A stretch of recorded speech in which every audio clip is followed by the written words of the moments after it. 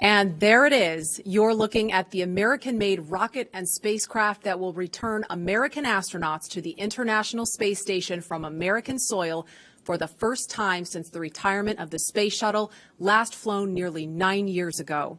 Today, with our partners at SpaceX, we mark a new first in NASA's storied history and usher in the commercial crew era of American spaceflight. At 4:33 Eastern Time this afternoon, two of NASA's finest, astronauts Doug Hurley and Bob Behnken, will lift off from Pad 39A aboard SpaceX's Crew Dragon spacecraft atop a Falcon 9 rocket. This will mark SpaceX's first flight with crew and the beginning of a new chapter in human spaceflight. Good afternoon and welcome to Kennedy Space Center. I'm Marie Lewis of NASA. And I'm Lauren Lyons, an engineer at SpaceX. And today we have special guest, retired astronaut Leland Melvin, who is here to provide a truly unique perspective on today's events. Marie and Lauren, thanks for having me here. And I am so excited. I've got rocket fuel going through my veins. And you guys, I was out there 11 years ago on Pad 39A on STS-129. And this is really hallowed ground that we have here. And you think about the storied legacy of Mercury, Gemini, Apollo, Shuttle, and now this new era, SpaceX Crew Dragon. It's an exciting time. Yeah, it's going to be awesome, and we're so excited to have you here to go through it with us. We want to talk first, though, about the weather, because that's the big story of the day right now, the headline. And teams from NASA and SpaceX are keeping an eye on the weather here at NASA's Kennedy Space Center in Florida. Meteorologists from the U.S. Air Force 45th Weather Squadron are predicting a 50-50 probability for launch, so keeping things exciting. A rain shower passed through the area just a moment before the start of our coverage, which delayed us by just a few minutes, and which is why we are indoors now. That weather is expected to pass, but teams will continue to monitor our flight rules, including flight through precipitation, as well as anvil and cumulus clouds around the launch pad. Teams look at more than just the weather around Kennedy, but also weather and sea states in the flight path of Crew Dragon. That's really important. All of those need to be favorable before launch.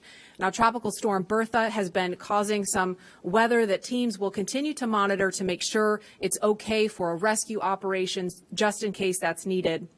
And the team will convene shortly to review the latest weather and wind trends around the flight path of the rocket and make a decision about proceeding. Now, if all is go, we will be tracking a 4:33 p.m. Eastern launch for the return of human spaceflight to the International Space Station from U.S. soil. And the team also will take another look at weather prior to propellant loading, which is scheduled to happen about 45 minutes prior to launch if we do, in fact, proceed. And we have teams all over the country covering the action, from SpaceX headquarters in California, Mission Control in Houston, our social media desk in Washington, and of course, right here in Florida. Today's mission marks Crew Dragon's second test flight and its first test with humans on board. We're about, 4 hours and 9 minutes away from liftoff, and Bob and Doug finished their lunch just recently, and now they're going through their final medical checks before NASA turns them over to the SpaceX team. Once the crew is handed over, there are a series of key milestones that the teams will need to complete as we count down to T0. The first one is suit up. The suit-up room is located in NASA's Operations and Checkout Building, or the ONC building, as we'll sometimes refer to it today. This is where the SpaceX team will help astronauts put on their suits in preparation for their journey to the launch pad. From there, next up is what we call crew walkout. Once suit up is complete, the astronauts will leave the ONC for final goodbyes with friends and family that are gathered outside of the facility before they head out to pad 39A. And following final goodbyes, the crew will get in their Tesla and begin the roughly 20-minute drive to pad 39A. Now, once at the pad, the crew will ascend the fixed service structure in order to board the spacecraft in a process we call ingress. During ingress, the SpaceX team will run a series of checks to ensure the suits, seats, and vehicle interactions all are functioning properly. And after all vehicle and crew checkouts are completed, the SpaceX closeout team will close Dragon's hatch with Bob and Doug safely inside. About 40 minutes before launch, the crew access arm, which is the long walkway that the astronauts use to board Dragon, it'll retract away, followed shortly thereafter by arming of the launch escape system. Once the arm is retracted and the escape system armed, propellant loading on Falcon 9 will begin. About 5 minutes before liftoff, Dragon will be configured for what we call terminal count. This is where Dragon's onboard computers take control of the vehicle. And at T0, just under 4 hours from now, we expect to see Crew Dragon atop Falcon 9 lift off from pad 39A, carrying astronauts Bob Behnken and Doug Hurley. Roughly 12 minutes after liftoff, Dragon will separate from the Falcon 9 second stage, with Dragon officially taking over full responsibility for the remainder of the journey to the space station. And as I mentioned previously, Bob and Doug are just finishing up their lunch, and we are currently awaiting their arrival to the suit-up room. And while we await that moment, you will notice over the course of this broadcast, we do not have crowds gathered here at Kennedy Space Center. And that, of course, is one of the protocols we've taken to protect each other and our teams. We would normally have tens of thousands of guests here at Kennedy Space Center to view the launch. But even though we couldn't host a lot of people here, you can still join us every historic mission from right where you are. And we have a team dedicated to those of you following along on social media. That's NASA's Tahira Allen, and she is in Washington right now leading that effort. Tahira? Thanks, Marie. And hey, everyone, I'm Tahira Allen, here to bring you all the excitement happening across the nation today. This is a big day for both NASA and SpaceX, and we want to share it with you. You can join the conversation online by using the hashtag LaunchAmerica on NASA's Facebook, Twitter, LinkedIn, and Instagram. We'll be monitoring that hashtag, LaunchAmerica, don't forget, all day to share some of your questions, comments, and photos live on air. There will also be multiple opportunities for you to engage in a few social media polls during today's live broadcast, so head on over to NASA's Twitter to cast your votes. While you're counting down to liftoff, be sure to check out our custom Launch America Facebook and Instagram augmented reality filters. I promise you will not be disappointed. They transport you right to our launch viewing site at Kennedy Space Center, where you can literally see the Falcon 9 rocket lift off in a pair of sunglasses. If you're looking for some behind-the-scenes action, I highly recommend check out NASA's Facebook page to join the first ever global NASA social. So in this group, you'll find tours of Kennedy Space Center. You'll get this awesome Launch America badge. We even have some social team members in there making custom badges where you can add your face in it, a little personalized touch. And you'll also just find a really great community of others pumped to witness this historic launch. So like I said, head on over to NASA's Facebook page to join this group. So to get everyone started today, we have a question for you out on Twitter. We'd like to know which of you watched the final space shuttle launch in 2011. So like I said, head on over to NASA's Twitter to cast your vote, because we'll be sharing the results live on air.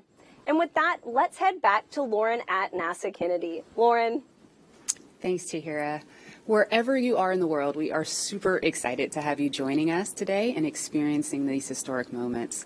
The purpose of today's demonstration mission is to put Crew Dragon through the final operational paces that are necessary to officially certify the vehicle for human spaceflight.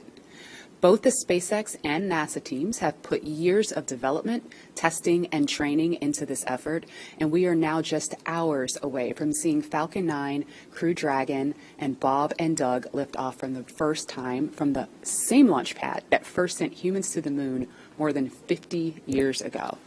And we're just about 3 miles from Launch Complex 39A, where liftoff will happen in a little over 4 hours. Let's check in with the team at SpaceX Hawthorne, where NASA's Dan Hewitt and SpaceX's Jesse Anderson are keeping an ear on operations. Hi, guys. Thanks, Marie, and hello from SpaceX headquarters in Hawthorne, California. My name's Dan Hewitt. Really excited to be here today for this historic launch. And Dan, we are so excited to have you here with us. My name is Jesse Anderson, and I'm a lead manufacturing engineer here at SpaceX. We are so honored to be NASA's partner in returning humans to space from the shores of Kennedy Space Center. 10 years ago, we sent the Dragon that's displayed right behind us on its first orbital demonstration flight. And I speak for all of us at SpaceX when I say we could not be more excited to finally be sending humans to the International Space Station. It's a great day. Today's mission is known as Demonstration Mission 2, or Demo 2. It's going to be the first time a commercially built spacecraft will launch people to the space station. Demo 2 is an end-to-end flight test from launch all the way to docking and ending with splashdown. And it's the final test for NASA to certify SpaceX for regular crew flights to the space station. Right now, SpaceX and NASA have teams working together around the country. On the SpaceX side, team at the Cape are performing final launch day checkouts, and they're just going to make sure Dragon is healthy and good to go. At the moment of liftoff, we will transfer authority over Dragon from our firing room in Florida to Mission Control here in Hawthorne. Mission Control will have insight and command of Dragon systems for the entirety of this upcoming mission. Since Dragon is a highly autonomous vehicle, our teams in Mission Control will be continuously monitoring the health and performance of the spacecraft through the entire duration of its journey, from liftoff all the way until Dragon splashes back down on Earth. And while there are a number of people on headset in Mission Control right behind us, the mission director is the one in charge. It's also where the SpaceX Core, which stands for Crew Operations Responsible Engineer, essentially the voice talking to the astronauts, is going to reside. Dragon and Falcon 9 together have years of operational experience, or what we refer to as flight heritage. SpaceX has successfully completed 22 flights of Dragon to and from orbit since 2010, and that includes 21 trips to the International Space Station. To get us where we are today, not only have we conducted thousands of hours of testing, but we've also enhanced and added a number of safety features to Dragon. And one of those most important safety features on Crew Dragon is the launch escape system. It's a huge advancement in the safety of human spaceflight. We were able to demonstrate this system in two important tests, first back in May 2015 with the pad abort test, and then again more recently just last January where SpaceX conducted the in-flight abort test. Dragon's launch escape system is outfitted with 8 Super Draco engines that are integrated directly into the spacecraft body. This enables Dragon to separate from Falcon 9 and carry astronauts to safety in case of an emergency on the launch pad or all the way up to orbit. In addition to the launch escape system, SpaceX has completed over 80 parachute tests, which include nearly 30 tests of just the upgraded Mark III parachutes flying on today's vehicle. And this is to ensure a safe landing back on Earth, even in the unlikely event that one of those 4 main parachutes fails. And let's not forget the significance of our first demonstration mission, which took place just last year. And that was also an end-to-end flight test to and from the International Space Station. Just no humans on board that time. For now, though, let's turn it over to SpaceX's Principal Integration Engineer, John Insprucker, for our first status update. John? Hello from SpaceX headquarters in Hawthorne, California. As Dan said, I'm John Insprucker, and I'll be bringing you status updates throughout the countdown. We're currently coming up at T-minus 4 hours and counting for the launch of Falcon 9 with Dragon to the space station. Listening right now to see if we get a status brief on the countdown net. While we wait for that, point out the major event that get us to this point so far was the static fire of the Falcon 9. That was 5 days ago. We rolled the Falcon 9 with the Dragon capsule to the launch pad, and static fire was performed on the 22nd. We're going to wait a minute, listen to the launch director. Brief. 20 hours, 33 minutes, and 35 seconds. That is 4:35 p.m. Eastern. Still waiting the final conjunction analysis report. The crew has just arrived in the suit-up room following the weather brief, and suit-up and leak checks are currently underway. Tracking no open issues at this time, though launch weather remains a watch item. Upper level winds currently looks acceptable for flight. We have no constraints performing any section of this procedure. A reminder, we will use procedure 52.911, crew contingency procedures, for any required crew contingency actions.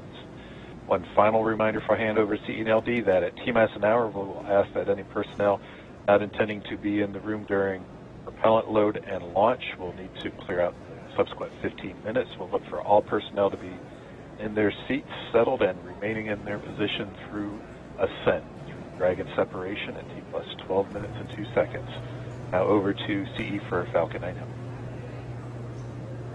Falcon 9 is in good health. COPVs are at pressure. AFDS checkouts are complete, and we have a clean alarms board. We are proceeding down.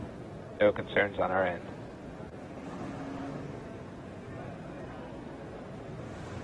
No questions. Back to LD.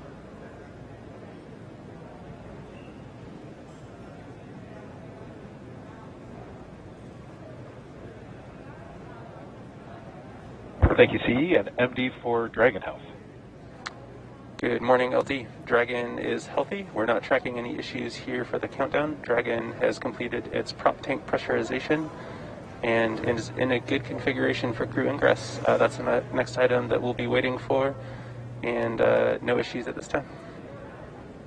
Thank you, MD. Next step with the crew, expect a walkout in about 45 minutes to begin the transport out to pad 39A. This concludes the countdown briefing. Thank you. John Insparker back with you again at the webcast desk. That was SpaceX Launch Director Mike Taylor giving the situational briefing at T-minus 4 hours. Everything sounded well. You can see the Falcon 9 on the pad. As I mentioned, we static fired last week. The vehicle's been on the pad since then. We did the review of static fire. Everything looked good. Now we are getting ready for the crew ingress coming up, as the launch director said, a little bit later this morning. Now, most recently, activity on the Dragon late load cargo was put on a couple of days ago. Now we're ready for the crew to come out to the pad, down the access arm, and load into the capsule. Now, at the same time, we are also watching the weather. You heard the launch director talk about the weather brief we got 15 minutes ago. The tropical storm has begun moving onshore. That's actually improving conditions, both downrange in emergency splashdown locations if needed for Dragon, as well as at the launch site. We do expect, though, the probability of violating conditions is still 60%. The concerns at liftoff are going to be flight through precipitation, the thick cumulus clouds, and the possibility of violating the lightning rule. But right now, everything is still go. So with everything looking good from Hawthorne, we're going to send you down to Houston, where Gary Jordan is with the flight control team at NASA's Johnson Space Center in the Mission Control Houston. How are the teams looking down there, Gary? Thanks, John, and welcome everyone to Mission Control Houston. Today, I'm joined remotely by NASA astronaut Tom Marshburn. From this room, we've been supporting humans aboard the International Space Station for nearly 20 years, nonstop, every single day. Crews from all over the globe have visited the orbiting station, but it's been almost 9 years since they started their journey into space from American shores. And while the teams here may appear subdued and focused, there's definitely an excitement around the entire center to be returning launch operations to America. It really is, and our astronauts are thrilled to be taking a new spacecraft into orbit. This will be the new first for us, flying to space on a commercial vehicle, and the entire astronaut corps will be watching. As with every first flight of a system, there are still things to be learned and proven out, but we believe this crew and this system is ready. You know, many people think of mission control when they think of Johnson Space Center, but this center is also home to world-class training facilities and thought leaders in spacecraft development. We have drawn from both of these disciplines and spent the last 3 years alongside the SpaceX team to make sure the Crew Dragon is the best spacecraft possible and that the astronauts are prepared for every scenario. And this mission comes at a critical time for the space station, with only 3 crew members currently aboard, among them NASA's Chris Cassidy as the lone American.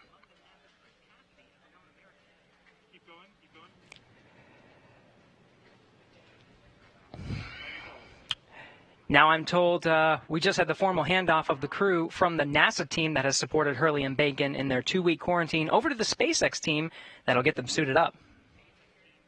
There will be a lot of firsts today, including a new suit for the crew to use during launch and entry. The crew quarters at Kennedy Space Center has supported human spaceflight for 5 decades, And now, a new chapter is being written. And it's exciting to witness it here today. Tom, thank you so much for joining us. Let's go back to the Kennedy Space Center to watch Suit Up in action as we continue to count down to launch. Leland. Hey, thanks, Gary. Hey, Marie, this is amazing. We're in the suit-up room. I mean, I remember this back in 2009 when I was sitting in Lazy Boys from back in the Apollo era, but they have these really cool new suits and new seats that they're working in here. So Yeah, it's so amazing to see this first live look in the room. There's astronauts Bob Behnken and Doug Hurley sitting in those seats, being helped by the suit technicians. This room was first used for the first Apollo mission, Apollo 7, that they suited up in there in 1968. And there they are, giving a thumbs up. That looks like Doug giving a thumbs up there. Of course, Bob was mission specialist on STS-123 and STS-130. Bob's a native of St. Ann, Missouri, so I'm sure folks in his hometown are watching. Lots of hometown pride going on right now. And same for Doug. He was born in Endicott, New York, which happens to be my hometown, too. Oh, wow. Okay. But he considers Appalachian his hometown, so I know folks are watching there. And Doug was the pilot on STS-127, STS-135, which was the final shuttle flight. So it's so cool to see them in there. Lauren and Leland, last time this room was used for this purpose that you see here was STS-135 in 2011, and Doug Hurley was one of the astronauts in there doing that. So this is really amazing to see. Wow, so the suits are actually much more than just garments. They actually connect directly into Dragon seats. As you can see there, those GSC seats or ground support equipment seats are essentially replicas of the seats that are inside of the Dragon spacecraft. And the seats provide communications as through an umbilical, but also the ability to pressurize the suit if necessary.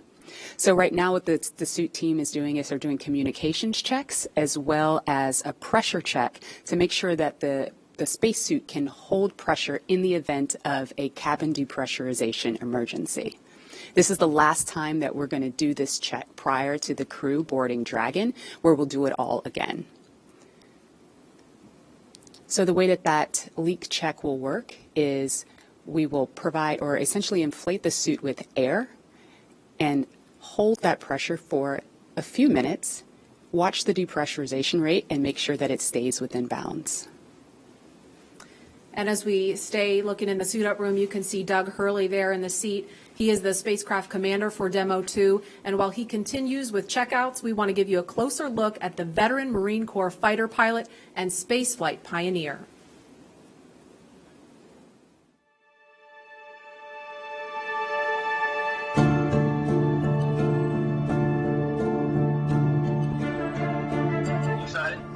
Very excited. Yeah, very excited. You feel ready? Still pumped? Oh, yeah. I think we're ready. I think we're certainly ready. Joining the SpaceX Demo 2 test. He is a Marine Corps colonel and test pilot. He was selected as an astronaut in 2000. He piloted Space Shuttle Endeavour and Atlantis for STS-135, the final Space Shuttle mission. Introducing NASA astronaut Doug Hurley.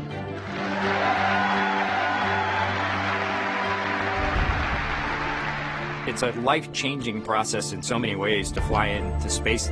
It's just overwhelming in some respects. Just the sensations, the rumbling, the shaking, the acceleration when the engine shut off and you go from, in the case of the shuttle, you go from 3 Gs to 0 Gs instantaneously and things start floating. And I remember distinctly just thinking, what just happened? To see a rocket launch in person is, it's a pretty emotional event. I remember the first time I saw a shuttle launch and it was amazing. And then when I saw a shuttle launch with my wife on it, that is quite the emotional experience. My name is Doug Hurley, and I'm the spacecraft commander for the Demo 2 mission to the International Space Station.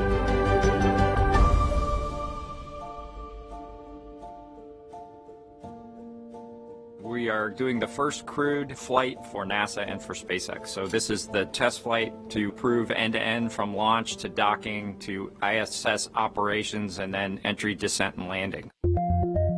This will be the first time the Dragon had a crew on board, and so there's a myriad of objectives we want to achieve for this mission. SpaceX has been responsible for design and essentially making this vehicle what it is. What the astronauts bring to the table is the crew vehicle interface. What would work on orbit, what might not work on orbit, what would definitely work. To be able to just have the entire integrated team that's going to support us getting to and from space station, talking together, working through the challenges that simulators typically throw at you. It was really neat being part of it. It's just been an incredible undertaking to see where we've come just in the last 5 years that Bob and I have been a part of this, and to be, shortly flying to the International Space Station with the Crew Dragon. It overwhelms you to think about how many people have, in some way, shape, or form, touched this program and this vehicle to get us to this point. And we are the lucky ones that get to fly it, but we certainly not for 1 second take for granted the amount of effort that so many other people had to put into this to make it successful. For Doug personally, he's worked so hard, through his entire life, to get to where we are right now. As a test pilot, this would be the dream to fly a new vehicle. So it makes me so happy to see that he gets to be part of this mission, the spacecraft commander. I'm just glad to see his hard work and his dream come true for that. It's been a long road in a lot of ways for not only us, but certainly for all the folks that work in the commercial crew program, as well as SpaceX in our case, just working to get to this point. It's been a huge amount of sacrifice and time away from home, but the fruits of our labor are coming to fruition.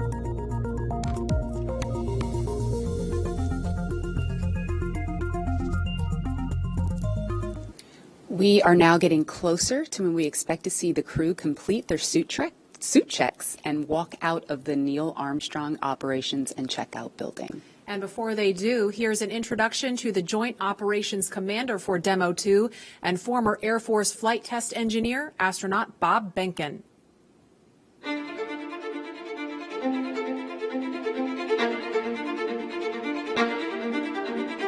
When you go through the launch day preparations, there's a lot of moments that kind of stand out to you. One is the kind of the celebratory piece of it, which is that you're walking out of the suit up room and getting in the vehicle that's going to take you to the launch pad. When you close the hatch, that's really when Doug and I are in the vehicle, and it's our vehicle, and we're really in control of the mission at that point. Test pilots, their task proved that man could fly into orbit around the Earth and return live and well to talk about it. There's always a balance of managing risk as you go forward to execute a test point and figuring out a way to collect the data. We hear a sound. Okay, is that sound an expected sound? Or we see a light, is that light an expected light? What's the source of it? Does it sync up with something else that's going on or not? So trying to dissect all of that in real time in your head is, a lot of things happen like that on launching of a vehicle. From St. Anne, Missouri, he is an Air Force colonel and flight test engineer. He flew aboard Space Shuttle Endeavour twice. Introducing NASA astronaut Bob Behnken.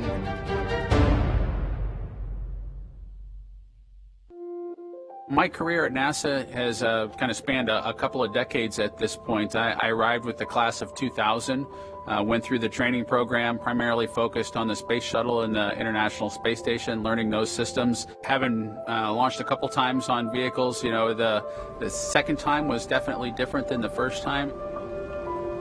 You can feel a little bit guilty of, hey, should I study one more thing, or is there one more piece of information I should get? Am I really prepared or not? So that's definitely different between where I was on my first flight and where I'm at right now. It's been really interesting, I think, for both my wife and I to have gone through the process of seeing each other launch in space. I've seen her take that risk and had it be in front of her, and I've done that to her. There's just something different about watching a rocket launch when there are people on board. You feel a little bit differently about the pit of your stomach, and I can only tell you it's multiplied significantly when it's somebody that you know, and then somebody, of course, that's a family member. It's even multiplied more.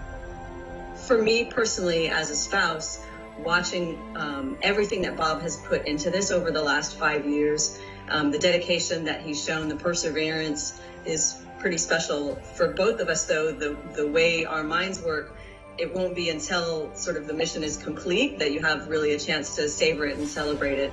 This is a huge accomplishment for an Air Force flight test engineer to be part of the demonstration mission of a brand new vehicle. It's going to be amazing. Without a partner that has that same appreciation, I think it can be challenging for some folks. There's a lot of work and a lot of time that takes away from family that that my spouse appreciates, and I love her for that.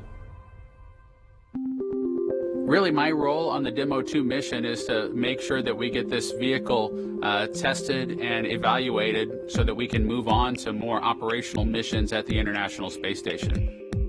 We've got a lot of objectives on board the vehicle that we need to accomplish to really make sure that it's good to go. We'll make sure all those systems are working during the test flight so that the future missions will have them available even if they don't plan to utilize them.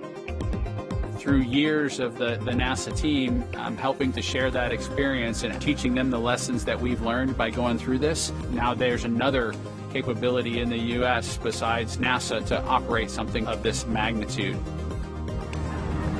When is the last time humans launched on a new vehicle? Certainly on the American side, it's been several decades. Now we're in a time when we've got multiple vehicles under development. It's a great time from a space exploration time frame just to see all that happening, and it's because of this nurturing of the environment, being able to pull in a wider group of people who can contribute towards human spaceflight. It's a super cool time.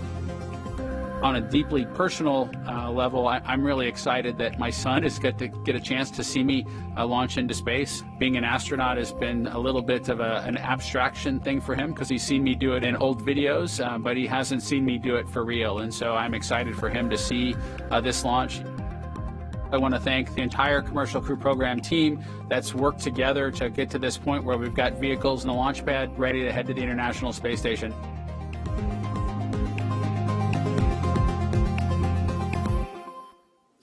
And we're back live in the room now with Bob Behnken on the left of your screen, Doug Hurley to the right. This is such a cool site here, Leland. This must bring back a lot of memories for you. Marie, it really does. I mean, looking at these new suits and these new seats, it's a little different than what I experienced 11 years ago, but it's all the same. The suit techs, the people around you that have been with you, getting you ready for this mission, it's just an amazing moment, and they're getting excited. You can see, these military guys don't really get that excited. They don't show their excitement like civilians do, but it's a moment of history. And we're getting ready for this momentous occasion. Yeah, and it was pretty cool. We heard that earlier this morning they stepped outside with a cup of coffee in hand. Oh, we've got some visitors in the room now. It looks like SpaceX founder Elon Musk to the right of your screen, and NASA Administrator Jim Bridenstine. Of course, you see a partition there to keep them a safe distance from the crew, but they're in there to say hello, wish them well before they depart the suit-up room. That's really cool to see there, and we can't hear what they're saying, but I'd love to be a fly on the wall in there right now. Lauren, I wonder what Elon is saying. Oh, just probably telling them how honored he is to be able to give them a ride today. And I know the NASA administrator, he talked about this yesterday. I mean, he's met with the crew before today even and said, I've told Bob and Doug, it's not too late to call this off if you have any second thoughts. And of course, they had none. They're super pumped about this, ready to go. And right now it's just, we just need the weather to cooperate. Yeah, I try to think who could potentially be more excited than the SpaceXers, Bob and Doug. Yeah, right. And, it's amazing how we have commercial and government working together to send these two NASA astronauts to space safely. It's just it's a great combination of what we can do when we put our minds to things and be creative and innovative and work together as one community. I totally agree, Leland. I see Bob and Doug walking around our headquarters in Hawthorne all the time.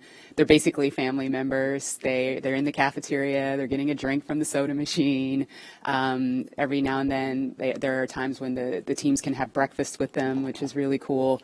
And we call them the dads. The dads. They are dads. They are, and they're incredible human beings. They really are. They're brilliant. They're sharp. They are excellent to work with, but they're just great people. Yeah, no, I'm really inspired and honored to have known these two guys, and I can't wait to see them launch in space. And I was with you, Lauren, out at SpaceX when we were doing a little tour, and I think you kind of snuck me back in to where they were training, and I got a chance to see them working and training. But when they came back out, I was having lunch, and everyone around was just like, hey, these are our team also. Yes, yes.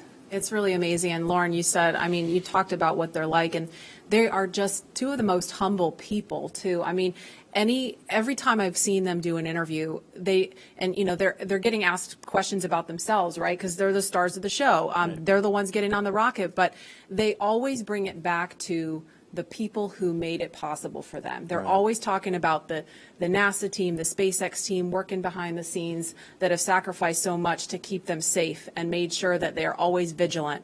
And I know we've talked about this before too, but if you're not looking for something wrong, you're not doing it right. So the teams, even now, they're always looking for any little thing that could go wrong to make sure that Bob and Doug are safe when they strap in and get going.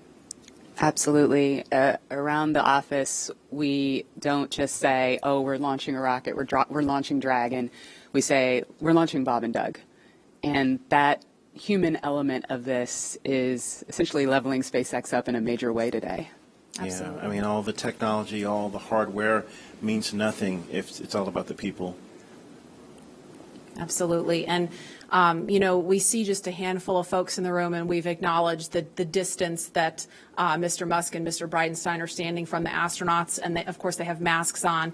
This wouldn't really look that much different, though, even if we were not in the midst of a pandemic. Leland, you know very well what it's like to live in quarantine, getting ready for a mission. And so this coronavirus situation has just kind of underscored the importance of quarantine and keeping the astronauts protected. But can you speak a little bit about what it's like to live in quarantine, getting ready for a mission? Yeah, we start in quarantine about a week before we come down to the Cape to get ready for launch. And I think that everyone around you that comes to the crew dinners, they have to get checked by the doctors. And so we really make this a very serious thing, even without a pandemic going on.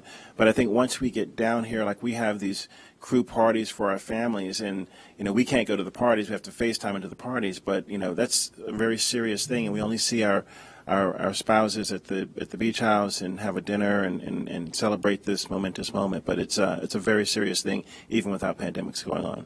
Absolutely. And obviously, Doug Hurley and Bob Behnken are two of the best at what they do, and it's starting to really sink in that the mission is on as you see them in their suits there. It's getting real. It's getting real. So I remember the very first time that I saw Bob and Doug in these suits at a crew training event at SpaceX. Not only did they look really awesome, astronauts tend to look pretty cool, but the suits looked like they were from the future. Our team designed the spacesuits to maximize safety and functionality with a little bit of style. And so here's Chris Trigg telling us how the SpaceX spacesuit came to be.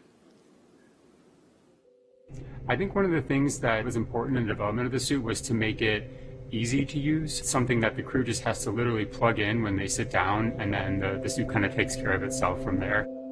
So the suit is really kind of one part of the bigger Dragon system. It's really part of the vehicle. So we think of it as kind of a suit seat system. So the seat that the crew is in and the suit are in a lot of ways working together. And so it made sense that we were designing Dragon in-house to also design the suit. Our spacesuit is completely designed in-house.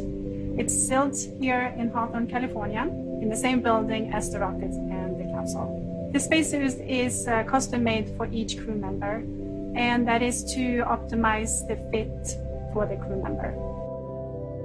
We definitely wanted to innovate, and we wanted it to look inspiring, but first and foremost, we wanted it to be safe and reliable. The spacesuit's primary purpose is to protect the crew in the unlikely event that the cabin were to depressurize. But the suit does a number of additional things. It provides cooling and communication to the crew inside of the suit, provides them hearing protection, and the outer layer of the suit is flame resistant, so it provides flame protection as well. When the crew gets in the capsule, they get in their seats and they plug the suit into the umbilical that's attached to the seat. And the umbilical is providing everything that the suit needs. So it provides the avionics or electronics for communications, is providing the air to cool the suit, and then it also provides gas when needed to pressurize the suit. So it's really a single point that lets the suit do all the things that it needs to do. We designed the helmet in-house. The helmet serves a number of different functions. Obviously, it's protecting the crew's head and it's retaining gas like the rest of the suit, but it also houses the microphones as well as the valves that are regulating pressure in the suit. We had to design the gloves so that they would work with the touchscreens, but the gloves also still had to do a number of other things like the rest of the suit. So all of those things had to come together within the glove. It'll be obviously really amazing to see Bob and Doug in their flight suits, and I think one of the things that's cool about the suit is it's not just a piece of hardware, it's not just a suit, it's a very personal thing. It's Bob's suit and it's Doug's suit. And so seeing the two of them in their suits using it in flight will be just a really amazing thing. Hey, now that you've had a look at the development of the spacesuit, we thought it'd be pretty cool to show you where our astronauts train to be able to fly on board Dragon. Yesterday, Dan and I had a chance to spend some time in our crew training facility here in Hawthorne, so let's take a look. So we are up in the crew training area. This is right where Bob and Doug have been training over the last several months and even years to get ready for this flight. There's a couple of things in the room that we're going to show you real quick. We're going to start off with the cockpit simulator. Now, there are 4 seats inside of Dragon the way it's configured. The 2 in the middle are where the commander and the pilot's seat. So this is the commander seat. This is where Doug Hurley is for this flight. This is the pilot seat. This is where Bob Bankin is. Once they're in their suits, they can plug them into the seats. They get communications, breathing air, pressurized gas for the suits themselves. Everything just integrated into Dragon systems. But most importantly, right in front of them, we have this set of 3 displays. And these are the touchscreen displays that give them access to Dragon. This is their window into their spacecraft. They're able to see all of the different systems. They're able to take control of Dragon. They're able to see where they are over the Earth or in relation to the space station. They're able to see even when thrusters are firing. And if you keep your eye on this little dot, you've been hearing some background noise. We actually have recorded noises of those thrusters that they're able to hear and see in real time while they're training. There's also some hard-coded buttons for some of the more important things, like the pyrotechnics, if they need to cut the main parachute after they land in the water, and of course the launch escape system. So they spend a lot of time in here just getting familiar with Dragon's control systems, but you need a bigger picture. You need to put it all together. And to do that, we can come over here where you just want something a little more higher fidelity, where you have everything from the seats, the displays, the cargo, all of it, just to really make sure you're training so by the time you get up to space, it feels like you've almost been there before. And that's where we're going to find Jesse. Oh, hey there. I was just training for my next mission to space. But since you're here, let me show you around. This is our flight simulator, which is basically a one-to-one replica of a Crew Dragon vehicle as far as the functionality and the interior. So the astronauts can get suited up, they can practice entering and exiting the vehicle, they can climb into their seats and actually get strapped in. These seats recline back so that they can access these display panels, which are actually functional. And then they can practice flying the vehicle, manually docking with the space station. They can open and close the hatch. And basically, by the time they get to a day like today, they felt like they've already done the mission 100 times before. Well, I'm going to get back to training, so let's get back to launch. We're coming up on T-minus 3.5 hours, and all continues to go well for today's launch. Now at the launch pad, Falcon 9 is powered on. Engine and stage checkouts were performed several hours ago. Everything's looking good on those. Now we're currently monitoring telemetry and pressurizing the gas storage vessels on board both the first and second stages. And as I mentioned, the good news is there's nothing significant to report on the rocket. Now on top of the Falcon 9 in the picture there, behind the crew access arm is the Dragon spacecraft. The spacecraft is ready for the crew who you saw suiting up. They'll be walking out here shortly. We'll bring that to you. Functional checkouts of the spacecraft were performed in preparation for the crew arrival. Most recently, the Dragon propellant system was pressurized to the final flight pressure just about an hour ago. And currently, all spacecraft systems are go. Right now on the pad, you can see some silhouettes in the access arm. The Ingress technician team is up there. They've opened the side hatch and now getting ready for the crew to arrive a little later this afternoon. Now, the Air Force Range is supporting us today with air and sea space clearance. They've got no issues at this time. We're also releasing weather balloons. The initial balloons have been released. They don't give us a go for launch, but they start to tell us that things in the upper altitude are acceptable if this trend continues. So while we're going to wait on those results to give us a better idea, all the way down to about T-minus 30 minutes, we are anticipating acceptable weather for launch at the upper altitudes. And as you heard earlier, at the ground level, things look like they'll be improving through the afternoon as well as downrange. So things are looking good with both Falcon and Dragon. The weather is cooperating as we count down to liftoff. And we want to see where you're following today's launch from.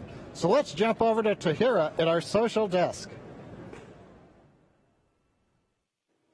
Thanks, John. And I can tell you the excitement is really building online.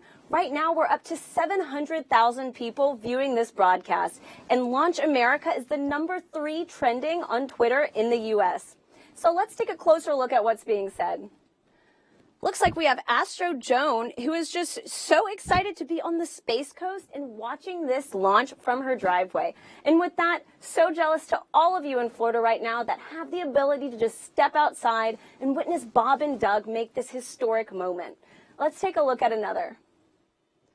So we have Dave Farrell, and this is the Dave Farrell, the bassist from Linkin Park, which is just sick in general. And it looks like his kids coined the term nerve-sighted for today's mission, and this is perfect. I was actually looking for a word to just describe the jitters and excitement leading up to launch. So Dave, thank you for that. I will be stealing that for today's show. So let's take just a broader look at the conversation online right now with this heat map of the United States. So you'll see that the more purple states show the states with the most mentions of Launch America. And with that, it looks like the Florida Space Coast is really coming alive for today's launch, followed by California, home of SpaceX, and Texas, where our mission control is. So great to see all these home teams showing up for today's historic mission. I want to toss it back to Florida, though, because I have to reiterate, if you have a chance to go to Florida and watch one of these launches in person, it's great. I watched my first one last year, and that was the uncrewed test flight of today's mission. And even then, uncrewed, I literally cried. I mean, you cannot describe the emotion that comes over to see this in person. So highly recommend, if you get a chance, go on down to Florida. For those of you just tuning in, we are using the hashtag #LaunchAmerica on NASA's social media channels, so join the conversation with us, and maybe we'll show it during the broadcast. So earlier in the show, we polled users on Twitter to see which of you watched the final shuttle launch in 2011, and the results are in. So, looks like about 40% of you were able to watch the last shuttle launch, but 60% of you weren't. And I have to say, I'm not going to lie, I'm with those 60%. This will be my first time watching humans lift off to space from the U.S., and I am not kidding when I tell you I am literally thrilled to do this and share it with you all today. So the next question we have for you, as Bob and Doug finish their final suit checks, we would like to know if you were in the room with them right now, what would you say to them on social media? Use the hashtag #LaunchAmerica, and we'll show it later on in the show. Now let's head back to Marie at Kennedy. Marie? All right, thanks to Hira. We're looking live at the back doors of the O&C building. Those are the iconic doors that Bob and Doug are going to be walking out in just a minute. But first, we want to pause to honor today's efforts with our national anthem. And the incomparable Kelly Clarkson treats us now with her virtual rendition from her home to yours. Moshe, can you see by the dawn's early light what so proudly we hailed at the twilight's last broad stripes and bright stars through the perilous fight, o'er the ramparts we watched were so gallantly streaming, and the rockets rock-a-lie, the bombs bursting in air, gave proof through the night that our flag was still there. Oh, say does that star-spangled banner yet wave o'er the land of the free and the home of the brave.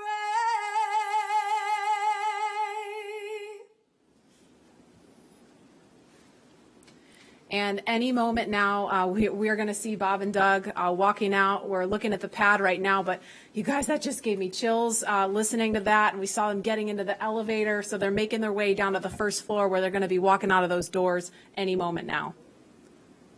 Just so exciting. And to think, back in 11 years ago when I was going down that elevator and about to walk out those doors, it just brings back these memories of getting human beings to space, working together as a team, and having this entire community around you helping you get off the planet. Yeah, and Leland, I know you have a really cool memory about somebody special that you saw when you walked out of those doors. Oh my goodness, Marie, when I walked out of those doors, my chemistry teacher was right there from high school who inspired me to be a scientist. And she said, "Go Leland." And that's what's going to happen when they come out. These people that, their families are going to be there. Wish other people could be there, but it's just an amazing moment. Yeah, and the shot you just saw there with people carefully spaced apart, we saw them walk out right before the anthem started. It was Vice President Mike Pence along with Elon Musk and Jim Bridenstine. Of course, they left the building just ahead of the crew, so they are standing. We're looking now at the doors, but they're standing just right of that, across from the Teslas. There's also a designated spot for Doug and Bob's immediate families. There's that shot now, so we're looking at the back of Elon Musk, Jim Bridenstine, and Vice President Mike Pence.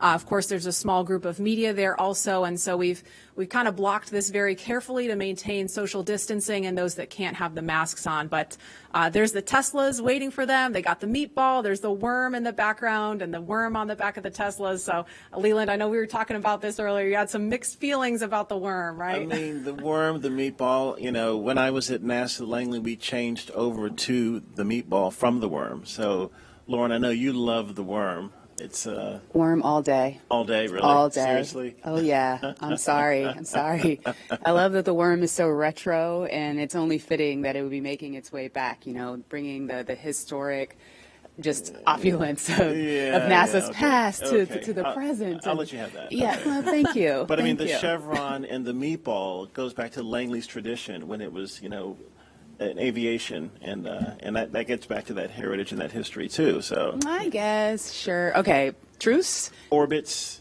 Or truce? I feel like this is a microcosm of what's happening online about the worm. But the meatball's not going away. It's a worm meatball partnership. There we go. Right? There we go. So there's another view there of the crosswalk. There is where Bob and Doug are going to walk out any moment. Of course, they're going to get their photo taken by all the paparazzi there. And we're just standing by for them to walk out. I'm going to check the time, actually, 1:13. So if they walk out any minute now, they're going to be right on schedule to start their final goodbyes and waving to folks. And I'm sure they're going to pause for a photo op. But this is just really amazing. Haven't seen this site since 2011 with STS-135. Of course, Doug Hurley was the pilot on that mission. So this is a really incredible moment. Yeah, and one of the crewmates that was with him was Rex Walham that we're going to talk to later. And we have, here they come. Oh, here they are. Here they come, NASA astronauts Bob Behnken and Doug Hurley. They've each made this journey twice before for the space shuttle missions, but they've never done this in a SpaceX spacesuit. They've never done this together. And they've never done this on their way to head to a commercially built rocket and spacecraft to head to space. Marie, I was looking for that Astro van, and I see these white Teslas with meatballs and worms on them. It's just a new era in space travel. Oh yeah, they're riding in Tesla Model X's. They've been equipped with cooling units, so once they sit inside, that umbilical that I was referring to earlier will connect to the spacesuit to provide cooling while they're inside of the vehicle. And you can see them talking and waving with their families now. We just saw them do a virtual hug with their sons. Here's Megan and Karen and their sons, yeah. They're the dads. The dads, yeah. It's so awesome. Bob blowing his family a kiss. Doug actually got to take his wife and son up to the pad on the tower. Yesterday they tweeted out a photo. That was so cool. I saw that picture, and it had a prominent worm in the picture, right? Yes. Telling you, worm all day. So they're climbing through those DeLorean doors of the Model X. This is totally from the future. Are they stock? Are they stock Teslas? And then you see in the front seat there, that's our flight surgeon. He's climbing in, and the suit technicians, there's one, Chris Trigg right there, number 12. He is buckling in. They're both, the two suit techs are buckling in, Bob and Doug, and they're connecting that umbilical. And Lauren, I know you mentioned this earlier, but for folks that maybe weren't watching then or can't remember, I mean, we're in Florida. It's super hot, super muggy. So how are they staying cool? There are these portable cooling units. We had one at the ONC building, two at the ONC building. There are two in the Teslas. There'll be two in the elevators, and then two in the white room when they arrive on the crew arm. So we're just keeping that cool air flowing through the suits. There's actually ducting integrated into the suits to keep them cool. And you can see they're saying goodbye to their families. This is awesome. Yeah, it's awesome that their families get to come up to the window and obviously get a little closer than everybody else. There's Megan and her son. Yeah. Oh my gosh. These are precious moments. This is what it's all about, as I mentioned before. It's about the people. It's about the families and working together as one community to get Doug and Bob launching off to the cosmos, to the space station. Yeah, it's emotional. It's emotional watching that. It really is. Here we go.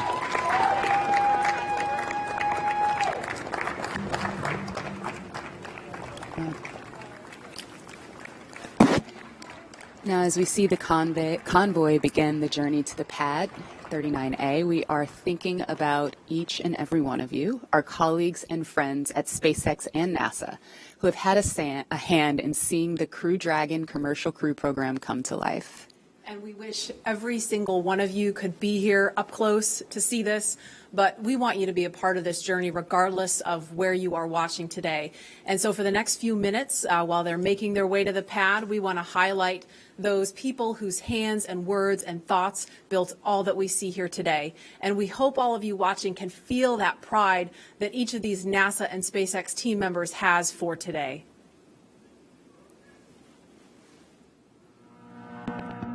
This is Laura Segura from the Commercial Crew Program. We're so excited about this historical day. Congratulations on being a part of the very first mission for human spaceflight, commercial human spaceflight ever. We're behind you, Bob and Doug.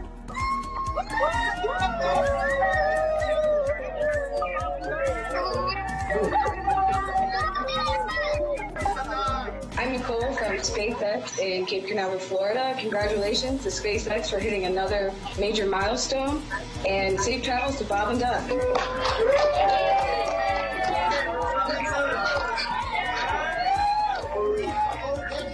Bob and Doug, as the launch vehicle chief engineer, we've got a lot of our launch vehicle team here to wish you a very wonderful space ride on a Falcon 9 coming up to Demo 2. We're so excited for you. And launch America. It's time to launch. Let's go.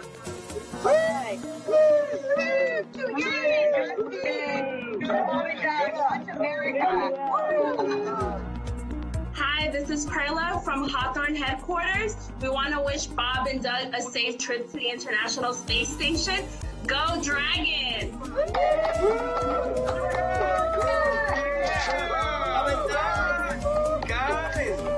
It's been 9 years. years in the making. This is such a historic time, and our team has worked so hard, and we're very excited to be here. Go Bob and Doug!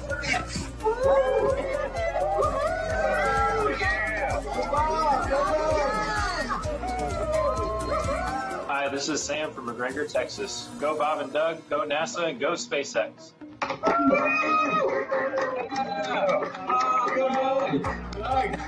Sean O'Rourke from Johnson Space Center. Bob and Doug, wishing you a great flight. I just wanted to tell you good luck.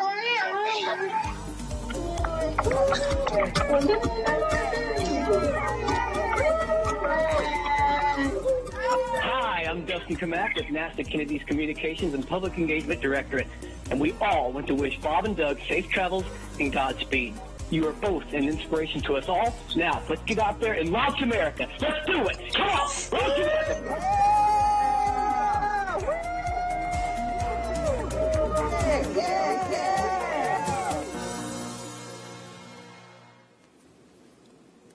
And we are following the convoy. And Leland, Lauren, I don't know about you guys, but I'm so glad that we had the chance to hear from the NASA and SpaceX teams that have been working behind the scenes, because, Lauren, I know you know this all too well. I mean, these people have been working not only for, the last, since 2014 when SpaceX won this contract, but, I mean, working long hours, long reviews. Coronavirus happened, and then they're homeschooling their kids, still trying to get through all the final checkouts and closeouts to get to today, and we made it. And now we're just waiting on the weather, but it's just great that they got a chance to wish Bob and Doug good luck. Absolutely. It is a bummer that we can't all be here in person, but to have that opportunity with that wall of cheers is pretty cool. And you're right. I mean, it's been years of extremely hard work. Fortunately, we've had little milestones along the way, like Demo 1 and IFA, the in-flight abort mission, but it was all leading up to this. And I speak for all of my friends and colleagues that are still working on this program. Today is a career just high for all of those people, if Absolutely. not the pinnacle of it. Absolutely, and I know Doug and Bob appreciate them so much. And as they continue to make their way to the pad, the next astronauts to make this journey are also watching very closely. NASA astronauts Shannon Walker, Victor Glover, and Mike Hopkins, and Japan Aerospace Exploration Agency astronaut Soichi Noguchi will also be flying. They'll be in the Crew 1 mission a little later this year. Of course, that's after Bob and Doug return home. Now, Crew 1 will be the second space flight for Walker and Hopkins, who each flew on the Russian Soyuz. And it will be the first space flight for Glover and the third space flight for Noguchi. He flew on both the space shuttle and the Soyuz previously. Now, the Crew 1 mission will be the first in a series of rotational flights to station after Demo 2, once NASA certifies the SpaceX systems for regular crew flights. And right now, Victor and Mike are following along from the Johnson Space Center in Houston, and they are standing by to talk to NASA's Daryl Nail. Daryl, are you?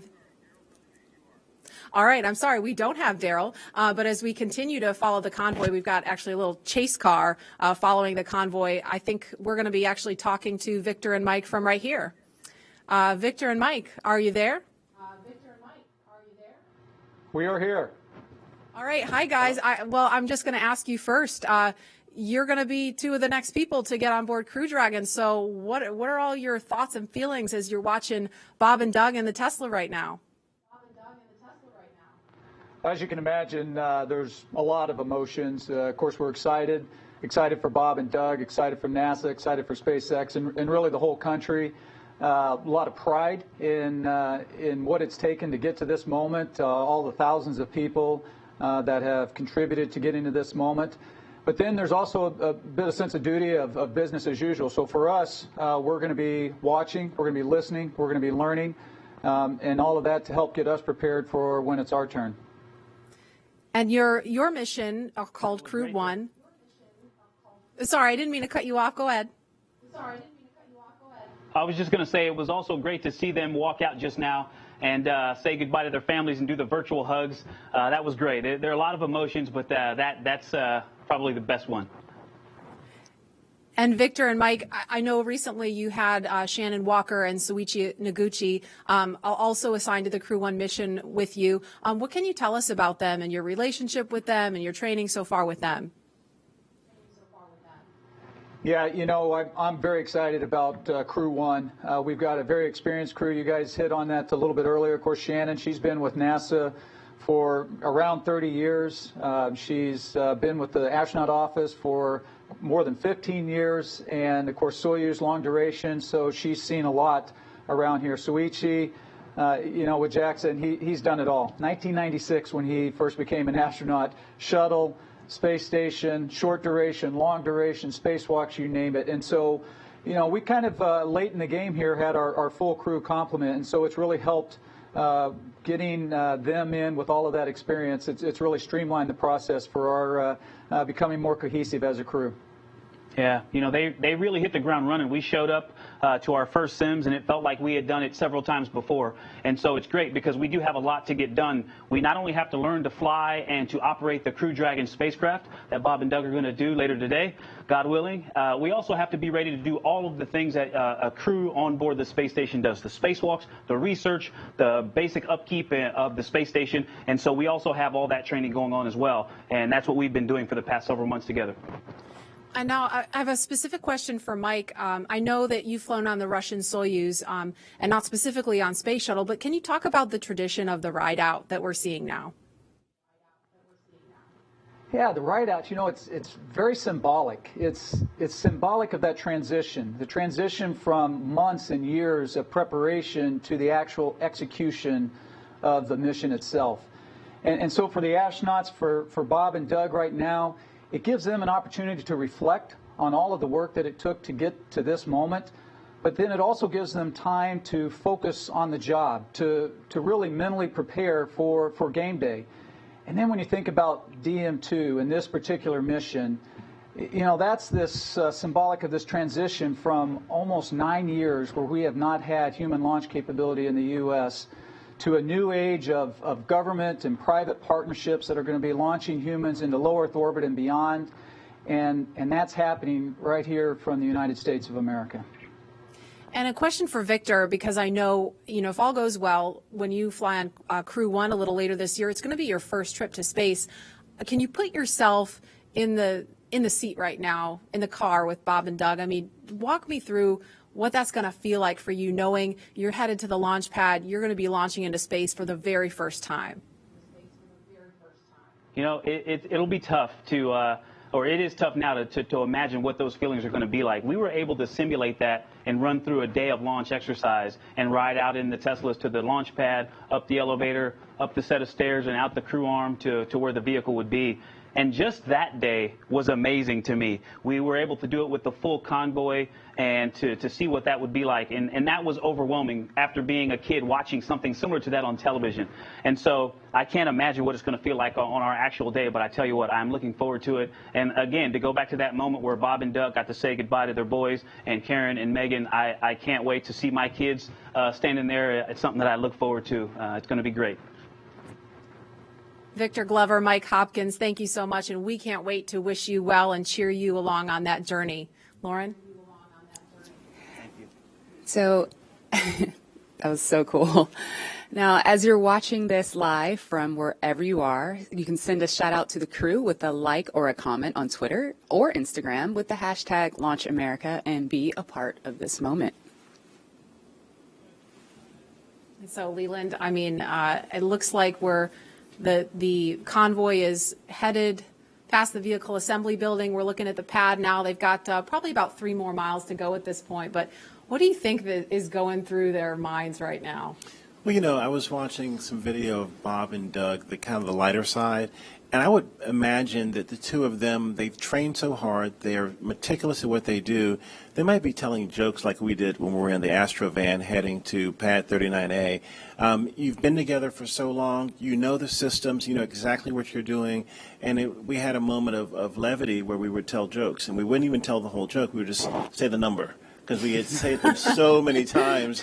And, you know, we were high-fiving, we were chest bumping, we were, you know, getting ready mentally, but it was that moment of just, we've made all this preparation, and now it's game day. We're ready to get up in that vehicle and go to space. And now we're going to go out to Hawthorne for the last leg of the convoy's trek to the launch pad. Dan?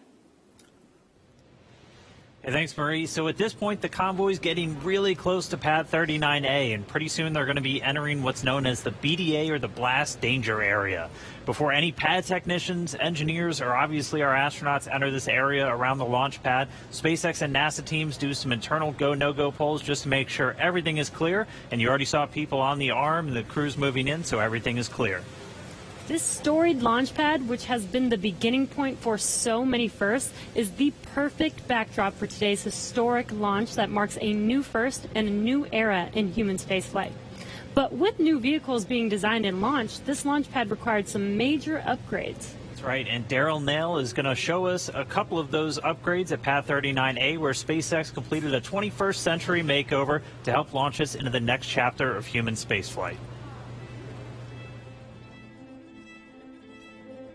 We're go, same time, we're go. Altitude, velocity, light.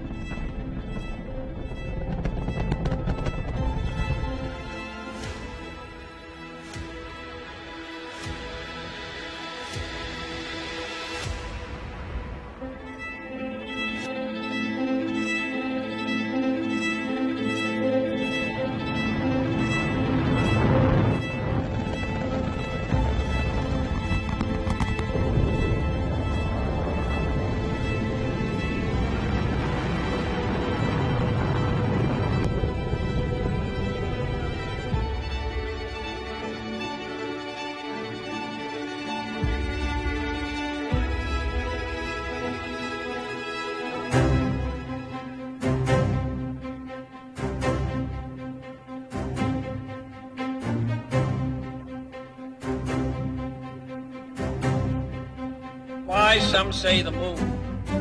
Why choose this as our goal? And they may well ask, why climb the highest mountain?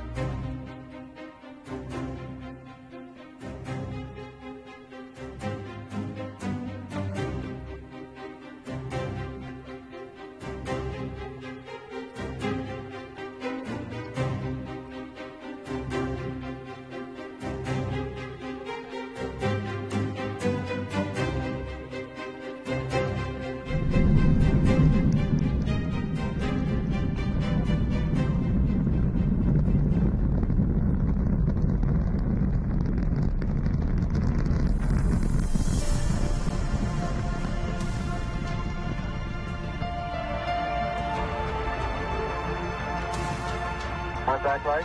Okay, engine stop. We copy you down, Eagle.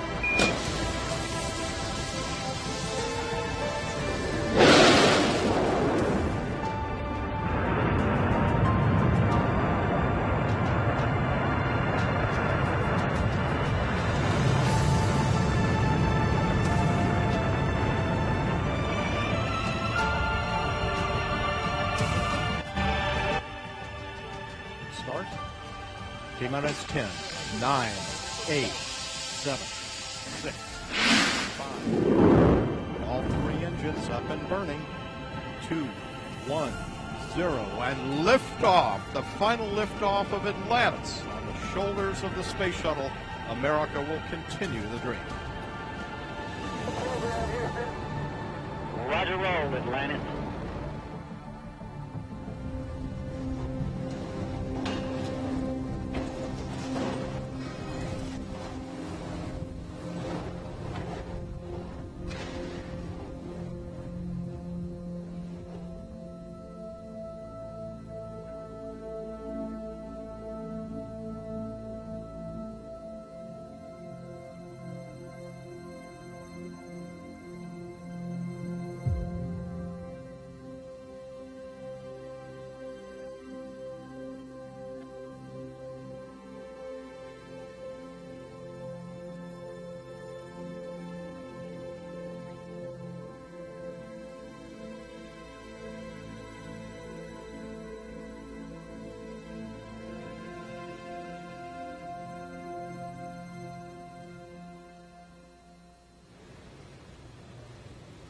And you can see on your screen, Bob and Doug are getting very, very close to pad 39A. In addition to these launch pad upgrades, SpaceX also made changes to both Falcon 9 and Dragon to enable flying crew. A key update to this latest version of Dragon is its highly reliable launch escape system that is capable of carrying crew to safety at any point during ascent of the rocket. Right, and I'm sorry, I'm just waiting for that pullback moment on the camera where we're going to see their cars roll right up to the pad. Another key upgrade, though, for everything today is Dragon's new life support system. As you can imagine, and oh, sorry, there we go, crew arriving at the pad.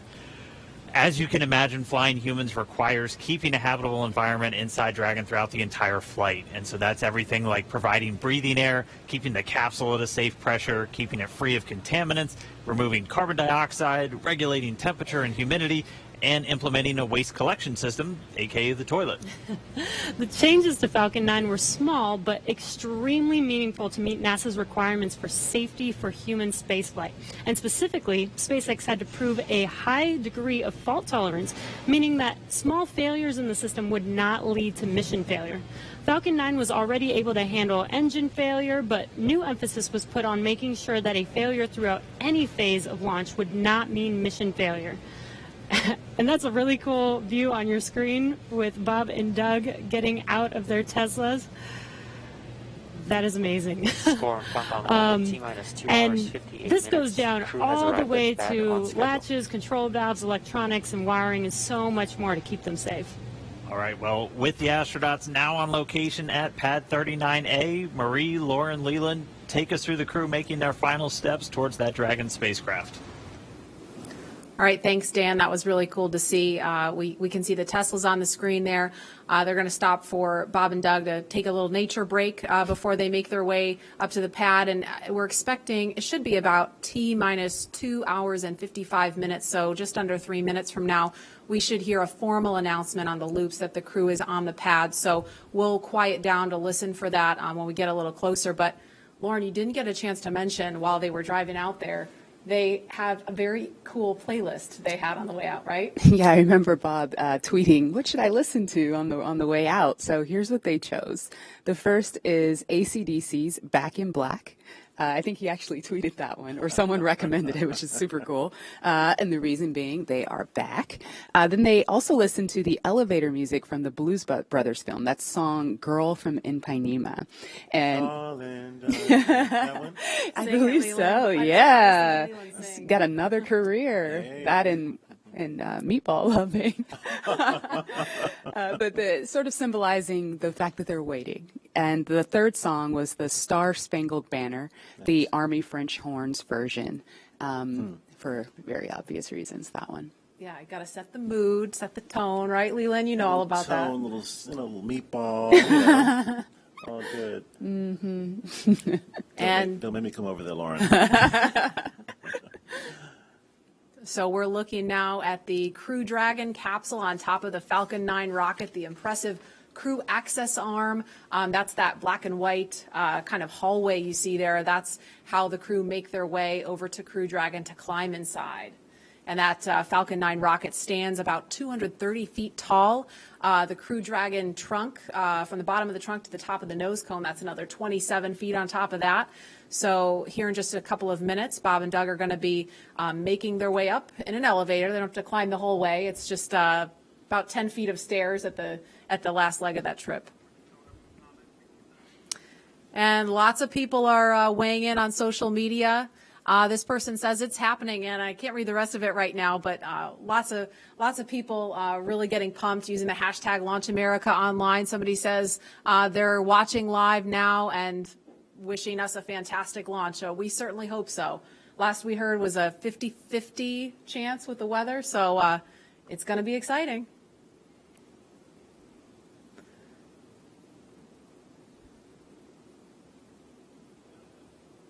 And it looks like, I'm not sure if that one is Bob or Doug in this one here. Can't tell from this view, but it looks like one of them is getting ready to get out of the Tesla in just a minute.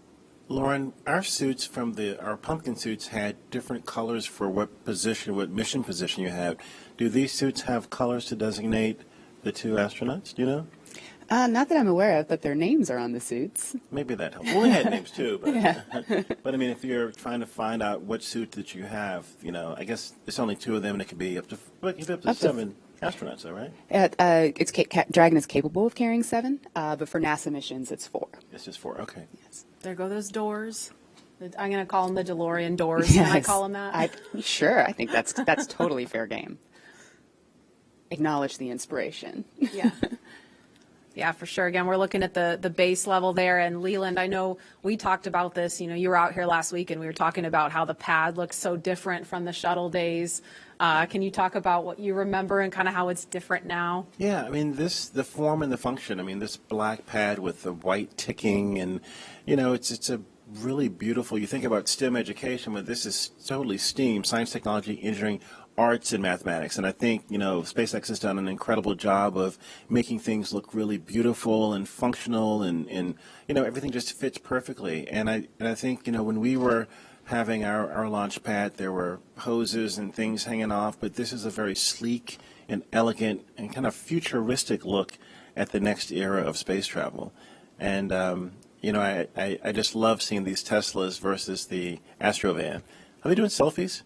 Looks like they're trying to strain to see the top of the Crew Dragon, just taking in the sight. It's pretty high. And I don't know if you caught this one. We could see it briefly on the shot, but the license plate says ISS BND, ISS bound. Oh, you nice. Follow? Nice. Yeah. And hopefully they will be today. We just need the weather to say, it looks pretty nice right now, right? But obviously it's not just what the weather conditions are here. They've got to think about downrange in case of an abort, make sure it's okay for recovery if we get into a situation like that, which is unlikely. So this elevator is going to take them up to level 255. It's not 255 floors, but that's 255 feet. And from there, they'll take, once they get up there, and this elevator is pretty zippy, so they'll get up there pretty quickly, they'll get out, and they'll walk up another flight of stairs to level 265, and that's where they will greet the crew arm. And I don't know, well, obviously Leland's been in the elevator. Lauren, I'm pretty sure you've been out there too, but the first time I rode in the elevator, I was like, whoa, we're really moving in this. Pull some G's. A little bit of a jolt when it first goes. Yeah, you get used to it. And then the jolt is a little bit more extreme when you get in the rocket and take off. So. Just a little primer. It's a primer. The doors are opening.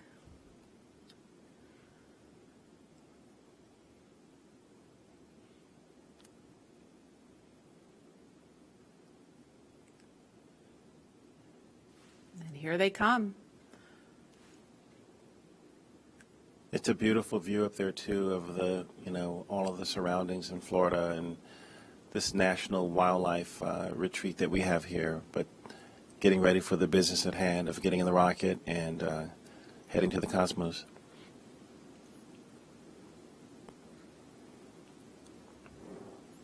And those are the stairs Lauren mentioned. They're at it's the 255-foot level right now. Yes. I think I said that right. And now they're headed up the stairs to the 265-foot level. That's the level that will take them to where the crew access arm is in the white room. Yeah, that's the view right there that they're looking at. And Lauren, what are those chevrons, those white chevrons on the floor? What do they lead to? Those are basically highlighting the exit path. So in the event that that anyone up there needed to get away ASAP, they follow those arrows to where escape baskets await them. There's 7 baskets, and they'll hop in there, and it's kind of like a zip line. They'll slide all the way down from that fixed service structure down to the ground, safe and away from the rocket. Great. And at the top right of your screen where you see them, there's actually a phone right up there next to the worm. There's the worm again, Leland. But there's a phone. I'm okay with that now. Okay. It really pops up there. Yeah, it's like it belongs there or something. It's funny, isn't it? Leland, tell us about the phone. What's the significance of the phone up there? Yeah, you can call family members that you maybe weren't able to come to the launch, and in this case, there are quite a few of them. But it's a last minute to say goodbye and say that you're going to talk to them when you get to space. Absolutely. And again, they're just kind of taking in the sights before they go into the white room, and the pad team is there. You can see them.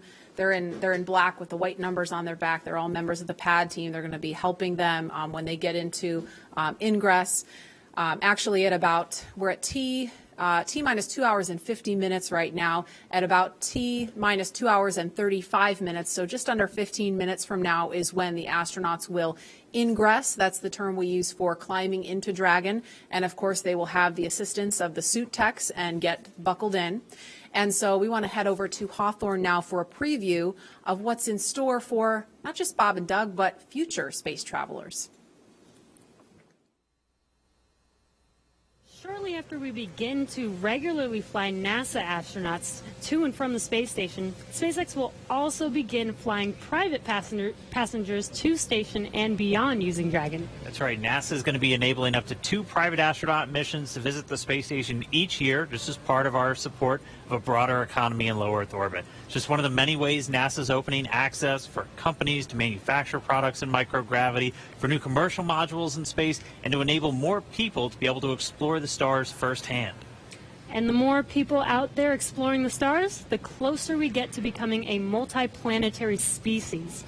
Earlier, we showed you a first-hand look at where you would train if you were to fly with us on board Dragon. But now, let's take a peek inside of the spacecraft itself. When we wanted to take Dragon and make it human-rated, I think we took a different approach to spaceship design than has previously been done, because we wanted this to feel like a 21st century spaceship. We wanted it to inspire another generation of astronauts. Really, everything, when you look at Dragon, was driven by function. We took into account everything from the placement of all the cargo supplies to the light rail on the top, doubled as a handhold. Probably one of the biggest features of Dragon are the touch screens on the inside. We designed them not just to be very functional, but with a user experience in mind. It's very intuitive to know what we need to do at any given moment in time. When I think about comfort for the astronauts, it's really every aspect of how you could interact with the spaceship that comes to mind. We have 3 different seat sizes. We even go so far as molding the foam around the astronaut's body so that there's not any pressure points, and it's just generally a pleasurable journey to space. Dragon is a spaceship that's all about safety and reliability. We designed it to be 2-fault tolerant, which means that any 2 things could fail. So I could lose a flight computer and a thruster, and I could still bring the crew back home safely. We also added a launch escape system. If anything goes wrong on ascent, the crew can get away from Falcon and get picked up safely. I've worked on Dragon since 2012. When I see Dragon lift off, I think I'm going to feel a buildup of emotion of 8 years of working with some of the best engineers and technicians across the country that put their heart and mind into making this incredible moment happen for everybody. Ingress has started on schedule.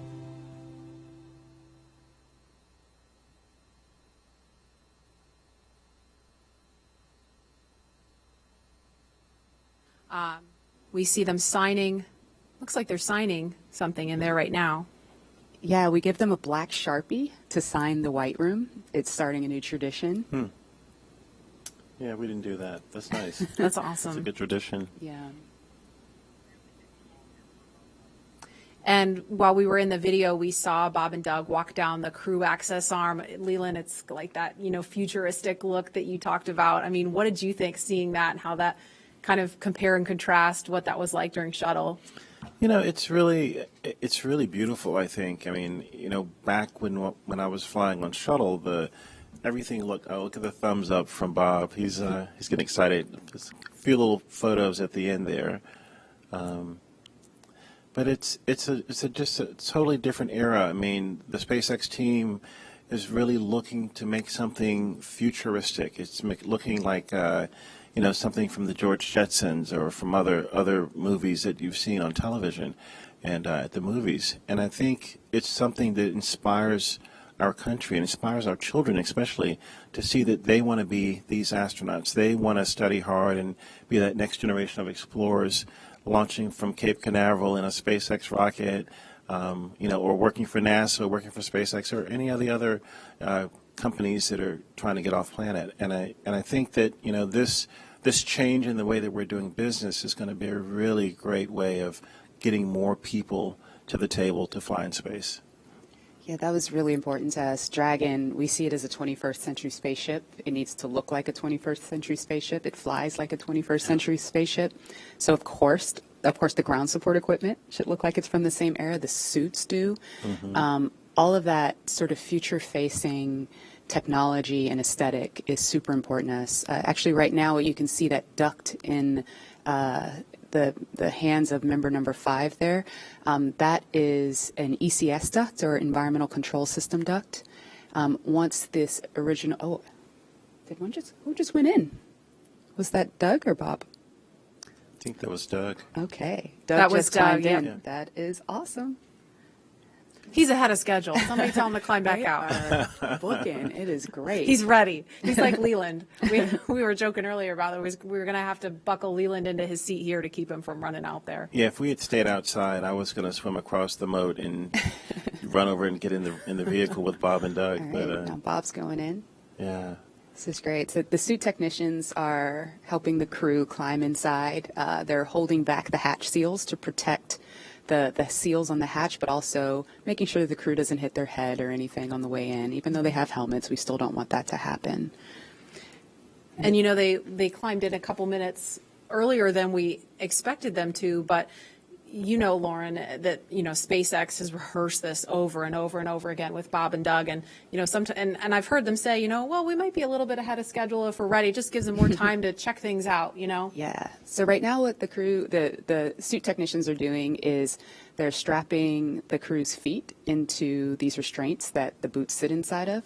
They're then going to close those 5-point harnesses around them. I know, Leland, you talked about some of the harnessing that you had in the past with the shuttle. Yeah, I mean, this is such a more sleek design where there's one point to plug in to get cooling, communications, and everything. And, we had a 5-point harness. We, had these hoses and things all over the place. But I think this is a much more streamlined look into the future of space travel. And similar to what was going in the ONC building during the suit checkouts, that seat umbilical is going to connect to the right thigh of the spacesuit. There is a fluid module that is connected to the spacesuit, and that provides fresh cooling air and also nitrox for the leak checks that are going to come up later. But the audio system is also going through that umbilical. So while the crew while the suit techs are getting the crew all buckled in, they're going to perform a comm check. And that's, again, similar to what was done at the ONC building, but this time the integrated two-way communications between the astronauts and the ground crew.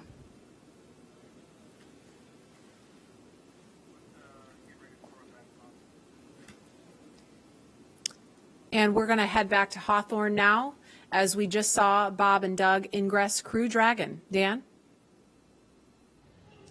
Hey, thanks. Yeah, it's incredible to see them inside the capsule. If you're just now tuning in, great timing. You're watching our coverage of the mission known as Demonstration Mission 2 or Demo 2.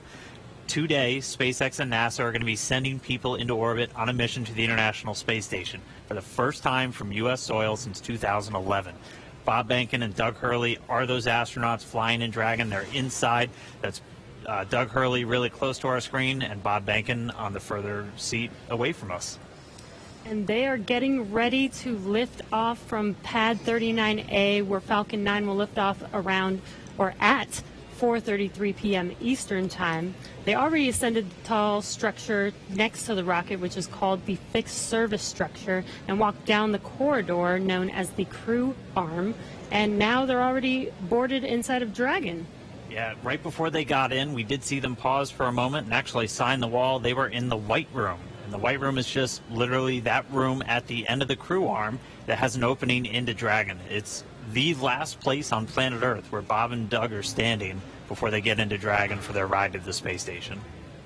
And the term the White Room was first used during NASA Gemini missions, where the room right before entering into the spaceship was painted white. So we've continued the tradition with painting ours white as well, and also started a new tradition. If you just saw, they did sign the White Room wall, which is really, really awesome.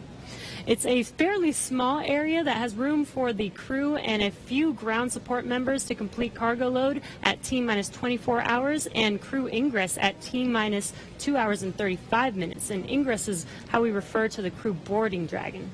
And inside the White Room, there's also a movable platform that just gets extended out to the capsule just in order to bridge that gap between the crew arm and the Dragon side hatch, just allowing easy entry into Dragon. And as you might expect, the entire area is environmentally controlled just so the Dragon side hatch can be kept open while we're keeping all of that dust, dirt, Florida humidity out of the capsule, making sure it's pristine for the crew. There's also a big seal that's inflated and compressed against the capsule right now just to help maintain that clean environment. The White Room also has lots of tools in order to open the side hatch, complete crew ingress as they're doing right now, and prepare for any contingency or emergency that may be encountered. And so as we just heard from Lauren and Marie and the team, they're getting into this capsule now. They're getting their seats connected to their suits via that umbilical that's going to give them hardline connections into audio for their comm checks, which are going to be coming up shortly. And again, breathing gas and pressurized nitrox for those suit leak checks. So this will be the second time since getting suited up that they've done these leak checks. We're just kind of all about redundancy and constantly checking our systems as we continue to count down. But I mean, there they are. Right now, we're watching Bob and Doug getting into Dragon, getting strapped in. Before they connected their suits to the actual seats, they did something called a foreign object debris check, or a FOD check, and that just means that they actually get inspected for any substance or debris on their suit that could interfere with those systems on Dragon. And to help protect against debris, the crew has covers on their boots as well as their umbilical port on their suits that need to be removed before they can ingress. So they've already removed those, and as you can see, they are getting strapped in. And once the FOD check is complete, our commander, Doug Hurley, entered first, and then Bob Behnken followed after him. And they're getting buckled in right now, as you can see on your screen, and attaching their umbilicals to their suits. The umbilicals allow the crew to have comms through their suit and air to help keep them cool, as well as delivers nitrox for suit pressurization. And as we mentioned earlier in the broadcast, the suit's primary function is to protect the crew in the event of a cabin depressurization. And just walking through the interior a little bit, there are 4 seats configured inside Dragon right now. They're numbered 1 to 4 from right to left when you're looking at the seats. So we've had a couple of camera views just from the hatchway, so in the White Room. If you're looking at that angle, you go from 1 to 4 right to left. Doug Hurley is in seat 2, or the commander seat. Bob Behnken is in seat 3, which is on Crew Dragon is the pilot seat. And then obviously nobody is in seats 1 and 4 today. Crew Dragon is designed to carry 4 astronauts on these future NASA missions, and we met 2 of the Crew 1 members and heard about their other 2 crew members a little bit earlier. Directly in front of both of our crew members today are 3 touchscreen displays that they're going to use throughout the flight, giving them insight into Dragon systems, seeing any alerts or issues with the vehicle, and if required, taking control and manually flying Dragon. We can see Doug Hurley manipulating those displays right now. And coming up, the crew will do a comm check to make sure that they can hear mission control, and their seats will be rotated into position for launch so that they can see those display panels right in front of them. So now let's check in with John Innsbrucker for the latest on the health of both vehicles. Over to you, John. We're at T-minus 2 hours, 36 minutes, 30 seconds in the countdown for the launch of Falcon 9 with Dragon to the space station. The Dragon launch ops team has completed their major activities to prepare the spacecraft for the astronauts. Checkouts are complete of major systems, including the escape system. And as you can see, ingress of the astronauts well underway. They're hooking their suits up to the various cabin systems. Right now on Dragon, there are no issues in work. Comm checks will be coming up shortly on the Dragon spacecraft with the crew. We might be able to hear some of that, and we'll bring it to you as it happens. Now, currently, the Falcon 9 team is preparing for their final checkouts and propellant load. Checkouts are due to begin at T-minus 2 hours. That's when the majority of the launch crew will actually get on console officially in Fire Room 4 at Kennedy Space Center. Currently on Falcon 9, all systems are go. The Air Force Range continues to report no problems with air and sea space clearance. Everything's looking good. Roadblocks are up around the launch pads. The weather forecast continues to be acceptable, but something we're going to watch all the way through. We're not only looking at weather at the launch site, but we are looking around the world. We need to make sure conditions are acceptable if Dragon has to splash down in the Atlantic in case of an escape. We're also monitoring contingency splashdown locations if the crew had to come back to Earth before docking with the space station. Right now, those conditions are getting better as we go through the day. At the launch pad, things continue to be a 60% probability of violating the conditions, or 40% chance, if you're an optimist, of good weather. But right now, the clock is continuing to count down. All systems are go. We're just inside T-minus 2 hours, 35 minutes. All right, now as Bob and Doug finish their ingress procedures and get comfortable inside Dragon, we're going to continue to listen for those comm checks. They should be coming up in just a little bit. But right now I'm joined now by SpaceX's Jessica Jensen and Lars Blackmore just to discuss a little bit more about what make Dragon and Falcon 9 a 21st century launch vehicle. So first off, thank you so much for joining me today. Jessica, I'll start with you. Yeah. Walk me through kind of Dragon's life history and how we got to where we are today. Sure. So Dragon was designed from scratch 12 years ago by SpaceX. It was designed to carry cargo to and from the International Space Station. And what that means is 12 years ago wasn't that long ago. So we got to use state-of-the-art materials, state-of-the-art, computer processors. So really, Dragon, to start off with, is already a modern advanced spacecraft. But then there's two other parts of it also that really led to commercial crew. One part of it was that we actually were able to man-rate cargo Dragon while it's in the vicinity of the space station and attached to the space station. So that was a huge learning curve for crew. We human-rated a spacecraft for a portion of the mission, and then for crew, you just have to obviously expand it for the whole mission. And then the last part was Cargo Dragon has been this amazing test bed for commercial crew. And what that means is we were able to test out like heat shield materials and parachute materials on Cargo Dragon before they ever flew on Crew Dragon. Very cool. And that's just one part of the equation. Lars, walk us through, again, just the flight history of Falcon 9 from the humble beginnings to where we are today. Well, Falcon 9 first flew almost 10 years ago today.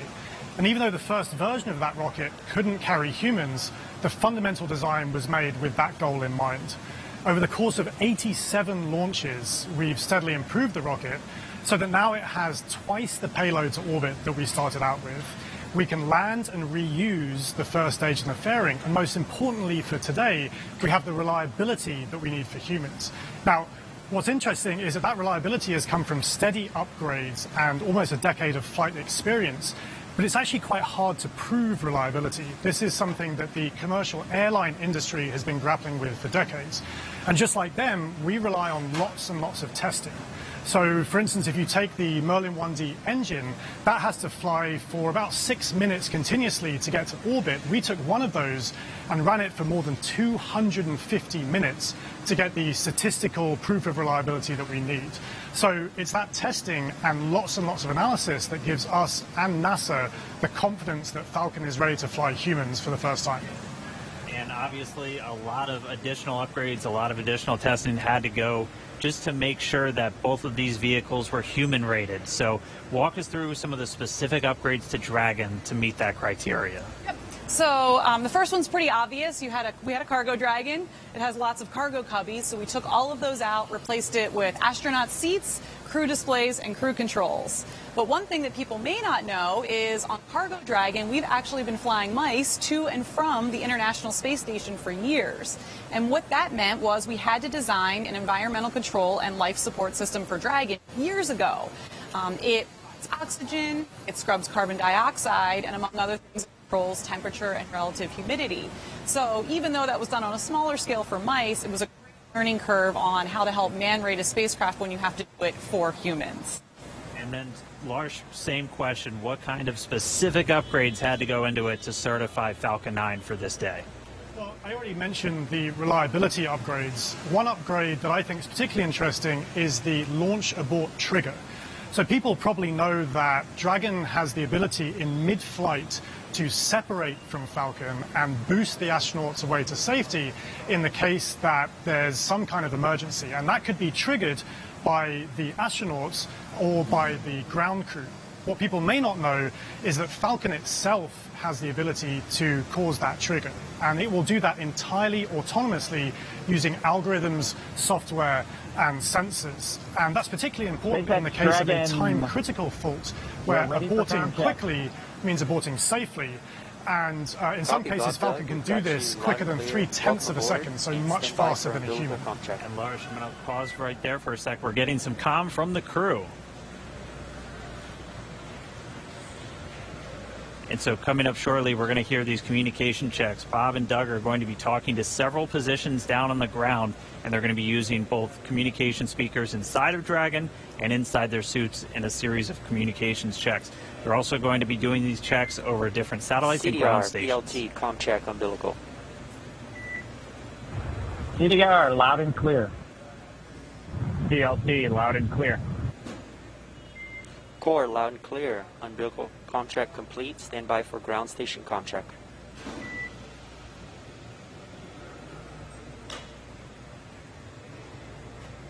And you'll hear him referred to CDR as Doug Hurley. That's the commander. PLT pilot. That's Bob Bankin.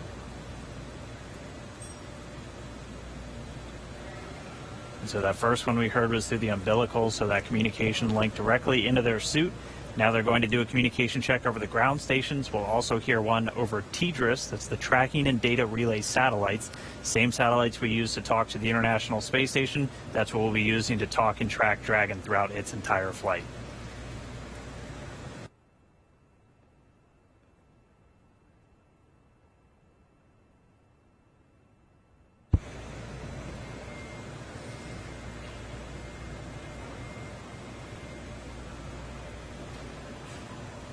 So again, just waiting for a moment for the teams to continue configuring everything. They're going to do these ground checkouts now, and you're going to be hearing them talk directly to the core. It's the Crew Operations Responsible Engineer. That's essentially the Capcom if you followed NASA missions in the past.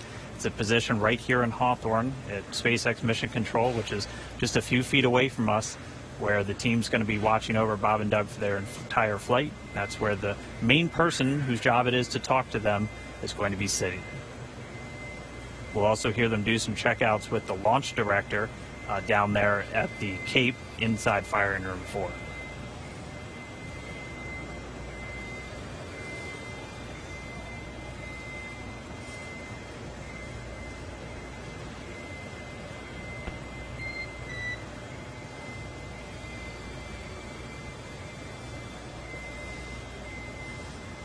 And you'll be hearing those very characteristic beeps. Dragon SpaceX contract. SpaceX Dragon, weak but readable. Copy. We have you the same. Stand by. We're still configuring for ground station contract. Dragon copy.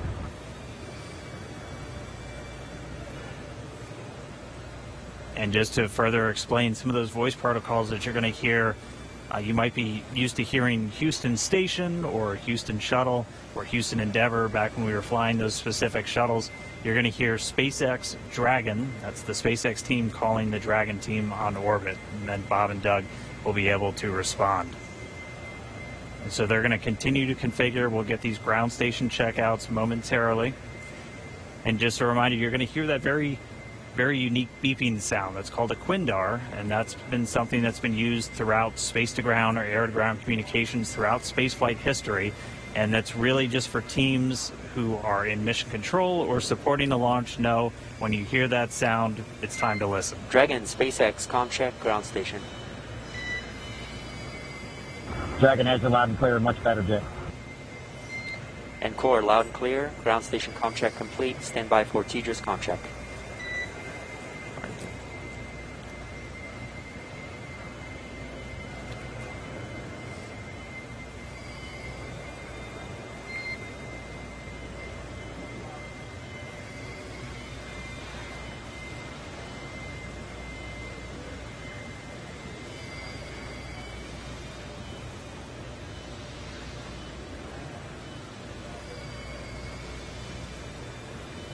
Dragon SpaceX comm check, TDRS.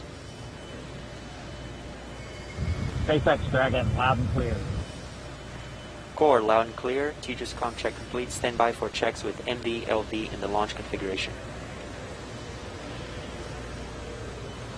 Dragon, MD on countdown 1, com check.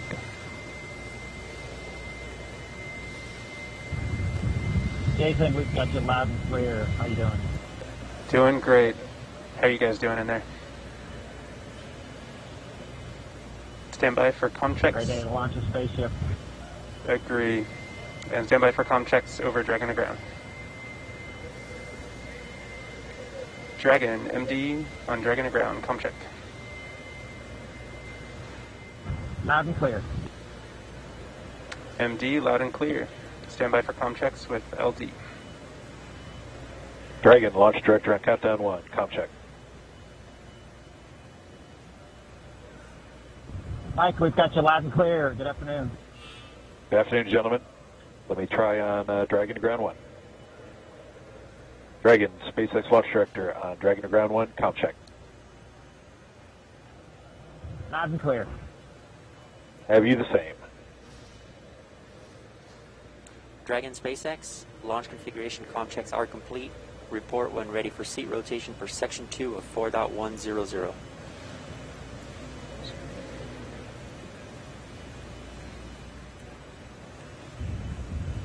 SpaceX Dragon, we're ready for seat rotation.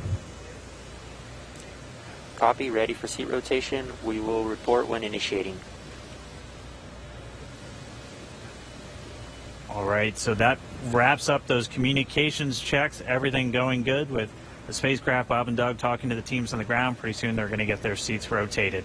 Bringing you back inside Hawthorne real quick, I do want to thank Jessica and Lars for joining me real quick, giving us that great insight into Dragon and Falcon 9. Hope you guys got a good spot staked out to watch the launch today. Great to have you on. Absolutely. All right. Excited. So we're going to throw it now down to Gary Jordan at Mission Control Houston, who I know is also following along. Over to you, Gary. Thanks, Dan. Great to hear good checks from Bob and Doug in the Dragon vehicle. Here in Mission Control Houston, Flight Director Zeb Scoville has pulled space station flight controllers, and all systems are go for launch. Essentially, the station is prepared for Dragon to arrive 19 hours after launch. Flight controllers here will continue to monitor the countdown, but really it's up to the teams in Kennedy and Hawthorne to get us to liftoff at this point. So we want to hear your comments as we continue to count down to launch. So let's go to the social desk now. Tahira. Thanks, Gary. So taking a quick look at those numbers right now, there are now 1 million people watching our coverage, and Launch America is up to the #1 trending hashtag on Twitter. So let's take a closer look at what's being said online. Okay, so right now we have Art Alexandria, and it looks like she's got a personal self-portrait, cosmic for sure, in her NASA flight suit. And guys, this is what I'm loving seeing online with this hashtag, is how everyone around the nation is making this launch uniquely theirs. And I want to point out one line in her post that says, "I believe that no matter how far the future is, we are on our way towards it." And guys, I couldn't have said it better myself. That's what today represents. Let's take another look. Oh my goodness. Okay, so right now we have Jessica with her space pup getting ready for liftoff. And guys, I'm not going to lie, we love to see it. So please, if you have any space pets, comment using hashtag #LaunchAmerica. As you can see, everybody is thrilled to be a part of this launch today. And I know of one special guest in particular. I'm so pleased to welcome Diana Cohort of Physics Girl. Diana, I hear you have a burning question for Mission Control, so go for it. Hi, Tahira. Thank you so much for including me on this incredibly special day. I'm Diana from the YouTube channel Physics Girl, and I've always been so fascinated by space and especially space exploration because we bring together so many people for such a complicated task to send a rocket up into space. So my question is along the lines of what goes into a mission like that? What we all know, I think we're familiar with how much preparation and training astronauts have to do, but preparing for a mission like this and maybe preparing in the future for a mission to the moon or to Mars, what kinds of things does the whole team have to do in order to prepare to launch a rocket? So Diana, that is such a great question because, I mean, sometimes I think it does get overlooked what all goes into making a moment like this happen. So Gary, what has the team there in Mission Control been doing to prepare for this historic launch? Thanks, Tahira. And Diana, that's a fantastic question. really, the operations here are not just starting today. There has been a lot of training and a lot of simulations that have been going into preparing for this moment, really preparing and getting everyone familiarized with every step of the mission, from launch all the way through docking, and throwing different scenarios at them just in case something were to happen. Every flight controller you see behind me will be prepared to respond effectively. Now, I do want to make a shout out that it's not just the flight controllers here in Mission Control Houston that have dedicated so much time to this launch. In fact, I've been talking to Zeb Scoville, the flight director here in Mission Control Houston, who said that even before he was a flight director back in 2014, they were working on some of the operations for commercial crew missions. But really, this team expands across the country. You've already seen a lot of people working in Hawthorne, in Florida, in Houston, and really it takes an integrated and dedicated team to make a mission like this possible. Diana, thank you so much for the question. And really thanks to everyone sending in questions and for sharing in this historic mission today. Remember, as you're posting, to use the hashtag #LaunchAmerica. I do want to make a shout out to the flight controllers here in Mission Control Houston. In fact, some traditional flowers have been sent to Mission Control Houston. This dates even back before the shuttle days for every mission to dedicate it to the operations and the controllers here who are working so closely and are integrated in every part of the mission.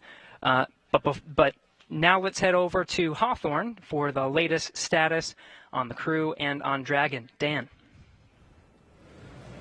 All right, thank you, Gary. As you can see, Bob and Doug in a little bit different position now. Their suits have been rotated to the launch position. So this just puts their backs a little bit more horizontal with the ground itself, or parallel with the ground itself, and places those displays directly in front of them. We've also already moved into suit leak checks, so this is the second time they've had these leak checks done in their suit. So pressurized nitrox now flowing into those launch and entry suits that they're going to be wearing throughout the dynamic phases of this mission. So right now we are under 2 hours and 20 minutes from launch. We're about 2 hours and 18 minutes and counting from liftoff of the Falcon 9 from the Kennedy Space Center in Florida. It's going to be carrying our NASA crew members today, Doug Hurley and Bob Behnken, aboard SpaceX's Dragon spacecraft. It's been a really exciting day so far. We're fighting against that weather, but we're continuing to press on for launch. The crew has been up since about 6 a.m. as they prepare to head to the International Space Station for part of this Demo 2 mission for NASA. Yeah, and as you can see on your screen, it looks like they're just waiting and getting ready for this mission today. It's been such an exciting day so far.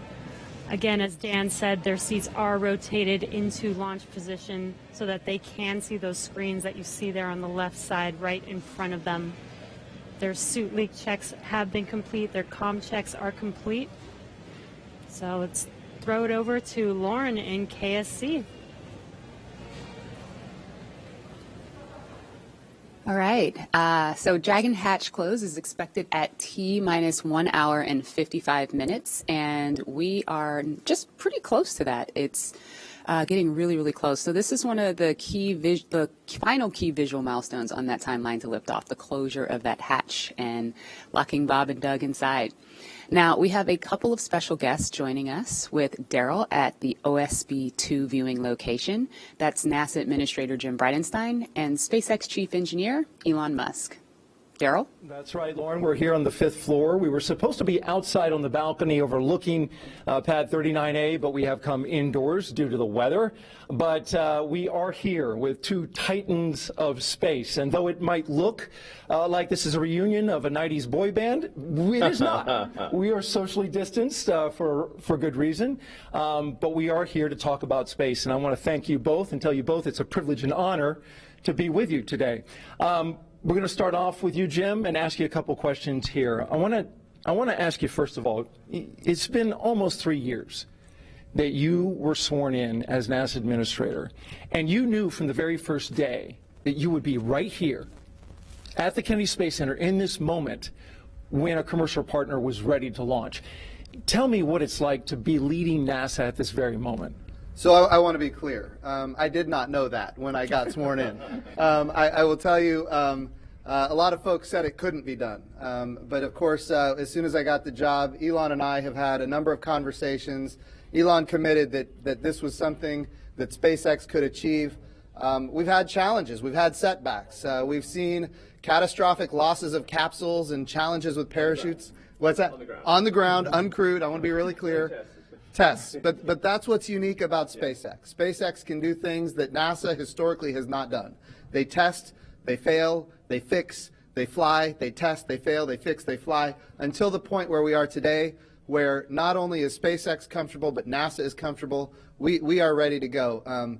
But if you would have told me even 2 years ago we'd be right here, I might have even been questioning it then. But this is a monumental achievement. It's a Herculean task by the SpaceX team, which we're very grateful for, and also by the NASA team that has been working hand in glove with them to get to this point. And it's good we have Jim and Elon both here to fact check each other, so that's good. Thank you for that. Elon, in 2002, when you started SpaceX, many in the aerospace industry didn't take SpaceX seriously. You remember what that felt like. Yet here you are. You just sent 2 astronauts in a car made by your car company to launch pad 39A with a spacecraft made by your space company. And now they're launching the International Space Station. So I'm wondering, for you, in this moment, do you just pinch yourself thinking, is this really happening? This is a dream come true, I think, for me and everyone at SpaceX. This is not something that I ever thought would actually happen. So when starting SpaceX in 2002, I really did not think this day would occur. I expected 90% chance we'd fail to even get to low Earth orbit with a small rocket. So somebody told me in 2002 that I'd be standing here with the NASA administrator, meeting the astronauts, and we've got a rocket and spacecraft on pad 39A, the best pad in the world, which is it's an honor to be there.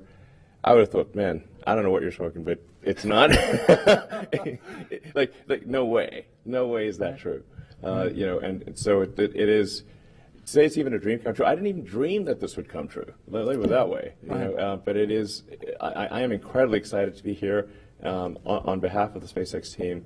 As Jim said, this really is the culmination of an incredible amount of work by the SpaceX team, by NASA, and by a number of other partners in the process of making this happen. It's really, you can look at this as the results of 100,000 people, roughly, when you add up all suppliers and everyone working incredibly hard to get to make this day happen.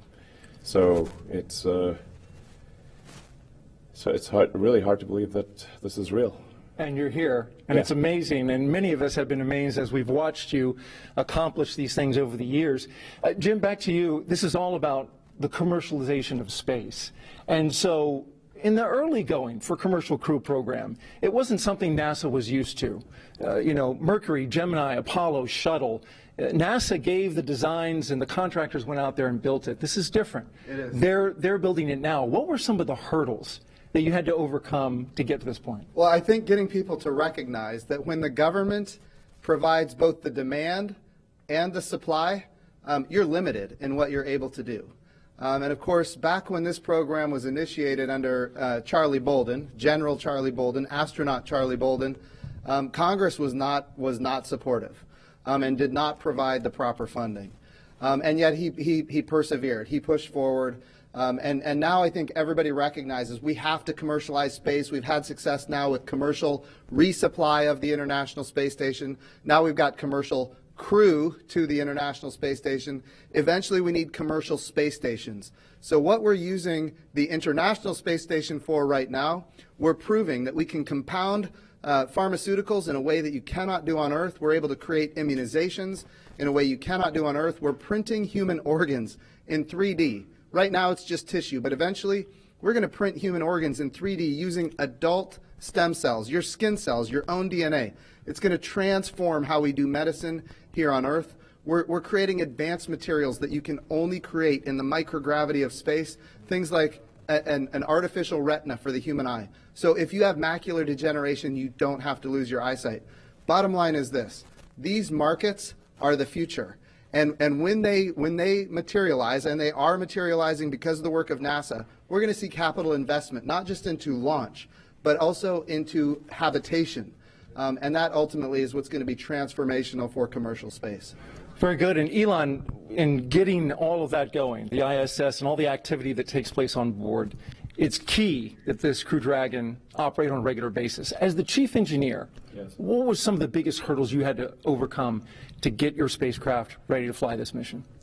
Well, the spacecraft and the rocket have gone through literally thousands and thousands of tests and reviews, both by SpaceX, by NASA, by third parties.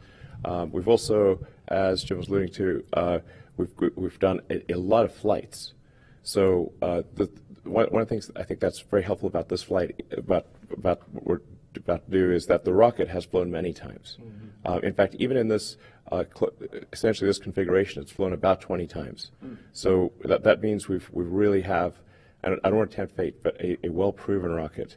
And we've flown Crew Dragon to the space station once, successfully brought it back. We've done a tremendous amount of testing on the ground, and when you do the testing on the ground, you always push the limits. So you want to try, you push it way beyond what you'd expect in flight. So sometimes you break it because you kind of want to break it on the ground during testing to see what the limits are. So this is a result, like I said, of thousands of tests, of thousands of design hours, and a tremendous number of smart people working incredibly hard to make this day happen. And you've got 2 astronauts on board now. Yes. Do you feel that responsibility?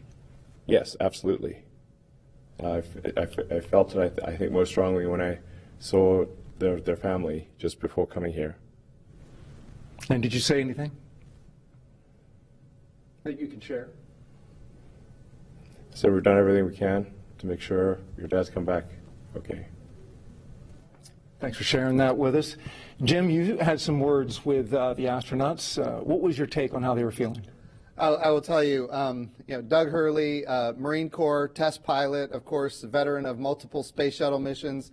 Bob Benkin, flight test engineer, United States Air Force, again, veteran of multiple space shuttle missions. This is not new to these guys.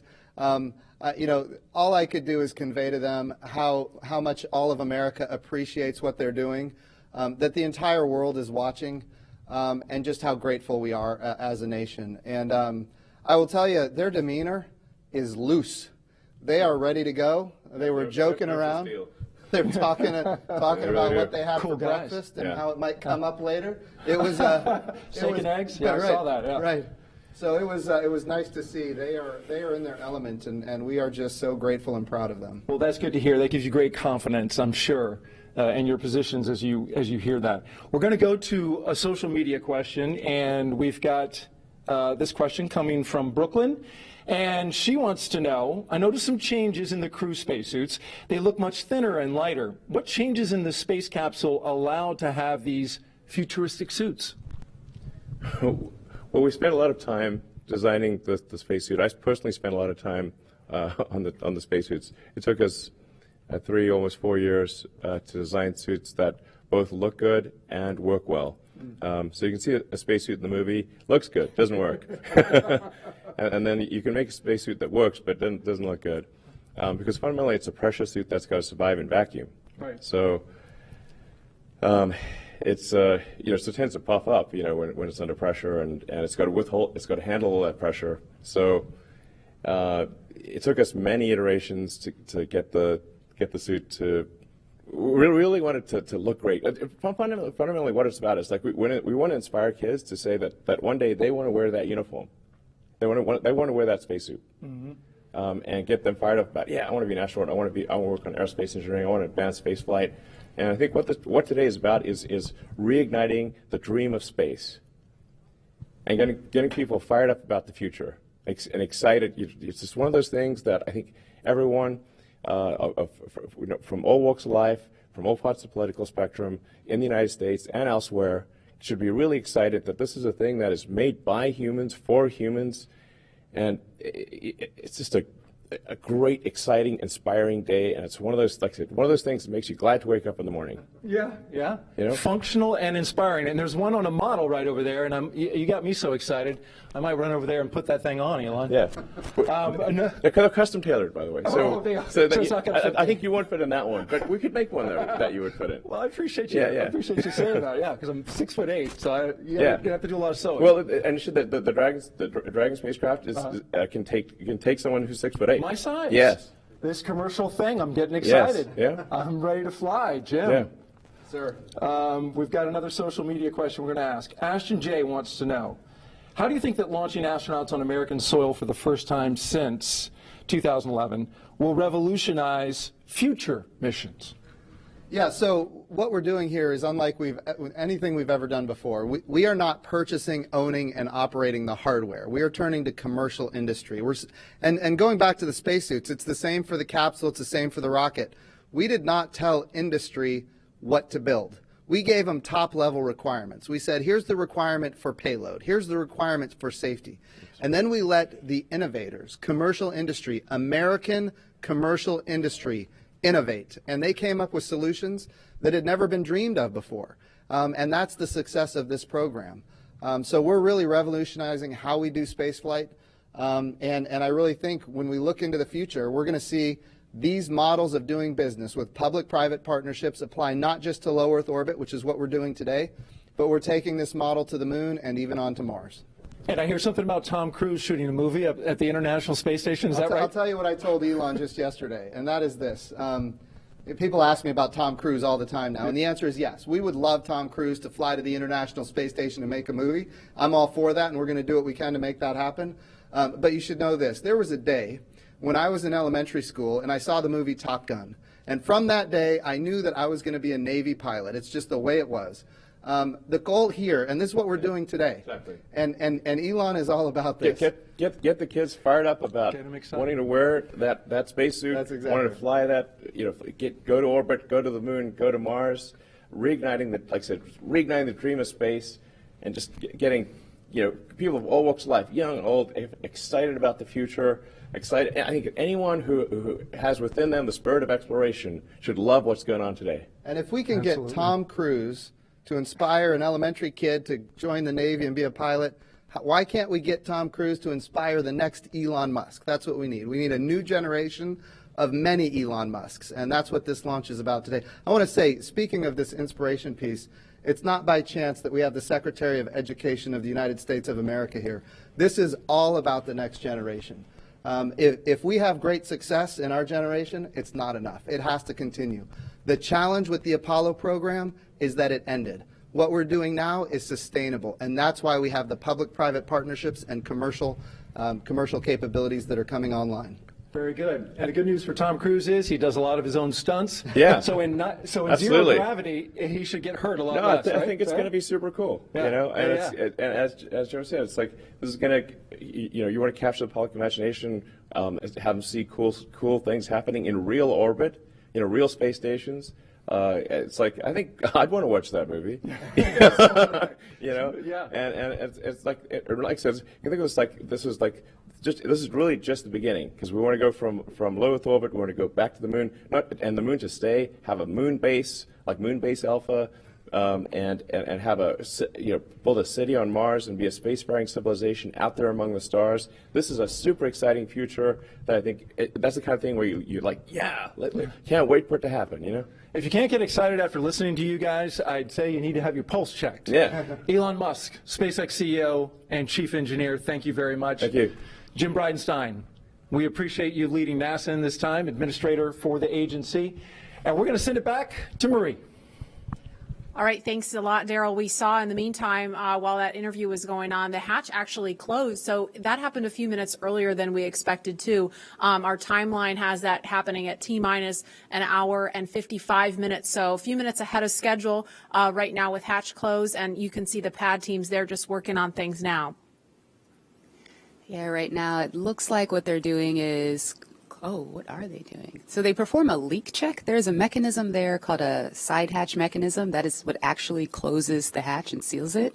And what we'll do is perform a leak check on that for a few minutes to make sure that that's nice and tight, that those O-rings are sealed really, really well. And after that, we will install the, you can see the leak check ground support equipment there in the technician's hands there.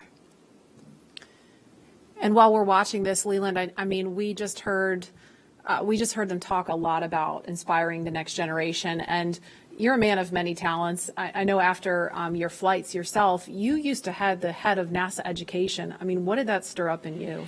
You know, Marie, what Elon said about reigniting the dream of space is so important that we get our young kids thinking about themselves being in these seats. And when I first became an astronaut in 1998, I was riding on the back of a fire truck celebrating John Glenn's return to flight on a space shuttle. And I saw these two little kids. They had on orange pumpkin suits. And when their dad turned them around to point to look at me on the fire truck, and it was almost as though when they saw my face, they started launching into space with rocket fuel because they were inspired, because they saw someone who looked like them. And I think that if we can reignite this dream through SpaceX's launch, through the partnership with NASA, we can get so many more kids to believe in themselves and know that they can be just like Doug and Bob flying on the SpaceX Dragon. Absolutely. I mean, it's really just breathtaking to see them there in their suits now and looking at the screens in front of them. Lauren, I know we've talked a lot about the spacecraft. We've heard about that. But for folks that maybe are just tuning in, what are they looking at in front of them now? Yeah, so they have 3 different touch screens in front of them. Overall, that whole assembly there is called the control panel. So you'll have those 3 LCD touch screens in front of them where they have the displays are showing them details on the vehicle's pressure, its temperature. There's audio control. That center screen has the procedures that they're going through today on day of launch. You can also see the vehicle's attitude. You can see its velocity, its apogee, its perigee, its inclination, details on the status of the hatch, the thermal control system loops, basically all the cool stuff that helps them have situational awareness of the vehicle. That's displayed on those displays. Additionally, there are some actual buttons on that button panel that you see down below. And some of the things that allow them to do is if the crew ever needed to do any sort of manual overrides like that, right in the middle, right underneath that center LCD screen, that's the crew's ability to initiate an abort. It's called an abort handle, and it's right in the middle where both crew members could use it if they needed to. And the audio controls are also on those button panels. When they're not in their suits, there's actually speakers that are coming off of the control panel that allow them to hear mission control, hear the core, hear ISS when they're not in their suits where the audio systems are integrated into that. And we see them using the touch screens now. Leland, what's your take on this? Because this has got to look totally different from what you were looking at during shuttle. Touch screens. We had these displays and these buttons, and it was one of those moments when I'm looking at this now when I had knee boards that had procedures and things on there, and the procedures are now all run in that middle screen, and the malfunctions and the things that you do to mitigate problems with the vehicle if something happens, it's all controlled right there with the 2 of them. And so it's a radical departure from what we did with the shuttle, but it's again ushering in this new era of space travel. For post-ingress brief and a check on how that suit air feels about now. And we're going to listen now for an announcement about hatch closer. Copy. Well, today we are not tracking any issues on Dragon and F9 currently. For a weather update, the weather line that is overhead, which is what you saw when you were ingressing, is now moving offshore. The next radar return is a cell over Orlando, which is expected to be our decision gate for today, and that is currently eroding. That's good news. Thank you. Copy. And then one additional item, the Cabo, the orbit site, remains as briefed, so no change there. But I do want to make you aware that that is slightly west of Cabo for go weather. So you just want to target the longitude if needed. Okay, Dragon copy, slightly west. We'll target the longitude, and the suit air has cooled off, so we appreciate that as well. Copy, outstanding. Let us know if you have any questions, and we'll keep you posted as the closeout team completes the leak check. Dragon copy.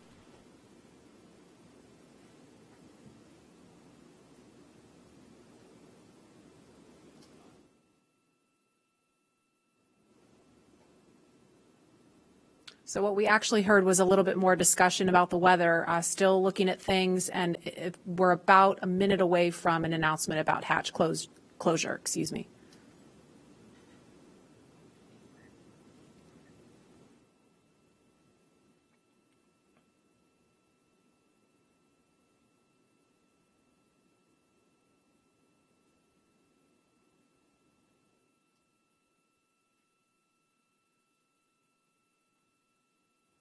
If you're just joining us, we're at T-minus 1 hour, 55 minutes and counting, and we're expecting an announcement to confirm hatch closure in just a few seconds.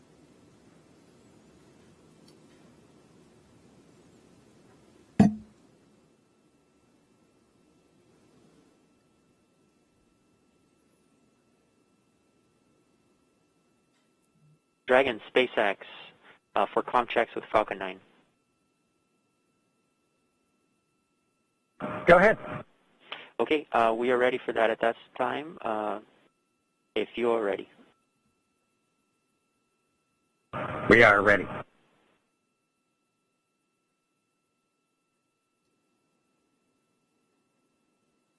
All stations up on countdown net for section 54.49, F9 responsible engineer, communication check with the crew.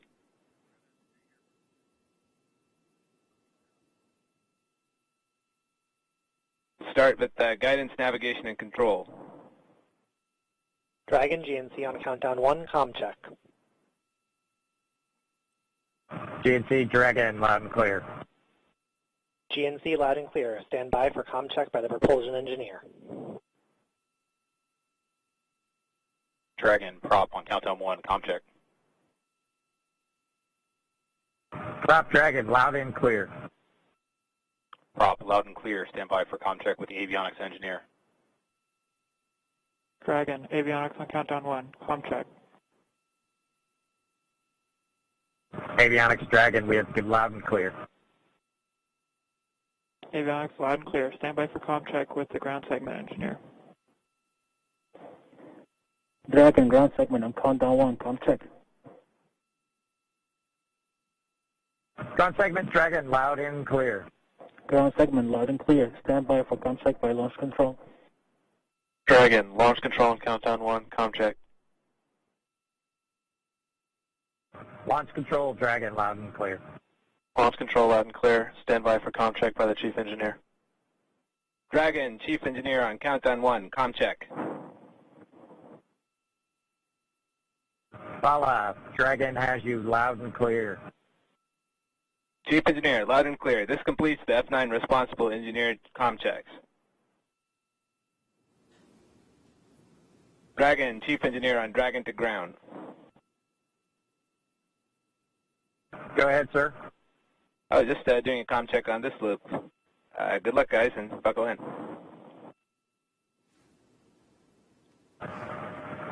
Thanks to you and the F-19, Bala. We really appreciate it. Thank you. Thanks, Bala.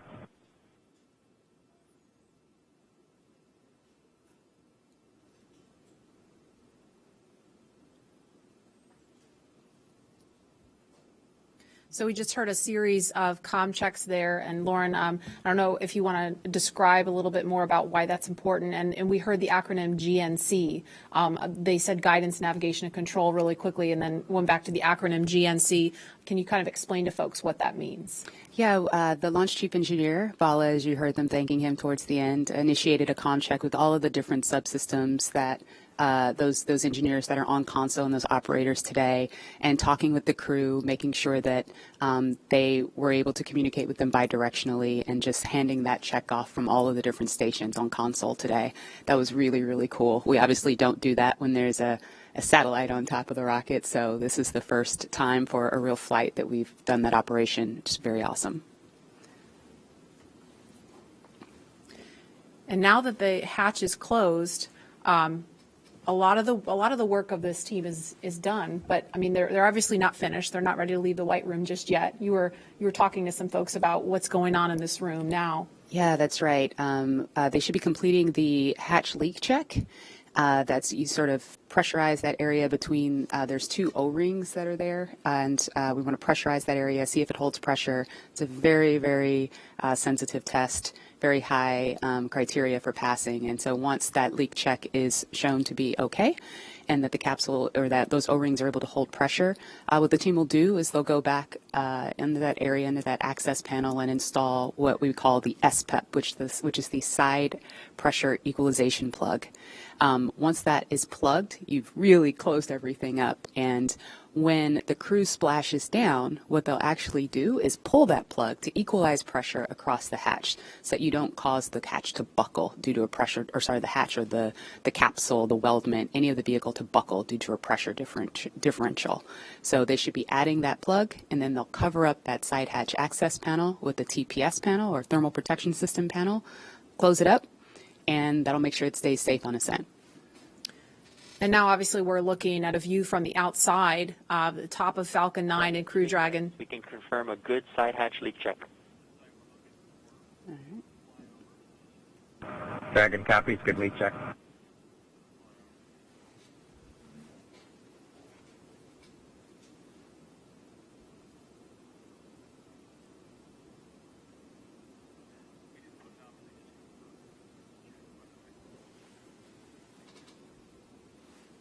And we just heard confirmation of a good leak check.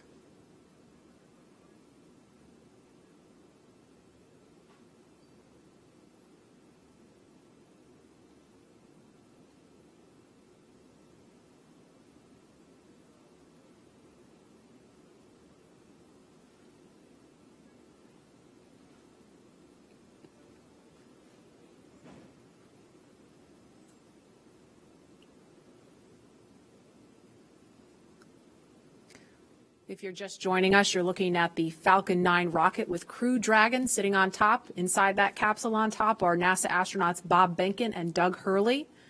And we are inside of 2 hours until liftoff, if the weather holds up.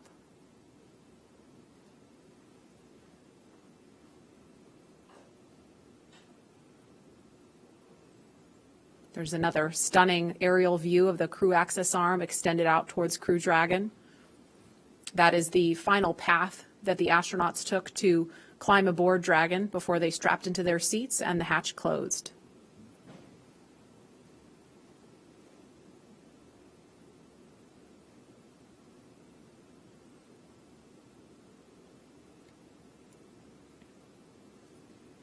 And no doubt Bob and Doug are focused on the mission ahead, but you know, we also heard the administrator and Elon Musk talking about how they've been kind of jovial and joking around. And Leland, you kind of mentioned to me during that segment that that's really important. It really is, Marie. When we were in the vehicle, after we got to this point when the hatch was closed, we were all going back to those moments of our training, you know, when we were going through, you know, ascent and entry training on the shuttle and just different phases of flight that we would be going through. And we would think about some of our instructors who got us there. You know, in our crew notebooks, we would have names of people that were very impactful in making sure that we were perfect in our training. And that looks like a view of Air Force One flying near Launch Pad 39A for a special guest to have a special view of the astronauts on the launch pad.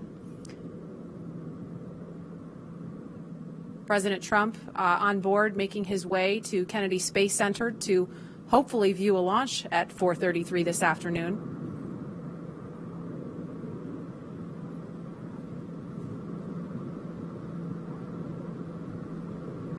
And there they are in view of the launch pad, so no doubt he's looking at the window, looking out the window at Bob and Doug on the pad. That's got to be an amazing sight to see from on board Air Force One.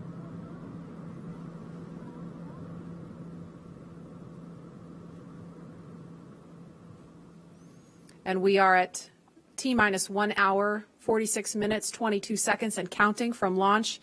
And guys, the last time we actually did a little bit of research when we found out that the president was coming. The last president to witness a launch from here at Kennedy Space Center was Bill Clinton. That was back in October 1998 for STS-95. So it's been a minute.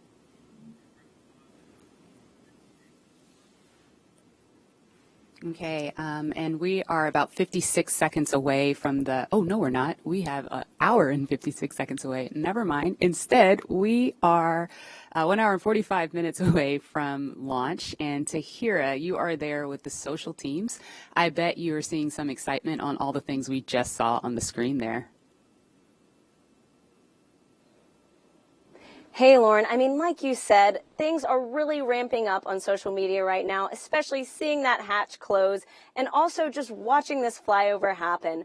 We are up to 1.7 million viewers across all of our social media channels. And let's check out what people are saying on Twitter right now. So it looks like we've got more creativity still going on. Some people are crying with pride in Houston. Feel it. We even have Elizabeth Banks, who from the Hunger Games. That's awesome. We have more just good luck and well wishes for Bob and Doug across the nation. This has been a constant online today, which is so great to see. More just future astronauts and kiddos getting excited. We even have the band Bastille tuning in for launch. This is awesome. And just looks like more people standing by to witness this historic launch today. And so, guys, on top of what's being said on social media, we've also got a lot of well wishes from everyone across our country showing us what today means in their creative way. So let's take a look at that video. I am so ready to launch America.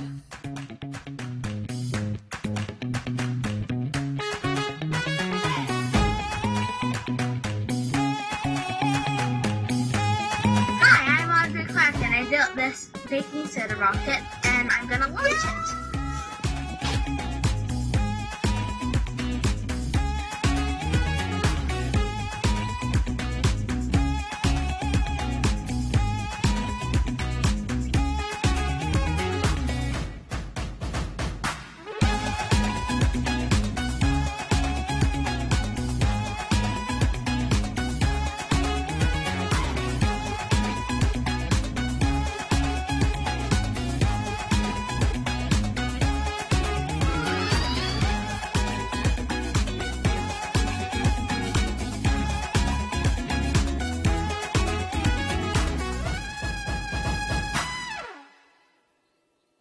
Wow, I mean, guys, just look at everybody excited for today's launch. If that doesn't get you pumped, like, come on, let's go. We even got to see astronaut Snoopy in there, which is a personal favorite of mine. I actually have my lucky Snoopy pin here. You probably can't see it, but he is literally my spirit animal. Anyways, guys, get excited. The time is almost here. And with that, let's toss back to Lauren at Kennedy. Lauren. Thanks, Tahira. Tahira likes the Snoopy. I like the little girl doing the worm. Leland, she wasn't doing the meatball. She was doing the worm. There's someone out there doing the meatball, I'm sure. I want to know what that looks like. No, I don't. I don't. Clearly, this is capturing the attention of people all across the country and the world. So please continue to join the conversation by using the hashtag #LaunchAmerica across Facebook, Twitter, LinkedIn, and Instagram. And we've had the opportunity to share with you a lot about the SpaceX Crew Dragon vehicle the crew is sitting in right now, a lot about the crew themselves and the significance of today as the official return of human launch capability to American shores. And now we want to turn our attention to where the crew is going, the International Space Station. And for that, let's take you to Mission Control in Houston. Gary? Thank you, Marie. The International Space Station is an incredible facility whose construction, operation, and ongoing science, all these efforts have been made possible by an unprecedented international collaboration. So to tell us more about the space station, we have International Space Station Chief Scientist Kurt Costello with us. Kurt, welcome. Gary, thank you. It's an amazing day to be here to talk to you about this historic launch to the ISS. It really is. Now, many viewers may not realize that there is a laboratory that's the size of a football field, 250 miles above the Earth, and that it's been there for nearly 20 years conducting revolutionary science. Can you share with us more about what the space station is and what it's accomplished so far? Sure, Gary. Over those 20 years, we've conducted over 3,100 experiments on board this space station. Those 3,100 experiments have been done by over 4,100 investigators and represent the work of over 108 regions and countries. The work going on the space station is not only there to help us with our exploration goals for how to go further into space, but also to bring back benefits for Earth and to produce a commercial marketplace in low Earth orbit. All three of these objectives, along with the international cooperation that it took to build such an amazing laboratory in space, are great examples of the objectives of the ISS program. Kurt, we know that today's mission is critical to providing us with a steady cadence of operational flights. But why is it so important for us to have this capability from a research perspective? That's a great question. Today's test flight brings us to the beginning of the commercial crew program, a commercial crew program which will raise our occupancy on the U.S. segment of the space station to 4 astronauts. And that 4th astronaut comes as a real premium to doing research on the space station. The tasks don't get particularly more intensive to do systems and maintenance, so that 4th astronaut, that time becomes dedicated to performing more science. In fact, enough time that it will essentially double the amount of crew time we have to perform experiments on board station. The return to U.S. soil also brings us the ability to return samples more quickly and get human samples back down to the ground more quickly as well. Kurt, you're talking about all this great research, you're talking about scientific experiments, but what would you say to someone who's watching this and thinking, this isn't relevant to me, I'm never going to space, I don't do science? What do you say to those people? Well, again, one of the focuses is on the ISS benefits for humanity. And for all of us who've been stuck at home during the COVID-19 pandemic, we've been wondering, wouldn't it be nice to have more bandwidth? Why does the internet slow down? Some of the research we're doing on board space station, particularly into Z-band optical fiber, is using the fact that we don't have sedimentation in a microgravity environment to develop new materials that will help us build more perfect fiber optic cables, which will allow us for better bandwidth and lower cost in implementing networks here on Earth. And then if you're not really a tech geek, maybe your interests lie more in human health. And then we have multiple experiments going on to help us develop new drugs, new treatments on board the ISS. Pharmaceutical companies are working on methods that allow us to crystallize proteins in space in a more purified and more standardized method. And this could lead to monoclonal antibody suspensions that we can treat through injection instead of a painful infusion. We also are developing studies into our capability to produce tissues and organs in space. Again, because you don't have sedimentation, there's a capability there to produce more realistic tissues that can someday possibly be used to prevent human disease. Now, Kurt, I know they have some cargo going up with them, but I understand they plan to bring some science back. That's right, Gary. A lot of their cargo going up with them are crew supplies and EVA supplies to support them if they have to do EVAs on board. But the cargo they'll be bringing down is science, and it comes from across the spectrum. We have student experiments in seeds that will be returning with the Crew Dragon. We also have a number of experiments that are dependent on their samples returning in frozen lockers on board the SpaceX Dragon to be able to do the science there. Those include rodent research tissues from the National Lab Rodent Research 17 mission, and also our veggie experiments, which are experiments in growing plants in space that will be needed when we go to more distant locations like the Moon and Mars. International Space Station Chief Scientist Kurt Costello, thank you so much for your time. Let's hear now from one of the next astronauts to fly to station on a Crew Dragon, talking with Marina Jurica. Marina. Thank you so much. I am so honored to be a part of today's momentous launch. My guest is no stranger to the International Space Station and will return there for the first time in nearly a decade for his third space flight with the Crew 1 launch expected later this year. Having logged 177 days in space from flights on the Space Shuttle Discovery to the Soyuz, JAXA astronaut Soichi Noguchi will have spent more time in space than any of his other crewmates. It is my pleasure to welcome him here with us today. Thank you so much for joining us, Soichi. Honjitsu wa arigato gozaimasu. Wow, that's wonderful. Marina, how are you doing? Thanks for having me today. This is wonderful. Today we are celebrating the launch, so I'm happy to be here. Thank you so much for being here with us. I am sure you have felt the excitement for today's launch, Soichi, and you will be on the next Crew Dragon flight after this one. Are you excited to launch from Kennedy Space Center again, and how are you preparing for this new vehicle? Yes, definitely we are excited to go back to Kennedy Space Center. My first space flight was from Kennedy Space Center on the Space Discovery. That was 15 years ago, but my memory is still fresh. I still feel the vibration of the launch, the same launch pad of 39A that the demo to go up, and the same launch pad that we will go up as a Crew 1. And our crew is getting ready for the final training phase, which will come in the coming weeks. And the mood is really high, and we are ready to go up. And as you know, the International Space Station and space exploration is an international effort. How do you feel representing the Japanese Space Agency once again on the ISS? Well, I think the strength of the International Space Station is the diversity of all the participating countries, and adding diversity is definitely gives a rigidity to the program. And the same applies to our crew 1.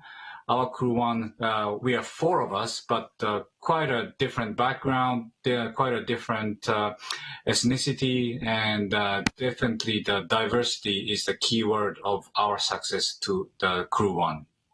And I'm sure it will be very successful. What are you looking forward to once you get back to the ISS? Well, this will be my third visit to the International Space Station. I'd like to see the things my colleagues keep saying, hey, you got to visit the space station again because it's getting more comfortable, more roomy, and I cannot wait to go back to my sleep station after 10 years. And nothing beats that view, does it?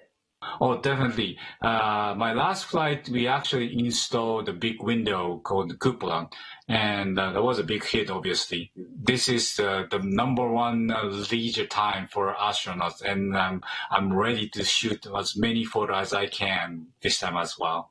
Amazing. I will look forward to seeing those photos. I'm sure you remember exactly what it feels like in these moments right before a launch. What do you think Robert Behnken and Douglas Hurley are feeling right now as they prepare to head to the ISS?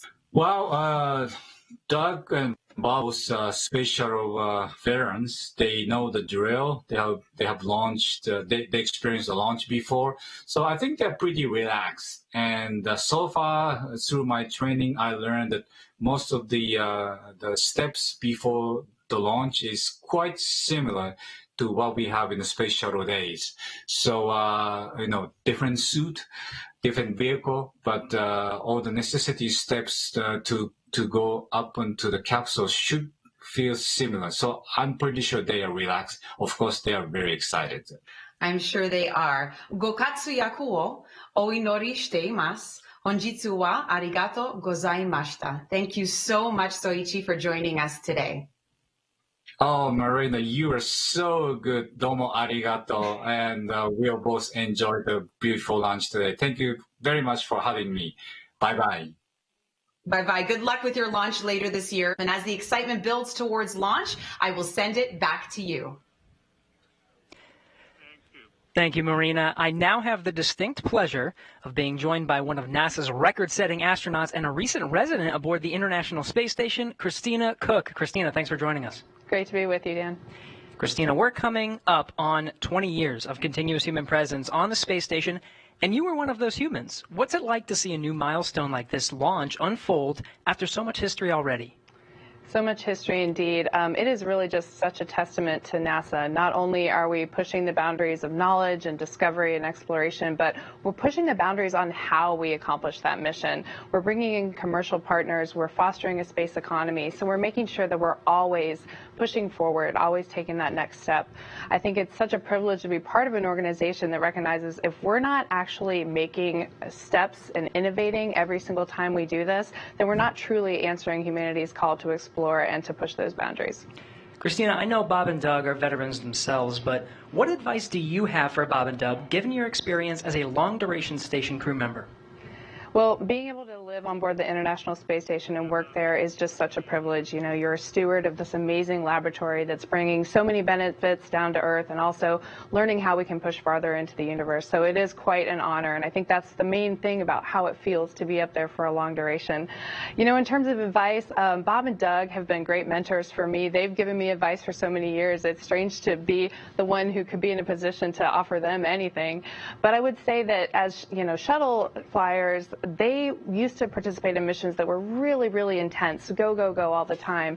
Long duration space flight is more of a marathon than a sprint. So I would tell them to take that moment, enjoy it, and, you know, really welcome the opportunity to have part of your mission be taking it all in and sharing that with the people that got you there. Thanks again, Christina. Always a pleasure to hear from you and fantastic words. Thank you for sharing. Thank you. My pleasure. So once again, once Bob and Doug arrive at the station, they'll be greeted by astronaut Chris Cassidy, but before we do that, let's toss to a briefing.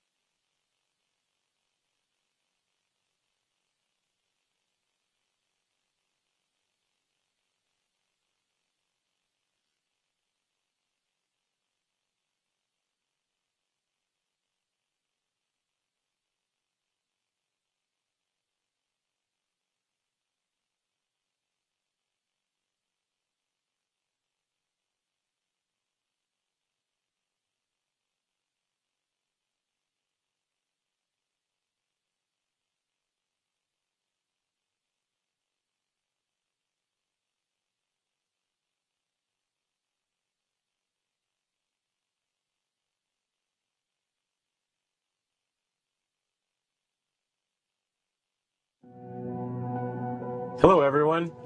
I'm astronaut Chris Cassidy, commander of Expedition 63 on board the International Space Station, flying 250 miles above the Earth.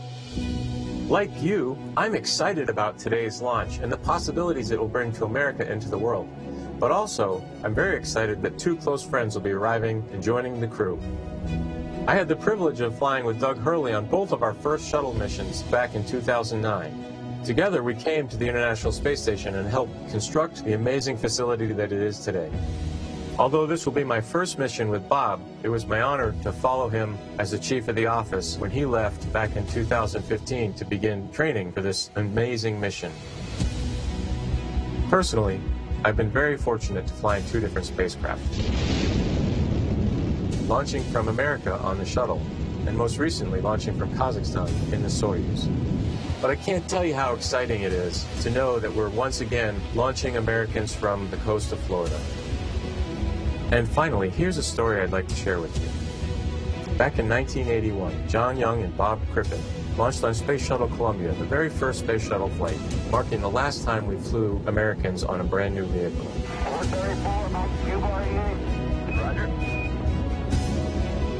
With them, they flew an American flag, representing America's technical prowess. Roger, roll with Atlantis. 30 years later, that same flag was flown to the International Space Station. This flag remains here today, waiting for Bob and Doug.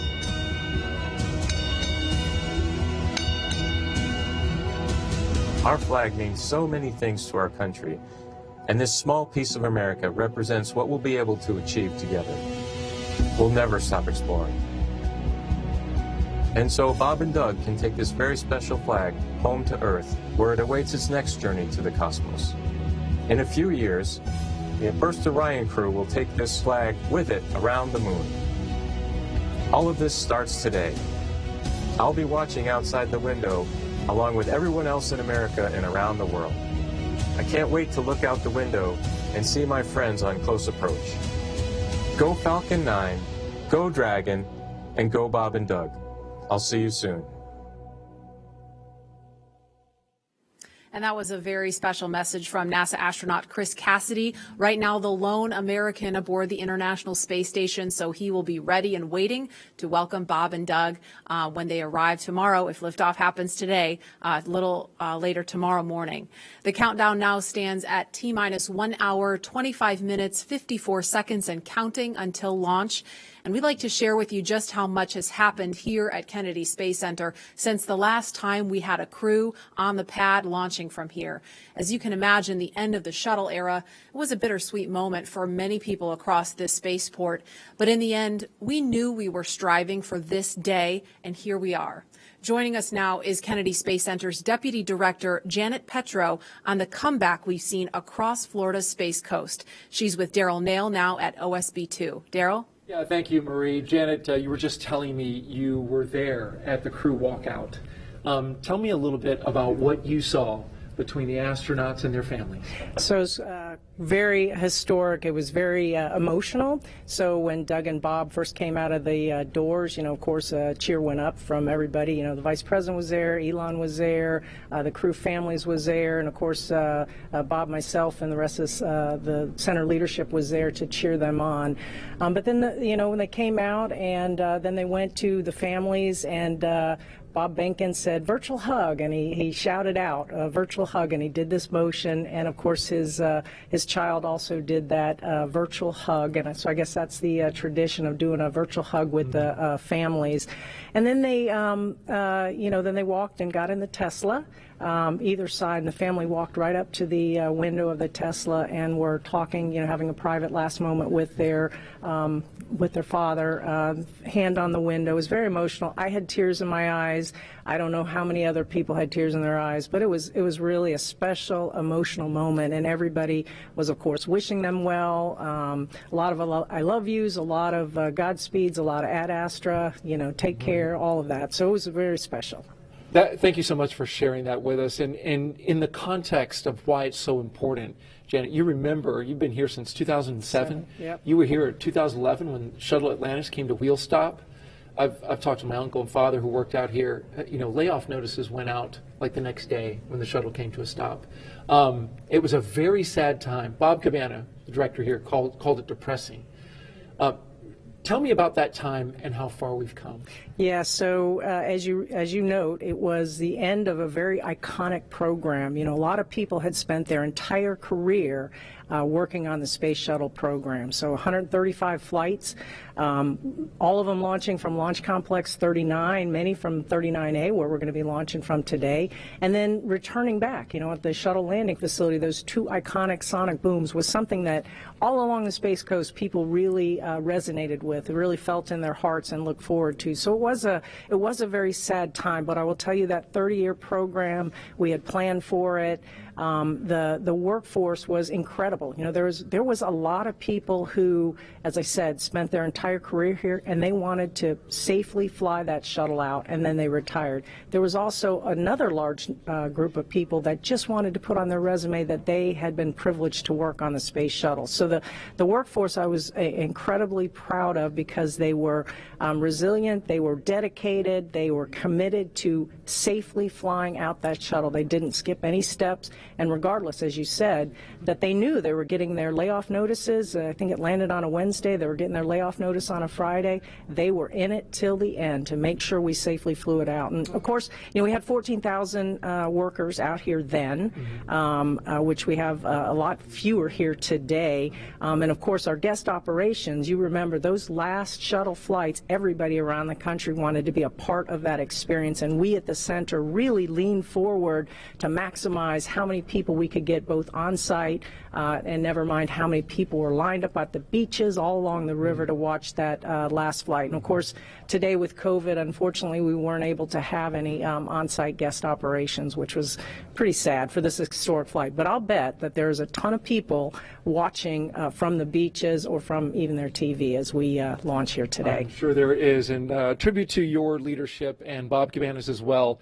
Getting things turned around here as a multi-user spaceport, getting the commercial entities in here. We appreciate all that you've done to make that happen. Janet Petro, appreciate you being here. Thank you, Daryl. All right, Marie, we'll toss it back to you. All right, thanks, Daryl. And as NASA and SpaceX have worked for years to get to this moment, today's mission opens the door to an entirely new era in human spaceflight, not only for astronauts, but someday for the general public as well.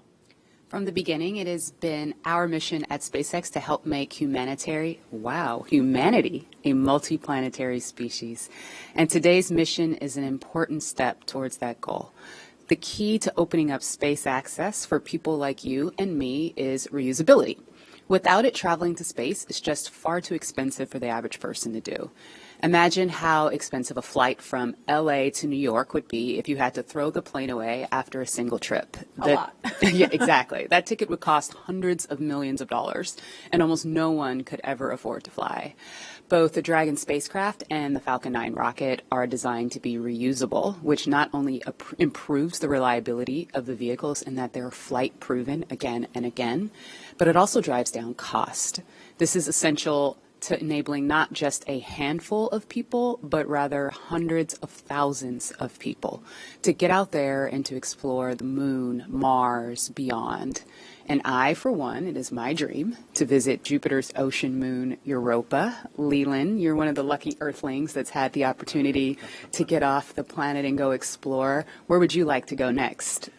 You know, Lauren, I think I would like to go to Mars and, be there for, about a year each way and then a year on the Martian surface. But the one condition I would have to have, my pups would have to go with me because it's about exploring new places, but taking your family with you. We have these crewmates that are people that you get to know and love, over a course of training, but it's nothing like having your family with you. And I think that's something that we're going to be seeing in the future, people living and working on other planets as a family. I think there are a lot of people who want to see your dogs with you in space. Well, we've seen them in an official portrait. I know that the dogs came in with you to take a picture in your spacesuit back in the day. Yeah, it is. Well, we kind of snuck them in. No dogs allowed at NASA. Well, they had their moment. They sure did. And knowing that the opportunity to fly to space as a private citizen or a private dog maybe one day is right around the corner, we have a new poll question on Twitter for you. So if you were given the opportunity, would you travel to space? Let us know, and we'll share the results a little bit later. All stations come All right. Well, there is not a lot of cargo. Chief Engineer Technical Poll for launch escape arming and propellant load.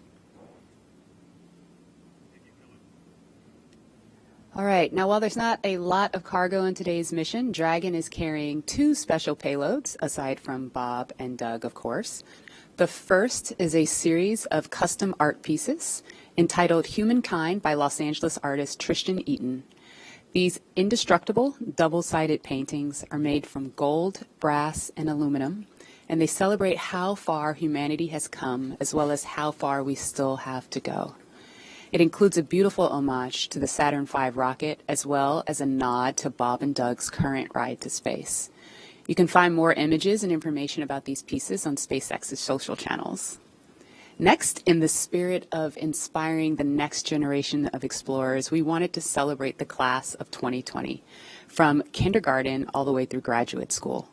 SpaceX and NASA invited students from around the world to submit their photo to fly on America's first human spaceflight in nearly a decade. Each graduate's photo was used to create a mosaic image of the planet Earth, which we printed and is being flown aboard Bob and Doug's flight on the Crew Dragon spacecraft. We received nearly 100,000 photos. So thank you and congratulations to all the world's graduates. I am so proud of what we're doing today. And I think about regular people flying in space on a SpaceX rocket one day. When I first went to space, I thought my primary task of installing the Columbus laboratory would be my aha moment, but it was when Peggy Whitson invited us over to the Russian segment to have a meal. She said, "You guys bring the rehydrated vegetables, we'll have the meat." And we're doing this, having this meal, and it's with African American, Asian American, French, German, Russian, the first female commander breaking bread at 17,500 miles an hour, going around the planet every 90 minutes. And when I think of that perspective shift that I got looking out the window, flying over my hometown, flying over Leo's hometown in Paris, flying over Yuri's hometown in Russia, it brought us all together as a civilization. And I think that's what spaceflight does for us. The more people that have the opportunity to go to space will feel like it's an international family of people working together for the good of humanity and all humankind. Absolutely, and it's exactly what that piece of art was all about. Yeah. And following today's mission, we will be one step closer to a future where we can all have that experience. We can all have that orbital perspective and the ability to explore new worlds. In just over an hour from now, Bob and Doug will be the first people to launch on an American vehicle in almost a decade. For the team at SpaceX, it's really hard to put into words how honored we feel about the trust that Bob, Doug, and NASA have put into our team to carry out this critical mission. I worked on Crew Dragon for 2 years, and I can just imagine what all of my friends and colleagues are thinking right now as they sit in anticipation and excitement for what's to come. Absolutely. And speaking of those who have carried the hopes and dreams of science and exploration, we have a few shout outs to share with you from some big fans of NASA and SpaceX. Wow, we're making history again. The NASA program. I am there with you guys in spirit. Bob, Doug, good luck. I know you'll be fine. I'll be watching and got everything crossed, arms, legs. I'm tied in a knot. Can't wait for you to get back safely. This is the first time a U.S.-built rocket has taken people into space in 9 years. It's quite an accomplishment. So for us at the Planetary Society, more rockets means more exploration. More people in space means more exploration. More countries involved in the endeavor of spaceflight means more exploration. This is how we know the cosmos and our place within it. So congratulations, SpaceX. Here's wishing your team, and the crew especially, a safe journey and the joy of discovery. Let's go. And a big thanks to William Shatner and Bill Nye for those well wishes. And while we're keeping an eye on the pad, we want to bring in NASA astronaut Rex Walheim. If that name rings a bell, it's because he flew 3 space shuttle missions to the International Space Station, including the final one by Atlantis, STS-135. He was one of the last 4 people to ascend the tower at Pad 39A and head to space. And he currently is Deputy Director of Safety and Mission Assurance at Johnson Space Center in Houston. Rex Walheim, thanks for joining us. You and Leland actually flew together.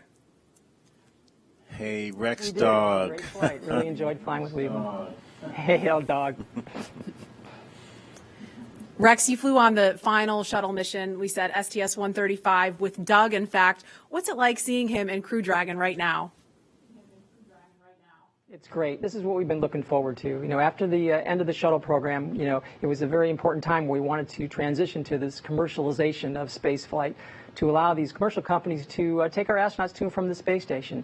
So in the 9 years we've had since we last landed on Atlantis, we've really worked hard for that. We've worked with our SpaceX partners and our Boeing partners, and here we are. Today's the day. We're taking that first step in this new era.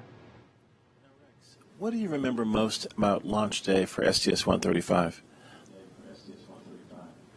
I think it was just you felt the weight of it. The space shuttle was a storied program, 135 flights, and thousands of people had poured their lives into this program to launch probes to the planets, to launch the Hubble Space Telescope, and then, of course, to build the International Space Station. So you knew the incredible accomplishments of this program, and so you wanted to finish strong. And then when it finally became launch day, you'd finished the studying, you'd worked really hard, and now it was time to kind of soak it in. And I think that's what Bob and Doug are doing right now. They're sitting on the vehicle, talking to each other, listening to the sounds, and feeling the vibrations as it starts up. And it's going to be a great experience for them. Hi, Rex. What is your take on private astronauts going to space? I think it's great. I think the more we can do to commercialize space, to make access easier, the better we are. And I think that's part of this whole program. You get the cost down, then more people can afford it. And you get the cost down, you can do more things in space, more science, more research. And it is a transformative experience to fly in space, and I wish more people could see that. When you look out on the planet, like Leland was talking about earlier, with your crewmates from different countries all around the world, it gives you a different perspective. It gives you a perspective that we're all crewmates on this planet Earth, and we kind of get that now with the pandemic. We understand that we're all in this together, and that's what the space program does, and I want to see more people get a chance to see the Earth from that vantage point, and I think it'll bring us all closer together. Hey, Rex, a very serious question here. The worm or the meatball? Leland, I saw you dissing the worm earlier. How can you do that? The worm is awesome. I'm so glad to have the NASA worm insignia back. It's great. All right. Well, thank you very much, Rex. We appreciate you. And as we watch Bob and Doug there in the capsule, we are an hour, 10 minutes, 57 seconds and counting from launch, and we're going to send it over to Hawthorne for an update. Jesse? Thanks, Marie. We're just an hour and 13 minutes away from launch, and things are really getting ready to pick up here. Since arriving at the spacecraft, Bob and Doug were helped by our closeout engineers to get into their seats, attach their suits to special umbilicals that provide breathing air, pressurized nitrox, and a communication link to Dragon systems. They conducted leak checks, which were successful, and communications checks with the Corps here in Hawthorne, which is the person who will speak to them directly throughout the entire mission, as well as the launch director in Florida. This is where they are checking their comm path through both ground stations and the tracking and data relay satellites that we'll use to talk to the crew the entire way to the station. That's right, and after those suit checks were complete, the closeout team was able to seal up the hatch, which also got its own leak check, and we confirmed that it was good to go. The closeout team at this point has already departed the area around the pad. They're about 25 minutes ahead of their schedule, and right now weather operators are kicking off their final check on wind speeds at the pad, which are going to be used, and they're really important for that final go, no-go for launch. Before we get to that final go, no-go, various teams at both NASA and SpaceX are going to do some internal go polls, just making sure conditions are good with Falcon 9, the Dragon, the crew, the range, and the space station before the final go is given. So let's check back in with Houston real quick for a status on the team there supporting the space station on their readiness for launch. In Mission Control Houston, led by Flight Director Zeb Scoville, has been pulled, and we're go for launch. All systems on board the station that are required to be healthy for the mission are reported good, and we're standing by. Station power and communication systems are looking healthy, life support systems and thermal conditions are normal, and the trajectory is right on track to ensure that Dragon's flight will meet right up with the orbiting complex as planned. Chris Cassidy aboard the International Space Station is finishing up some tasks, going into his pre-sleep period, and will be able to watch the launch of Bob and Doug. Mission Control Houston will largely be in monitor mode for the first 18 hours of the flight, with the team here really jumping into the mix tomorrow when Dragon gets in range of the International Space Station and we begin integrated operations. So I'll send it back. Everything's green on our board from the International Space Station. Go Falcon 9, go Dragon, and Godspeed to Bob and Doug. All right, thank you, Gary. If you are just now joining us, you picked a really good time because we are 1 hour, 8 minutes and counting away from launch. And this is our coverage for this mission known as Demonstration Mission 2 or Demo 2. Liftoff time still holding for 4:33 p.m. Eastern, tracking no issues with Falcon 9 or Dragon, and we're still waiting for that weather to hopefully cooperate. We're still tracking a few things like precipitation and flight through clouds. We're hoping that clears within the next 20 minutes or so. Over the last 3 hours, our crew members, Doug Hurley and Bob Behnken, donned their SpaceX suits in the historic crew quarters suit-up room and made their way out to Launch Pad 39A. They walked out of the crew quarters building just as every astronaut to fly from this spaceport has done since Apollo 7. They were transported to the pad where the crew now on board the Crew Dragon spacecraft, and we're continuing to get views of them inside that cabin live. Today is a historic launch. It will be the first time a commercially built spacecraft will launch people into orbit, and the first time since the U.S. has sent people to the space station from American soil since 2011 with the retirement of the Space Shuttle program.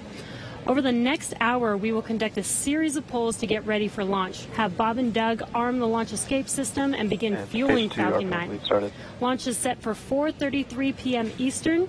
This will include a 12-minute flight to orbit and then a 19-hour flight to dock with the International Space Station at 11:30 a.m. Eastern Time tomorrow. Today's mission is the culmination of years of work between the teams at SpaceX and at NASA. Demo 2 is going to be an end-to-end flight test. We're going to start with launch today, go all the way to docking with the space station, and then when Bob and Doug come home, splashing down in the Atlantic. And this is going to be the final test for NASA to certify SpaceX for regular crew flights to the space station. And we've been hearing a little from the crew on board Dragon, which they are currently strapped into their seats, as you can see on your right screen.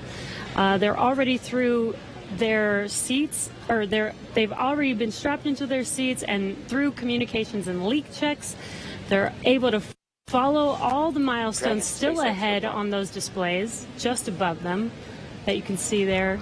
Go ahead. Yeah, we're going to equalize the pressures in the common manifolds just to raise them a little bit. So we will be momentarily cycling the tank isolation valves. I just wanted to let you know for awareness. Just wanted to take a pause to listen into the nets. Okay, we appreciate that, Jay. So they'll be getting insight into all of the Dragon and Falcon 9 systems as we proceed towards launch. At T-minus 1 hour and 7 minutes, let's check in with John Insprucker for a status update on both of those vehicles. What's the update, John? Well, the good news is we've had a smooth countdown this afternoon. SpaceX team is working no technical issues on either the Falcon 9 or the Dragon spacecraft. For the Falcon 9, operators have they're actually still in work. They're going to complete in a few minutes propulsion checkouts that are being done on both the first and second stages. The team will be assessing their launch readiness with a final go, no-go poll. That'll come at T-minus 45 minutes, and that'll be followed by propellant loading starting at T-minus 35 minutes. Now, earlier today, Dragon operators performed a series of checkouts of Dragon's flight systems. The spacecraft is also currently go for launch. Our NASA crew, astronauts Doug Hurley and Bob Behnken, that you can see inside the Dragon capsule on the right-hand side of the display, they are currently going through the various screens, simple checks. Their hatches closed, suit leak checks are complete, comp checks are good. The next major event for Dragon is going to be retract of the crew access arm that you can see on the left monitor up alongside the Dragon capsule. That's going to happen somewhere between 45 and 42 minutes before liftoff. Now, the big one right now is the range. The range is currently red for launch from historic Pad 39A. Now, the air and the sea space is clear, and the worldwide network of ground stations, as well as the tracking and data relay satellites, they are ready to support Dragon as it heads into orbit. But the range is red for the weather. We recently did clear, we went green for lightning, but we are still violating several constraints. Rain, cumulus clouds, field mills, which is essentially you can tell that the atmosphere is energized around the launch site.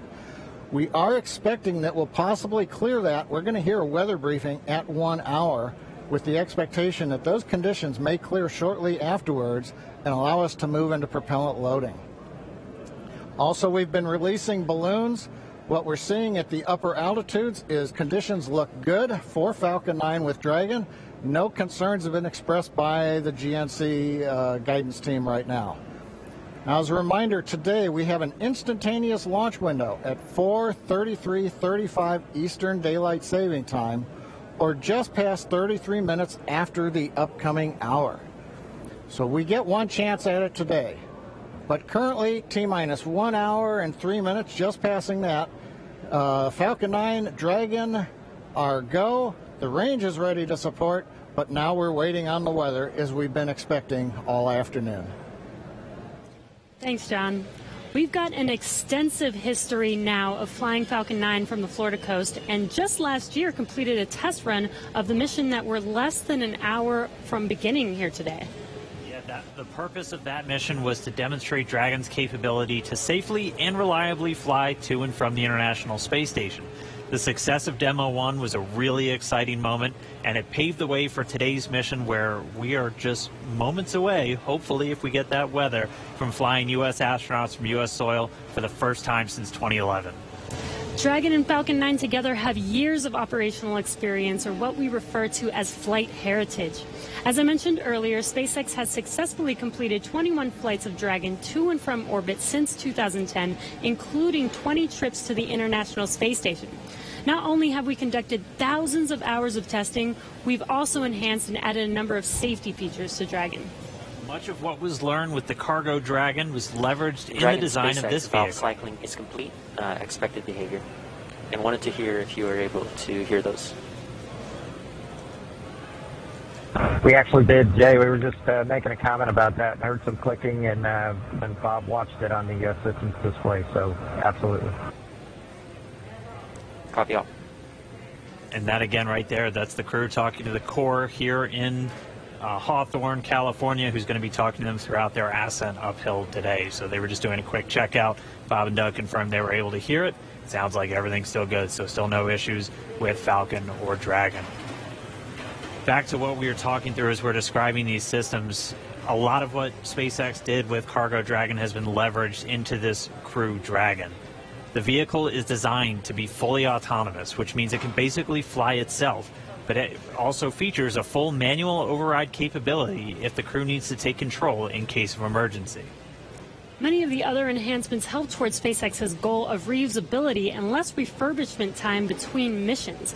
So let's take a closer look at some of these advancements. Standing at almost 27 feet tall from bottom of the trunk to top of the nose cone, Crew Dragon's composed of two main elements. We have the capsule up top, which is designed to hold the crew and any pressurized cargo, and then an unpressurized section known as the trunk on the bottom. And the nose cone at the top of the capsule protects the docking system as well as the guidance navigation control system, or what we call GNC.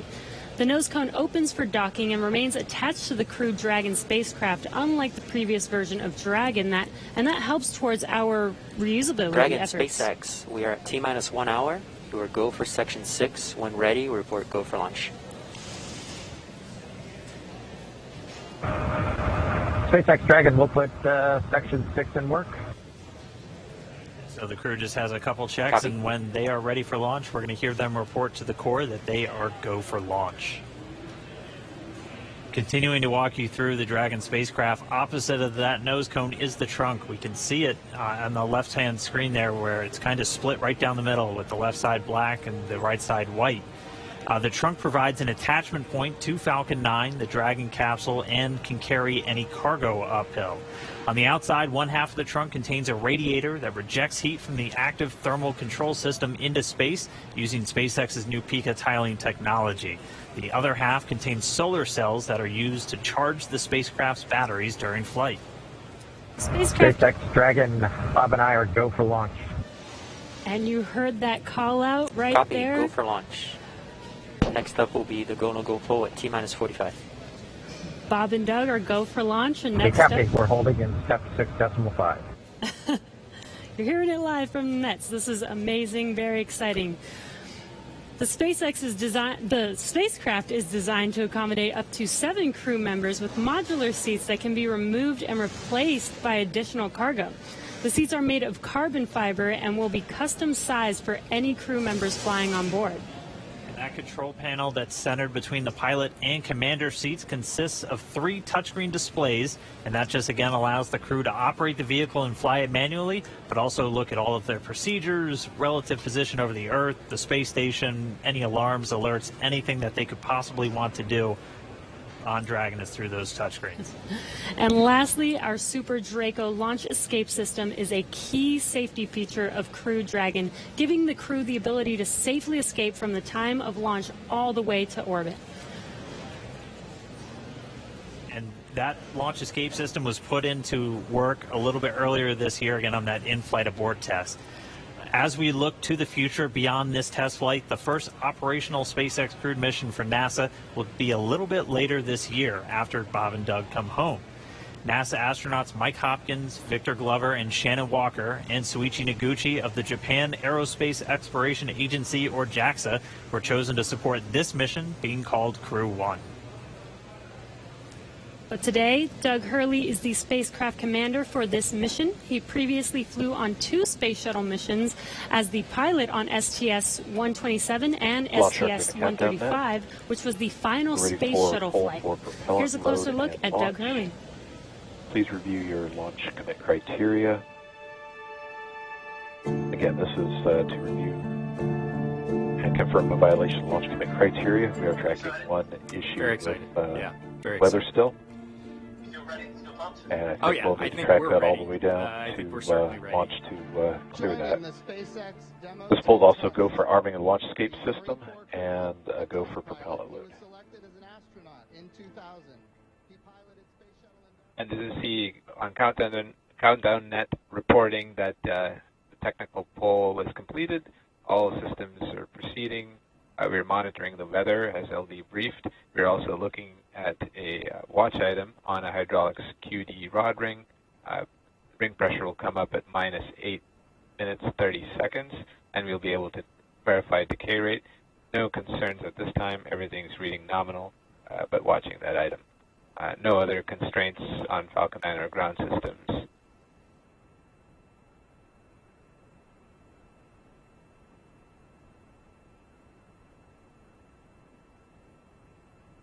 Stage 2 RP1 bleed is complete.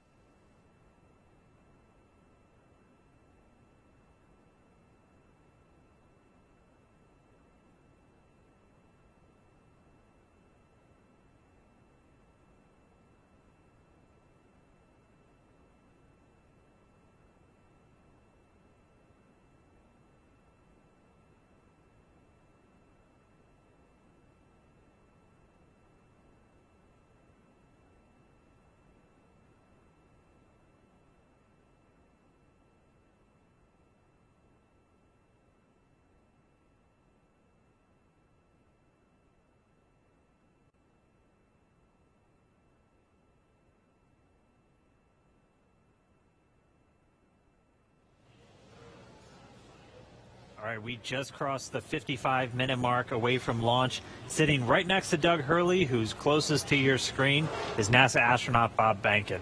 He is the Joint Operations Commander for Demo 2, and Behnken previously flew on 2 space shuttle missions, STS-123 and STS-130, and also served a tour as Chief of the Astronaut Office. So here's a little bit more about the man who said testing out a brand new spacecraft is an astronaut's dream.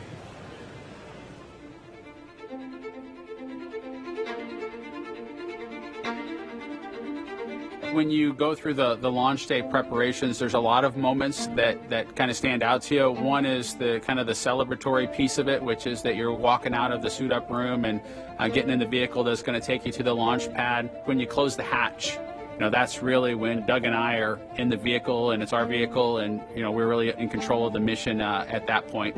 Test pilots, their task proved that man could fly into orbit around the Earth and return live and well to talk about it. There's always a balance of managing risk as you go forward to execute a test point and figuring out a way to collect the data. We hear a sound. Okay, is that sound an expected sound? Or we see a light, is that light an expected light? What's the source of it? Does it sync up with something else that's going on or not? So trying to dissect all of that in real time in your head is, a lot of things happen like that on launching of a vehicle. From St. Anne, Missouri, he is an Air Force colonel and flight test engineer. He flew aboard Space Shuttle Endeavour twice. Introducing NASA astronaut Bob Behnken.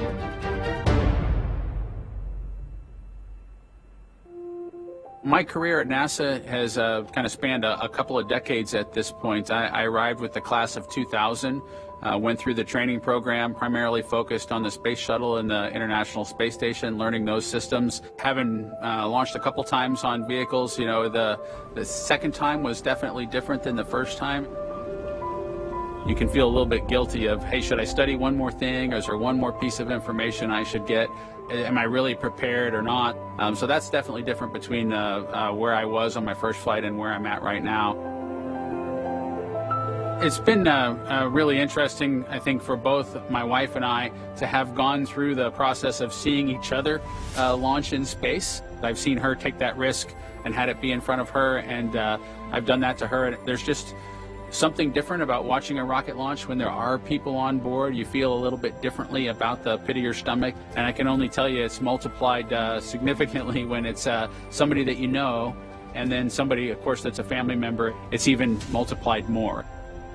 For me personally, as a spouse, watching everything that Bob has put into this over the last 5 years, the dedication that he's shown, the perseverance is pretty special. For both of us, though, the way our minds work, it won't be until sort of the mission is complete that you have really a chance to savor it and celebrate it. This is a huge accomplishment for an Air Force flight test engineer to be part of the demonstration mission of a brand new vehicle. It's going to be amazing. Without a partner that has that same appreciation, I think it can be challenging for some folks. There's a lot of work and a lot of time that takes away from family that that my spouse appreciates, and I love her for that. Really, my role on the Demo 2 mission is to make sure that we get this vehicle tested and evaluated so that we can move on to more operational missions at the International Space Station. We've got a lot of objectives on board the vehicle that we need to accomplish to really make sure that it's good to go. We'll make sure all those systems are working during the test flight so that the future missions will have them available even if they don't plan to utilize them. Through years of the NASA team, helping to share that experience and teaching them the lessons that we've learned by going through this. Now there's another capability in the U.S. besides NASA to operate something of this magnitude. When is the last time humans launched on a new vehicle? Certainly on the American side, it's been several decades. Now we're in a time when we've got multiple vehicles under development. It's a great time from a space exploration time frame just to see all that happening, and it's because of this nurturing of the environment, being able to pull in a wider group of people who can contribute towards human spaceflight. It's a super cool time. On a deeply personal level, I'm really excited that my son is get a chance to see me launch into space. Being an astronaut has been a little bit of an abstraction thing for him because he's seen me do it in old videos, but he hasn't seen me do it for real. And so I'm excited for him to see this launch. I want to thank the entire Commercial Crew Program team that's worked together to get to this point where we've got vehicles in the launch pad ready to head to the International Space Station.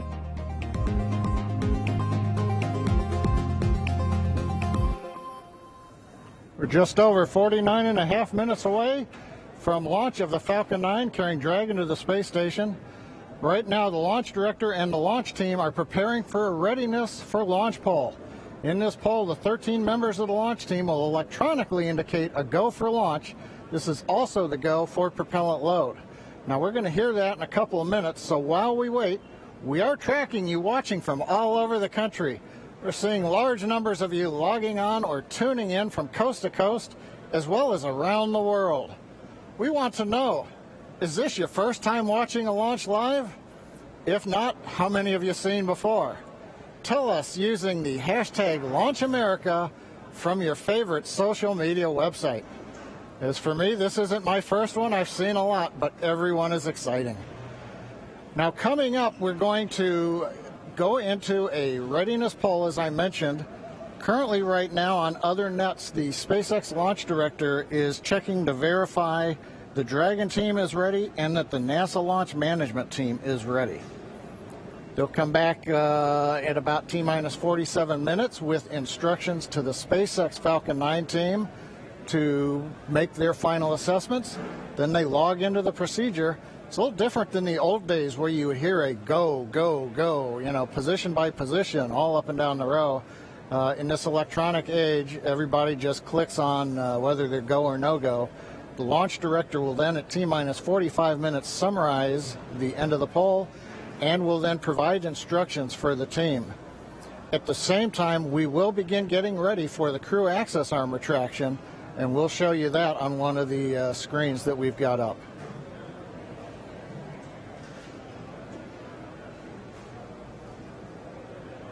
Now, currently, we are continuing to monitor the weather. The weather is still red. It is improving. We're looking at one cell between the radar and the pad. We're keeping our fingers crossed that conditions will improve, but we're going to be watching that for about another 15 minutes. So it looks like we're going to be good to begin propellant load once we hear the polls, but we still have to get the get the range green so that we can actually do the launch in just 47 minutes from now. Let's listen to the countdown net for a moment.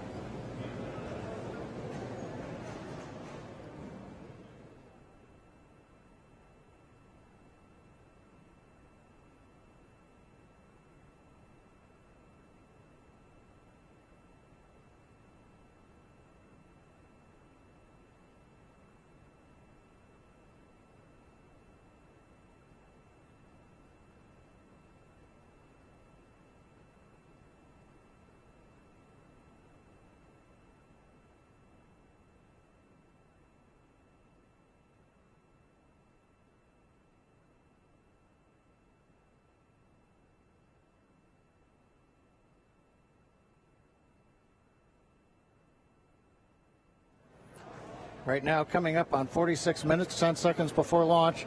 Didn't hear any significant chatter coming over countdown 1. Yes, launch director in the countdown net. Poll is complete, and we have a go to proceed with propellant load. Launch control, proceed with swing into crew arm.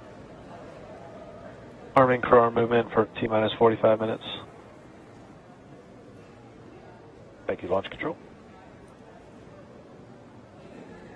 A reminder in control room on hold and launch escape protocol. For non-urgent no-go conditions, brief CE or LD, and it will approve aborting the launch auto sequence and proceed to launch abort. For urgent issues affecting the safety of the operation, operators shall call hold on the countdown net. Launch control will abort the launch auto sequence immediately and proceed into the launch abort auto sequence. Operators shall also advise the launch director whether structural breakup or fire is imminent or occurring per Dragon manual escape flight rules.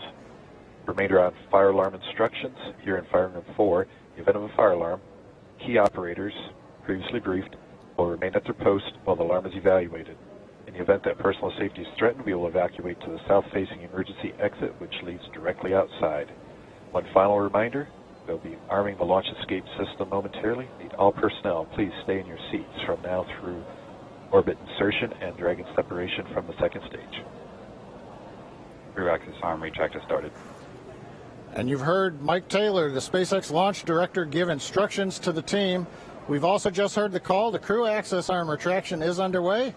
Great view from the camera inside the White Room as we see the arm moving away from the Dragon capsule, one of the major events necessary to get down to T0. The next one coming up will be arming of the escape system on the Dragon capsule. Now, right now, the next plan for Falcon 9, T-minus 35 minutes, we will begin loading propellant onto the first and second stages. Now, currently, Falcon 9's looking good. Dragon's looking good. The range continues to be go for launch in terms of the clearance around the launch pad, both the air and the sea space. Looking at the flight corridor, the ground stations, the NASA tracking and data relay satellites are ready to support. And we just continue to monitor the weather. Our team is getting constant updates. We're monitoring weather data sensors around the launch site, looking to make sure that we can get everything into the green position. The one that we're mostly looking at right now is how much rain we're going to get between now and liftoff, whether it's just going to be mild precipitation that's within the rules for loading propellant. That's what the expectation is, but we're going to continue to watch that. So fingers crossed, but right now coming up at T-minus 43 minutes, 18 seconds and counting, everything but the weather's go, and the weather is trending in the right direction. So we've got our fingers crossed here.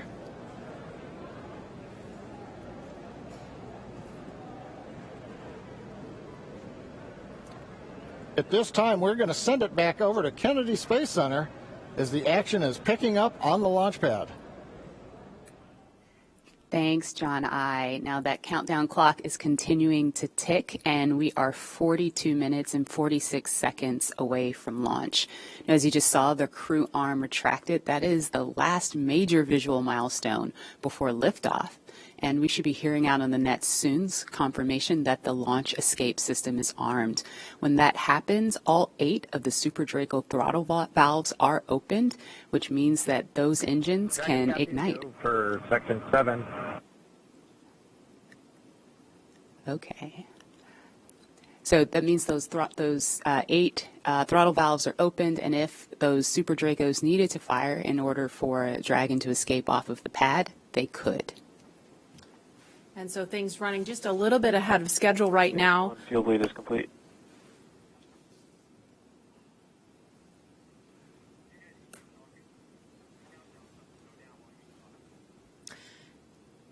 Now, we just saw the crew access arm retract just a minute ago.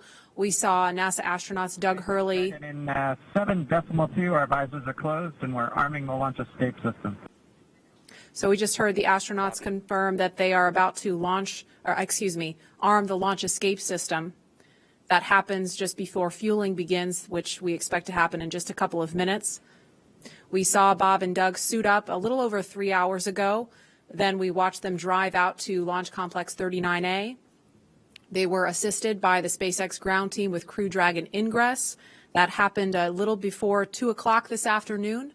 And then we saw the spacecraft hatch close.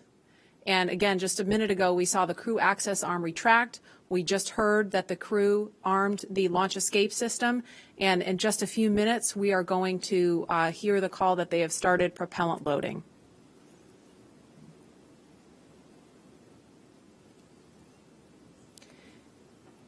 Launch escape system is verified armed. So we just heard that verification that the launch escape system is armed. We're switching to Jan 2.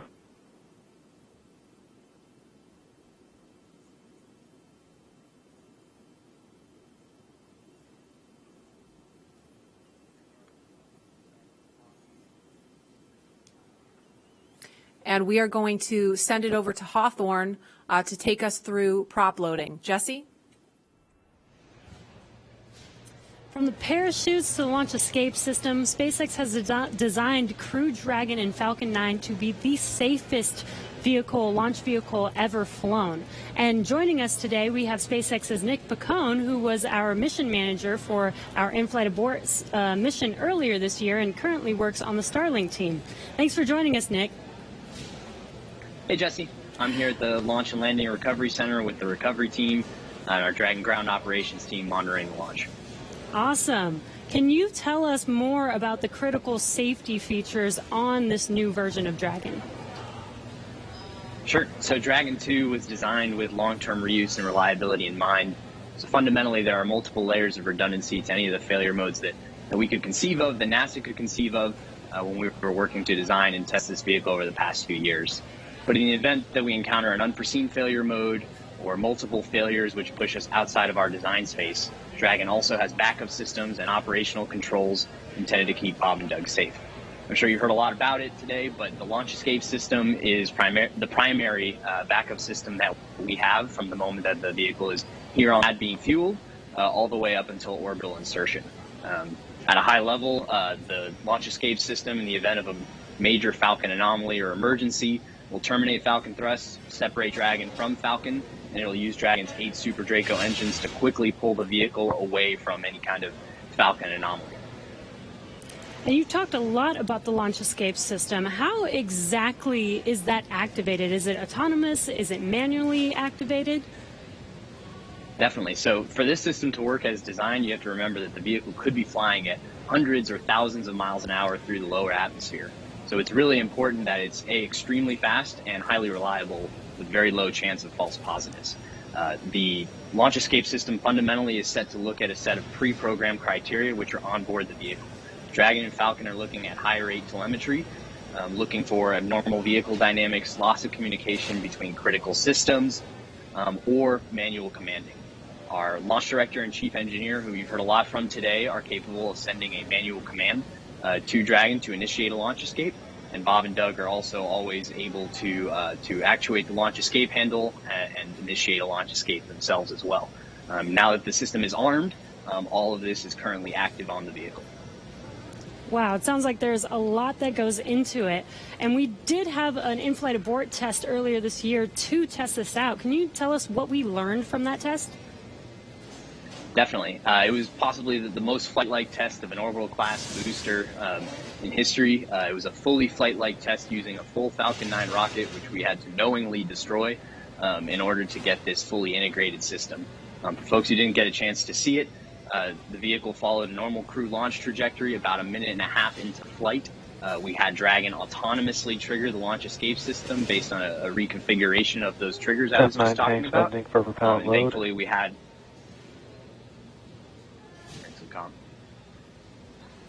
we continued through flight, had a successful parachute deployment and splashdown, and we did see Falcon rather spectacularly blow up about 10 seconds after separation.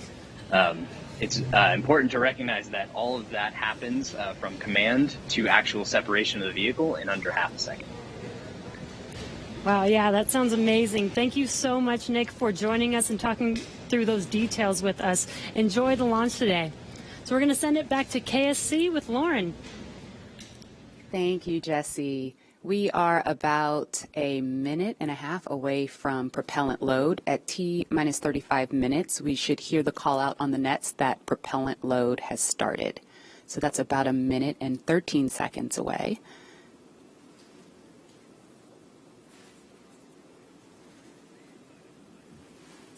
Hey, Marie and Lauren, I am getting goosebumps over here. This is an exciting moment. When I was sitting in the vehicle, when we retracted everything, when all the prop was getting loaded up, I was just going through my crew notebook. I was thinking about, what my first step would be if there was a malfunction, because usually everything goes nominally when you fly to space, but you have to think about the things that you have to take care of, the first steps you have to take care of. And on my mission, I was calling out the abort calls, like if we had lost an engine, where would we go next, when the different abort calls around the country and around the world. So I think that's what those guys are probably thinking about now, and just really getting ready for this mission to go off. Absolutely. And we're just now about 20 seconds from when we expect propellant loading to start. Again, that's fueling of the rocket. All right, we're getting close. We should hear that call out any second now on the nets. So let's listen in. Propellant load has started. Fantastic. So prop load has started. We've started loading liquid oxygen on stage 1 and stage 2. And yeah, liquid oxygen and RP1, which is our rocket grade kerosene. So now that we are 34 minutes and 42 seconds away from the first launch of astronauts into orbit from American soil since 2011, we know that the launch escape system is armed, which happened just before fueling. Dragon prop load happened weeks ago, actually just a few miles down the road at what we call Dragon Land.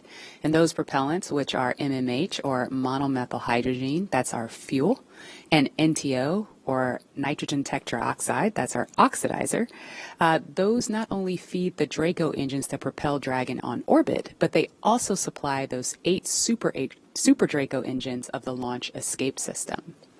So I have one right here, a little model. Oh, it doesn't come off the stand. Don't break it, Lauren. All right, I know, it's very nice. So as you can see, Dragon is actually broken up into 4 quads, and each quad has 2 of the Super Draco engines for a total of 8 of them. And as I mentioned, they are biprop engines. They have MMH and NTO as their oxidizer. Now, most abort systems from past space vehicles, I believe like Soyuz, Mercury, Apollo, they all had a pointy escape tower on top where there was essentially like a mini rocket engine or a series of rocket engines on top. And if they weren't used, that escape tower would have to jettison itself from the vehicle. If it was used, it would be used to lift the vehicle off of the rocket. Well, Dragon is a little bit different in that its escape system is actually integrated into the vehicle, and that's great for a couple of reasons. One less thing you have to jettison on a nominal flight, and so they're pretty dormant, just those throttle valves open unless they're used, and hopefully they never have to be. And yeah, I mean, the other thing that offers you is the ability to escape from the pad all the way to orbit. Because if you jettisoned your escape system prior to that, you couldn't. So yeah. that's a little Dragon there. Again, All right. new era, much safer design. Yeah, absolutely. Thanks for walking us through that, Lauren. Again, the launch escape system is armed. That protects Bob and Doug so that if something were to go wrong, they can shoot off of the pad away from the rocket and parachute to safety in the ocean. That is such a crucial safety capability. And so now we want to go over to Hawthorne for an operational update with John. Thanks, Marie. We are counting down those final minutes. Everything is still looking good on the Falcon 9 and the Dragon vehicles for an on-time launch, but weather is trending the wrong way right now. We're keeping our ears open in case we hear that the weather is going to be no-go for the rest of the count. Right now, we are counting down at T-minus 32 minutes. Stage 1 locks and Falcon 9 RP1 did flow rates begin are nominal. propellant load at T-minus 35 minutes, right on time. The propellants we use on Falcon 9 are a fuel, which is rocket-grade kerosene, also called RP1, refined petroleum. We use an oxidizer, and that's the super chilled liquid oxygen, or LOX as we call it. Those two propellants come together, but they don't light, so we need an ignition source to complete the fire triangle. For this, Falcon 9 uses a fluid called T-tub. You might see that just before first stage ignition or maybe later in the second stage ignition. You get a green colored flame as the T-tub comes out into the oxygen, and that ignites the main engines right before the rocket takes off or the second stage engine lights. Now currently in the fueling, RP1 fuel is about 10% full on the first stage. That's the bottom 2/3 of the stack of the vehicle you can see on the left. The first stage is that long white cylinder at the bottom, plus that black cylinder called the inner stage. That's the entire first stage that we're loading with LOX and RP1 kerosene. That's the part that comes back to Earth. The second stage just above it, the white cylinder, and then above that will be the Dragon trunk and the capsule. Now currently, the second stage is also loading fuel with RP1. That's about 8% full right now. We are loading liquid oxygen on the first stage. The second stage liquid oxygen load will begin at T-minus 16.5 minutes if the weather cooperates. So LOX loading will then continue on both the first and second stage until the last few minutes of the countdown. Helium loading is also underway into pressure vessels on the second stage. We use that to pressurize the tanks in flight as the propellant is being pulled out by the Merlin turbopumps. Dragon on board the spacecraft. You can see the astronauts are monitoring systems while propellant is loaded into the Falcon 9. Now when we Stage flew 1 cryo-helium load the has first started. demo flight last year and then the in-flight escape test earlier this year, the sounds inside the Dragon capsule were recorded. So as part of the training, the sounds of the propellant loading were played back to acclimate the crew to what they're experiencing now. I'm listening to some discussion on one of the back nets, trying to track where we are with the weather criteria. We're just passing another weather gate right now, trying to see whether or not the conditions are go. In certain situations, when the weather is no go, you have to wait 30 minutes, and we are now inside of 30 minutes. But if the cloud moves away, if the conditions improve, we may be able to continue the countdown for another 14 minutes and reassess. So we're waiting to see whether or not we can continue the count. Currently we are. The range, they're ready to support with no problems in the air and the sea space area. But again, the weather, that's the one that's looking bad, and we're going to continue to listen. And as a reminder, today we have an instantaneous launch time. So at this point, if we hear a hold for any reason, we're going to have to stand down and target our backup launch opportunity on May 30th.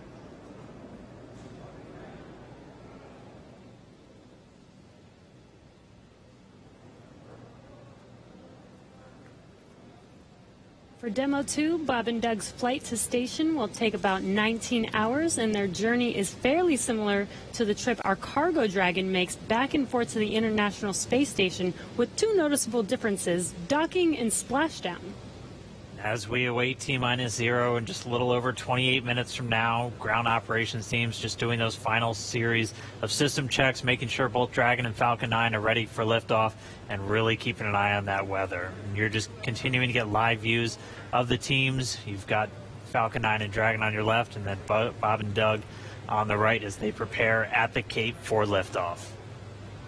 Once we hit T0 and a successful launch occurs, we will watch Falcon 9 and Dragon make their ascent until Falcon 9 and first and second stages separate and send Dragon on its way to the space station. And once it gets on orbit, mission operators will prepare Dragon for on-orbit operations, where Dragon will execute a series of burns that are going to gradually raise its orbit to align more closely with the International Space Station. And you're seeing some of that track in the animation on your screen right now. After doing enough of Dragon, those burns, SpaceX they'll for put weather Dragon... Oh, sounds like we're going to get a weather update real quick for the crew. Go ahead, SpaceX. Yeah, we're currently just evaluating a constraint on the field mill rule, which looks at lightning energy dissipation.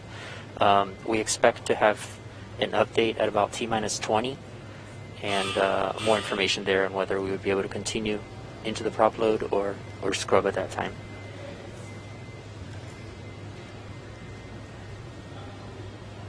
Okay, Jay, thanks for the update. We appreciate it.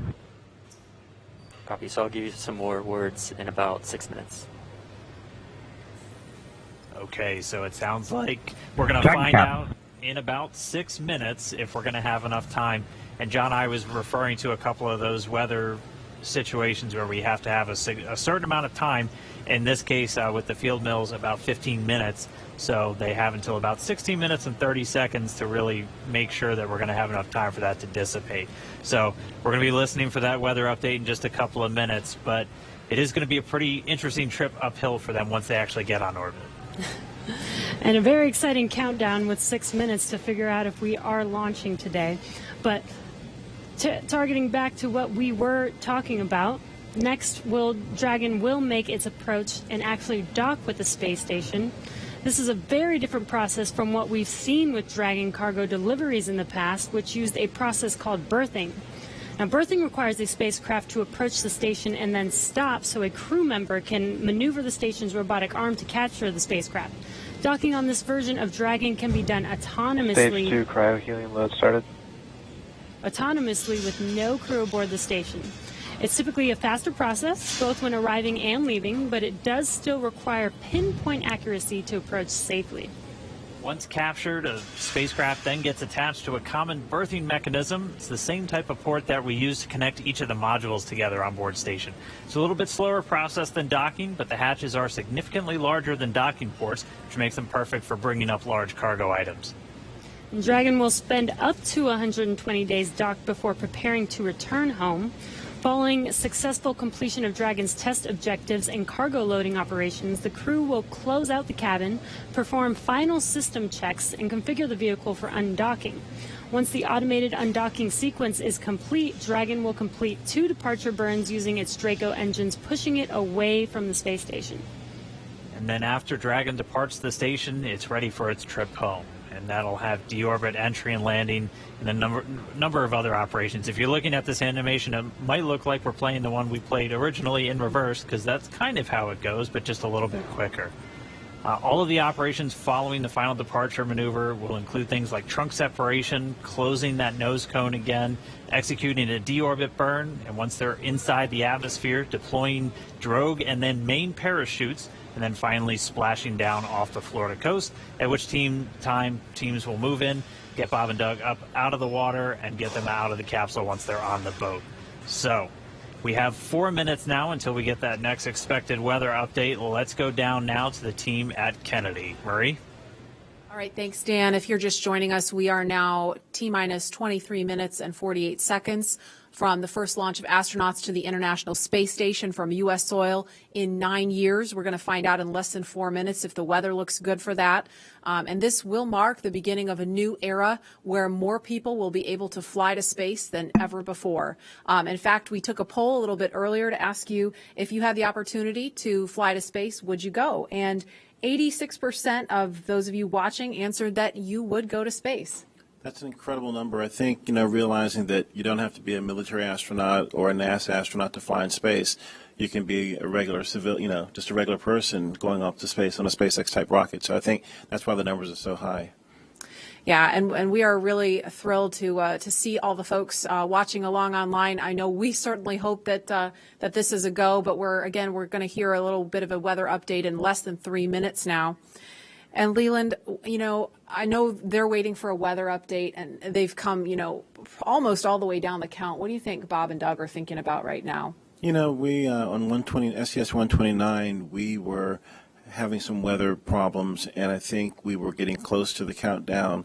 And then it seemed like the sky just cleared up right above our heads. We saw it and we knew where we were going. And, we always know that, you can have any types of delays, fuel prop delays, all kinds of things that can happen. But we've trained over and over and over again for these types of scenarios. And so, we want to be safe. We want to be safe for our families. And we'll, do this another day if it doesn't work with the weather.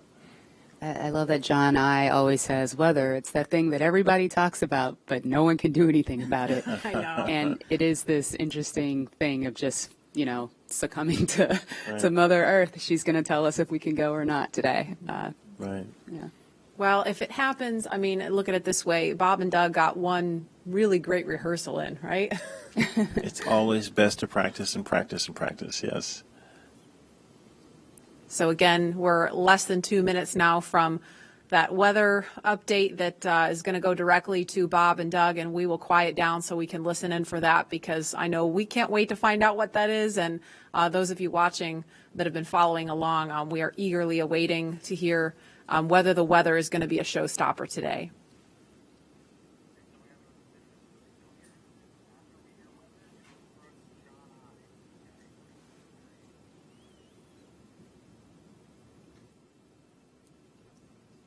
These clouds can seem really deceiving at times, right? You see the blue skies peeking through and you think everything's fine, but you just don't know. That's why we have those launch weather officers. Absolutely. And I know, we've talked about it before, but it's not just the weather in Florida that they're looking at. They've got to look at weather downrange. If they were to have an abort in flight and they needed to come down somewhere in the ocean, they need to consider what the weather's like out there, because recovery teams have to go out and get them in a situation like that. So there's so many variables, and that's why not just with this flight, but with every human space flight we've had in the past, there's always a very good chance of a scrub, because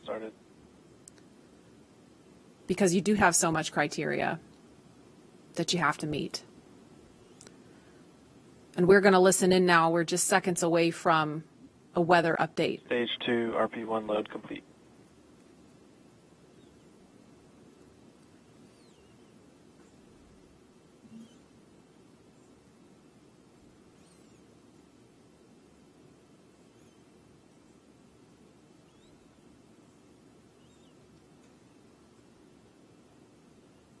That is liquid oxygen you see venting off the rocket. That's completely normal and expected. We're standing by for a weather update. Unless you can give us another 10 minutes, I don't think we're going to get there with any of the rules today. I'm going to give you 10 minutes. Another 10 minutes past T0. Oh, 16:45 local. I think we'll probably be clear on all the rules, but not quite going to make it for this. Okay. We're going to check back in with you in about 2 minutes, and then I'll call it up at about T-minus 17 minutes. Okay. Yeah, there's some of them are starting to count down, but we still have one above 2,000. So if that gets below,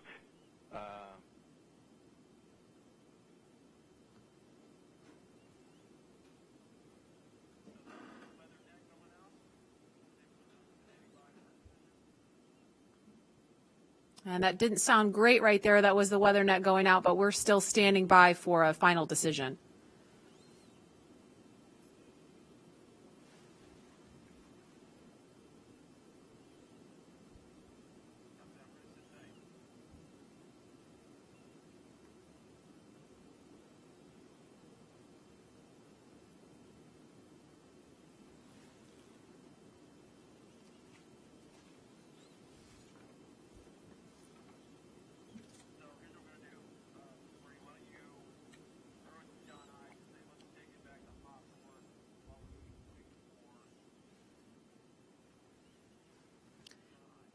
And we're going to continue to listen in for an update. But in the meantime, we're going to go over to John Insprucker at SpaceX headquarters in California. John?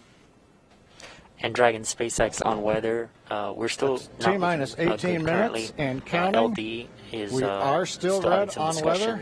Expect an update from LD. We're waiting in about another minute for one final check with weather.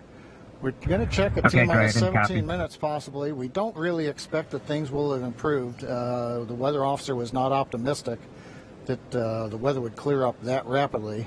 We did hear the launch director, Mike Taylor, joke that, you know, if we could move 10 more minutes past the T0, weather conditions may improve, but Mike was not able to do that. We have an instantaneous window today. So at 17 minutes, we want to make that call because shortly after that, we will begin loading liquid oxygen onto the second stage. So if we're not going to have the opportunity to launch, if the clock's going to run out, stand by. Continue to violate a couple different weather rules that we now do not expect to clear in time to allow for a launch today. We go ahead and end today's launch attempt. Launch control would end the launch auto sequence and proceed into the launch abort auto sequence, please. Launch abort has started.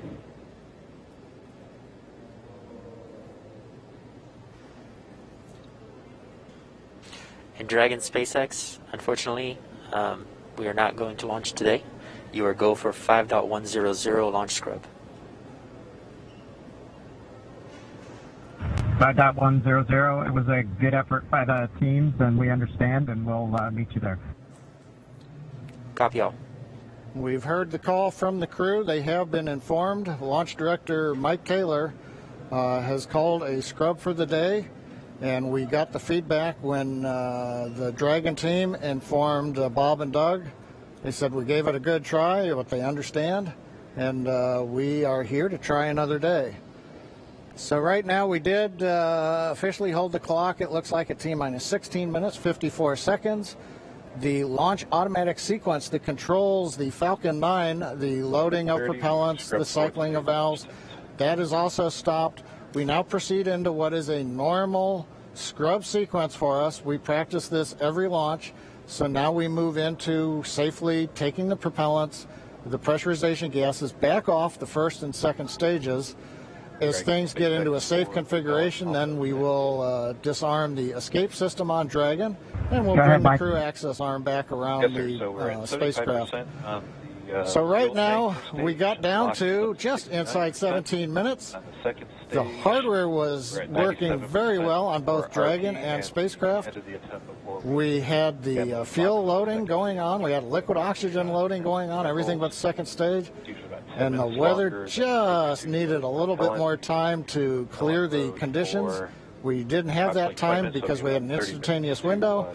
And so with that, SpaceX launch director had to call upon the input from weather, Dragon, had to all call about 30 a minutes. scrub Thank for you, the day per the safety rules that we have for this flight.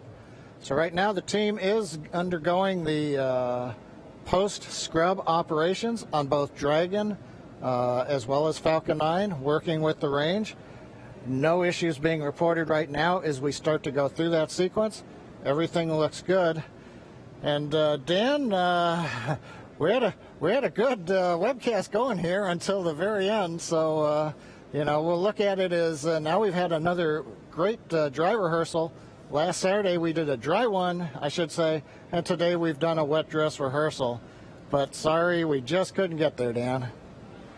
Yeah, thanks, John I. And obviously, we can't control the weather. We came right down to the wire there, hoping we could just squeeze in between those cloud systems to get a launch today, but it wasn't to be. But it doesn't mean we're done. We're going to have another attempt coming up in just 3 days, so we're going to be doing this all over again, essentially, on Saturday, on the 30th. And that launch attempt is going to be coming at 3:22 p.m. Eastern Time, so a little bit earlier in the day.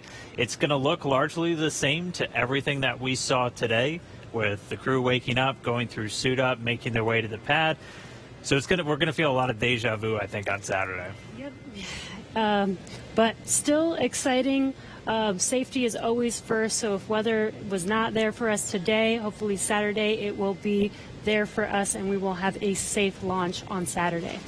Yeah, the initial weather report still had us at about, I think, a 40% possibility of violation. So weather a little bit better, but we're still going to be kind of rolling the dice. It is Florida in the spring and summer, so storms are always a possibility.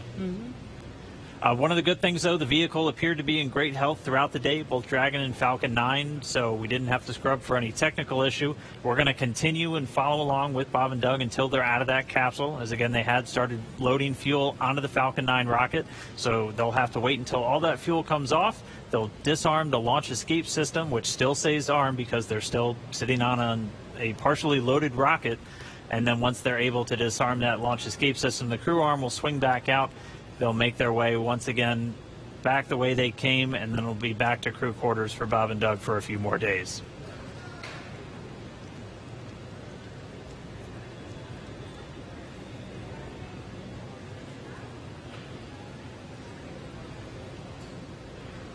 But if you're just now tuning in, wondering why we're not still counting down, we did have a launch scrub today. We were just a little under Stage 17 1 LOX minutes. and fuel flow rates are nominal for offload. Expecting about a 40-minute offload time. And so that call out, the LOX, the liquid oxygen fuel pumping out of the first stage of the Falcon 9, everything looking good with that. Expecting about 40 minutes for all that fuel to come off. So again, once that fuel comes off, Bob and Doug will be able to disarm the launch escape system, and that crew access arm will swing back out. They'll be able to make their way back down and then over to crew quarters. So unfortunate scrub today because of weather. That was the one thing we were tracking from the moment we started today, watching Bob and Doug get suited up for their launch. We did abort today's launch, or scrub today's launch, with a little under 17 minutes to go until our T0 time, which was 4:33. So that's going to move us to our next attempt, which is coming up on Saturday, and that time is going to be 3:22 p.m. Eastern time, so a little bit earlier in the day for Bob and Doug and for everybody else watching around the world. They're still going to have a 19-hour flight to station if that's when we launch, and a lot of the stuff that we saw today is going to look very similar, but we're just going to have to try again, cross our fingers, hope for a little bit better weather the next time. And again, this goes with every launch. We do track everything all the way down to T0 to make sure that everything is go, making sure that the range is go, weather is go. So this is standard procedure. We always tend to make sure that we have a backup day, launch day, in case we do have scrubs like today. So this is pretty normal and standard. Nothing to be worried about. Again, we do this for the safety of our vehicles, as well as today we had astronauts on our vehicle. So even bigger reason for us to make sure that we have safe weather for them to fly. And just a reminder for everyone still tuned in, it takes about 40 minutes for all of this propellant to come off of the Falcon 9. And while it is offloading, that launch escape system on Dragon, which is designed to pull the capsule away if there's any issue with the rocket or anything on the pad, that is still armed. So we're going to continue to stay with this until all the propellant's off, and then we'll see the launch escape system get disarmed. Bob and Doug will be able to open up their visors again. The crew access arm will swing back out and link up with Dragon, and they'll make their way off and then down the tower at the pad. But if you're just now tuning in, no launch today. We did have to scrub because of weather. We're going to be moving to our second attempt on Saturday, just a little bit earlier in the afternoon. Just going to continue to stand by as this propellant comes off. We heard a call that everything was going nominally or as expected so far. And then once all the propellant's off, we should see Bob and Doug make their way out of Dragon shortly after.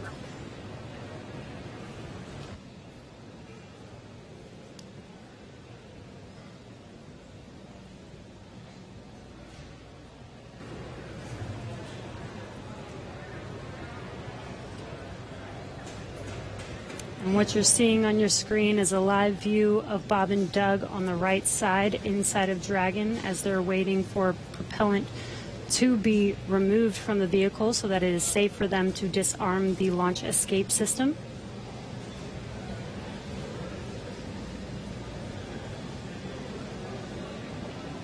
And this will take a bit of time, so we are going to stay live with you to watch this as they exit the vehicle eventually and come down from standing down on launch today.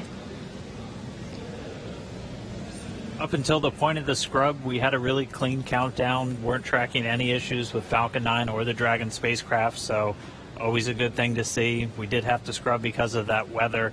To be a little bit more specific, we were still in violation of one of the weather criterias. It was the strength of electric fields in the atmosphere that the 45th Space Wing and other weather operators are monitoring around the launch pad. And that's one of those rules where we need a certain amount of time if we're in a violation. In this offloads are case, nominal, roughly 50% on stage 1 LOX and fuel, 85% on stage 2 fuel. So the propellant offload on Falcon 9 continuing to go well. But we needed a little bit more time if we were going to be able to clear that launch weather constraint.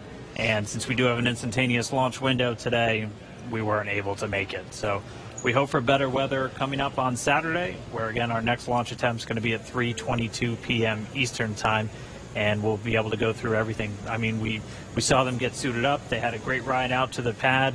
All of their initial checks on both the suits with pressure checks and communication checks went well.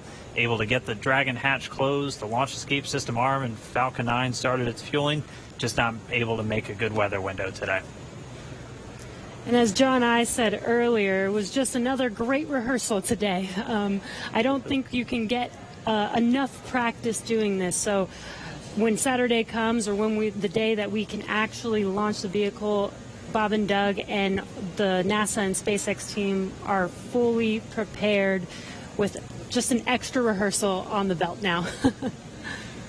Yeah, as we had talked a couple of times throughout our countdown, the weather is a lot more complex when we're launching humans. You have some more stringent requirements in place, not only around the pad, but in the case of this launch today, we were also looking at whether the entire ascent corridor, as we call it, so basically the entire way that they were flying up the east coast of the United States in this launch today, we're monitoring that weather because those are areas that if they have an ascent abort, or basically Dragon firing off of the Falcon 9 while they're flying into space, we have to make sure that conditions are good in the sea states around those areas, just so they're not going to be landing in the middle of a hurricane, which we did have a tropical storm forming right off the coast of South Carolina today, just to help complicate things a little bit. And people might be asking, if we knew the weather was going to be a little iffy today, why continue to count down? Well, that is the reason why we do all these checks all the way to count down.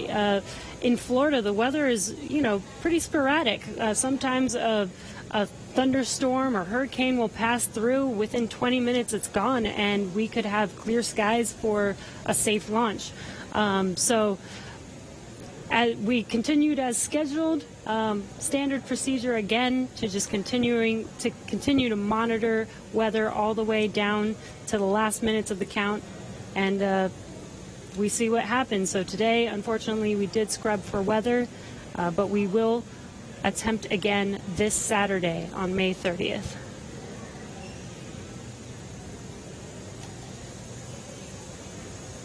And Dan, Jesse, a couple of things to add on there. Right now we are 11 minutes after the scrub was called. Liquid oxygen and fuel are coming off of the first stage. Hard to tell from the view. It's still a little misty around the tank because there's LOX on board. But we're between half and a third of each of the fuel and LOX tanks filled on the first stage. So propellant coming out right per plan. The second stage fuel tank is offloading. That's going slower, but it's also a smaller tank. It doesn't take very long to either load it or to offload it. The other thing that we're working on is the high-pressure helium spheres, as well as the nitrogen spheres for the landing leg system. The pressure will be brought down on those, eventually getting it down low enough to where people can re-enter the pad area. So right now, the team is preparing, once they get a permission, the SpaceX ingress-egress technician team will come back inside the caution area around the pad, make their way up when conditions are right, open up the hatch and assist the astronauts out of the Dragon. I'd like to point out that for those who are wondering whether or not, having gone through this, putting propellant, pressurization gases on, getting fairly close to launch, whether that has done anything to wear out the Falcon 9 or the Dragon, the answer is no. If you can recall, the Falcon 9 is designed for at least 10 flights, and about time we get up to a 10th flight, we'll be doing testing to find that we probably got enough margin to continue keep flying. So this is the very first flight of a new first stage and a new second stage. So we haven't even gotten through the first flight. And in all of our margin calculations, we also take into account the fact that we may scrub a launch. So even today's operation, where we have pressurized and we have stressed the vehicle a little bit, that's taken into account in our design and our qualification testing. The other good thing is that the most stressing part of the flight for the Falcon 9 on the first stage is the reentry. So we didn't even get through that. So we're sitting here on the pad. It's a fairly straightforward situation and not stressing on the Falcon 9.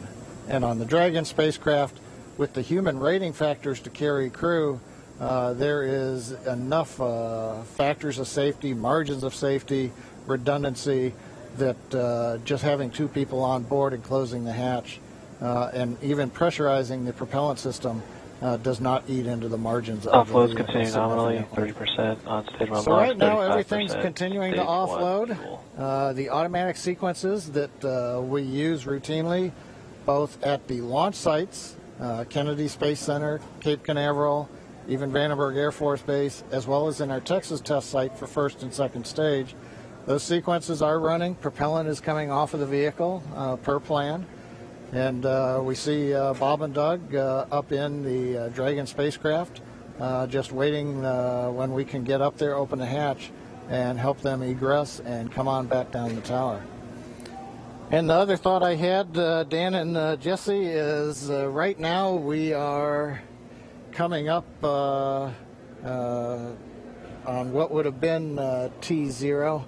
And I'm wondering 10 minutes from now whether the weather officer would turn around and say, yes, it turned good. You just didn't have a long enough window. We only had 1 second and we needed 10 minutes. So we'll have to ask offline and say, hey, did the weather conditions improve? And one thing I'll tag on to that Dan was mentioning and Jesse was talking about, the launch opportunities. The launch window does move earlier on Saturday a little bit. So it just happened to be Orbital Dynamics said today, if you want to go to the International Space Station and you want to launch northeast, which is the approved trajectory, you have to go right at 4:35 p.m. Eastern Daylight Saving Time. You pick another day, the T0 moves. It's just luck of the draw. We might have been doing this at 8 in the morning when we were getting lightning, or we could have been doing it a few hours from now when conditions may have been acceptable. So in the end, we can all look at Isaac Newton and Johannes Kepler for orbital dynamics telling us when do we launch, and that stuck us right in the middle of a period of bad weather. So there's my science lesson for today, Dan and Jesse. Appreciate that, John. That helps soften the blow of just moving past that T-0 time. But for anybody, if you're just now tuning in, wondering why Falcon 9 is still sitting there on the pad as we move past that T0, we did have a scrub for weather today, just not able to clear all of those constraints. We keep a very close eye on the weather around the pad and their whole way Dragon uphill. SpaceX for weather.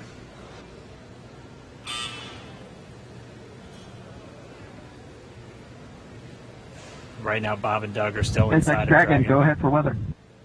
Yeah, I just wanted to give you some more words on the scrub rationale. Yeah, so we basically scrubbed due to 3 rules that we were violating.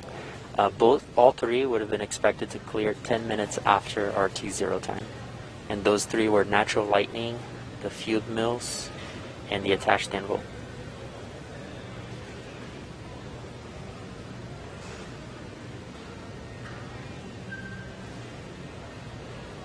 Yeah, we copy, Jay. We appreciate that update. We can see some raindrops on the windows, and just figured that whatever it was too close to the launch pad at the time we needed it not to be. So we appreciate that and understand that everybody's probably a little bit bummed out. It's just part of the deal. Everybody was ready today, and we appreciate that. And the ship was great, and we'll do it again, I think, on Saturday. Copy all, and yeah, we concur. And appreciate your resilience sitting there in the vehicle for us. We got the easy job. Nothing better than being prime crew on a new spaceship.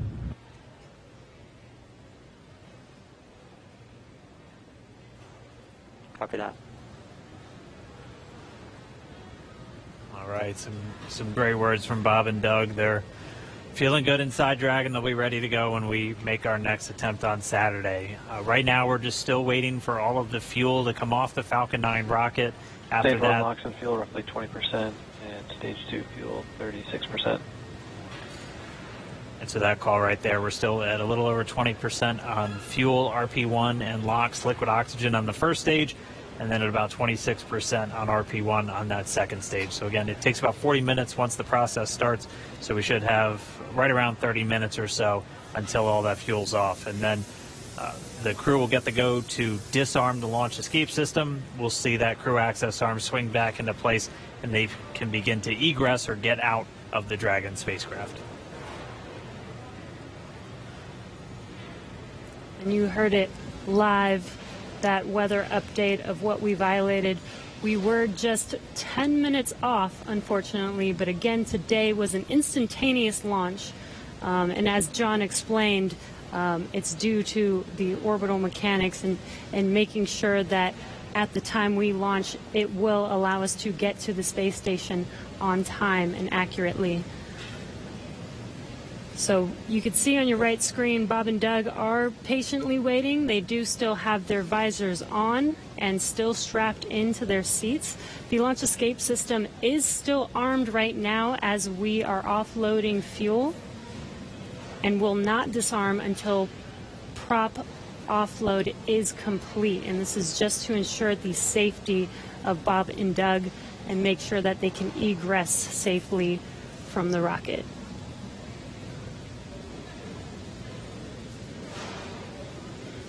And just a reminder, today, just this first attempt, we're going to be right back here looking like on Saturday for attempt number 2.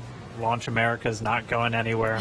Still on the track to get Bob and Doug into space and get this Crew Dragon up to the International Space Station. So it's always good, if you're going to scrub, probably rather scrub for weather than an issue on either Falcon 9 or Dragon. And we weren't tracking any issues with the flight systems throughout our countdown today. Everything passed with leak checks on the hatches and the crew suits. All the communications working great. All the teams were ready to go. So as John and I said, always nice to have a little bit more practice, and we'll be right back at it on Saturday.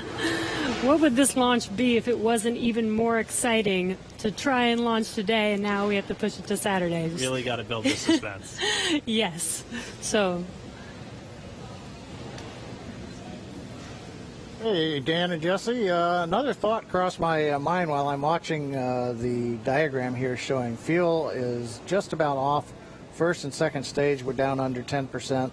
LOX is also just about off of first stage. 10%. Yep, we're getting the announcement. Stage 2 fuel's roughly 20%. Stage 2 fuel's at 20%. Stage 1 LOX is under 10%. So just continuing to come off of the vehicle as expected. On the monitor, Bob and Doug continue with visors down. Their launch escape system is armed, as we've mentioned. If there is anything that were happen to go wrong right now, they still have the viable pad abort means, something that we demonstrated way back in 2015 on one of these webcasts when we fired the Dragon capsule using the 8 Super Dracos off of the launch pad and it splashed down offshore in the Atlantic Ocean. So they're staying there with the system armed until all the hazards are essentially removed and we bring the crew access arm around them. We're standing by a minute. We're going to listen to Launch Director talking to the weather officer.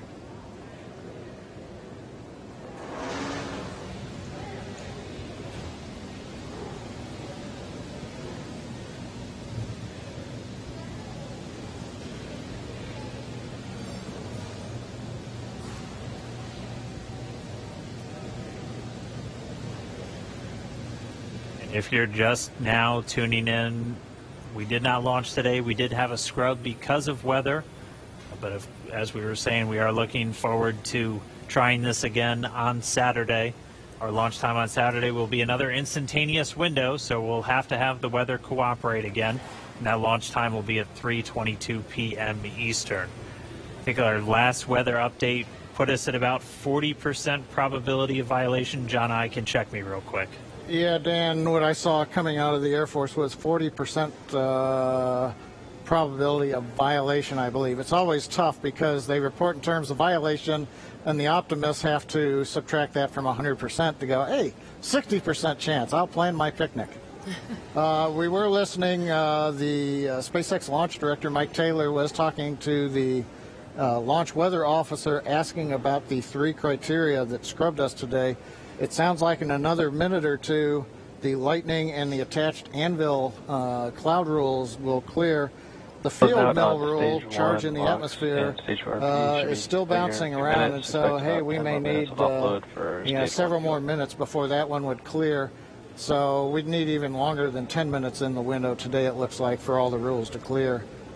That brings up what I wanted to mention a little while ago. I got lost listening to the weather brief. But there are a lot of folks who are going, why an instantaneous launch window for Falcon 9 and Dragon? Now, typically when we go to the space station, when we do the mission planning, it's an instantaneous window. There may be enough performance in the rocket to launch somewhere in a 5-minute period, but you've got to pick a time in there. But in the case of Falcon 9, once we start propellant load at T-minus 35 minutes, it doesn't matter so much if you can move 5 or 10 minutes left or right, because the whole sequence is scripted. We do the flight analysis assuming that the temperatures of the propellants are below a certain amount so that we know how much performance is available to the rocket, how much margin we're going to have. So essentially, if you start the countdown, 4 hours, 8 hours out like we were doing today, and you have a very short window, once you get into propellant loading at T-minus 35 minutes, you have to go as soon as you get to 0. We don't have the ability to stop the countdown, wait 5 minutes. Now all of a sudden the liquid oxygen starts warming up from 340 degrees below 0 in the ground system, and that changes how much performance you get carrying into orbit, and we don't want to cut into those margins. Now, if we had had something like a 4-hour window, which some communication satellites have, we could actually get down to almost 0, hold the count, detank the Falcon 9, wait a while, it takes us about an hour and a half, reload a whole new batch of cold liquid oxygen and fuel from the big storage tank that we've got there at Pad 39A, and try to launch again. But in that case, you have to be able to launch, about an hour and a half or so later after you scrub. And in the case of the International Space Station, an hour and a half from now, it's nowhere near where we need to be to get to orbit with the performance of the Falcon 9 and the Dragon. So today, it's a combination. We start the day with a 1-second window. Yeah, just inform you. But once we get inside of 35 minutes, it becomes an instantaneous window for the Falcon 9, regardless of what the customer may be able to give us. So there's a little explanation for folks who are wondering why we have such a tight window. Right now, it looks like we are bringing the last bits of fuel off of the stage, and liquid oxygen is just about off of the stage. So things are clocking right along per the 40-minute timeline. Everything looks good, and we'll wait to hear that we're clear, and then when we get the call for Bob and Doug to go ahead and disarm launch escape system, and the crew access arm will watch come back out, center itself around the Dragon hatch, and then the ingress team will go up there and open the hatch. Thank you for the science lesson, John I. Hey, no charge. Much appreciated. We did hear a quick call to the crew there. We should be just under 10 minutes away from that prop offload completing. It looks like we're just tracking Stage 2 the fuel RP1 offload is complete. And there we have the confirmation. Stage 2 offload's complete. And we should have now just the RP1, so that densified propellant, or the RP1 is kerosene. We should be under 10%, a little under 10 minutes until that's off. And then we'll step through those events we were discussing where they'll be able to disarm the launch escape system, get the arm back out there, and Bob and Doug can begin to exit the Dragon spacecraft.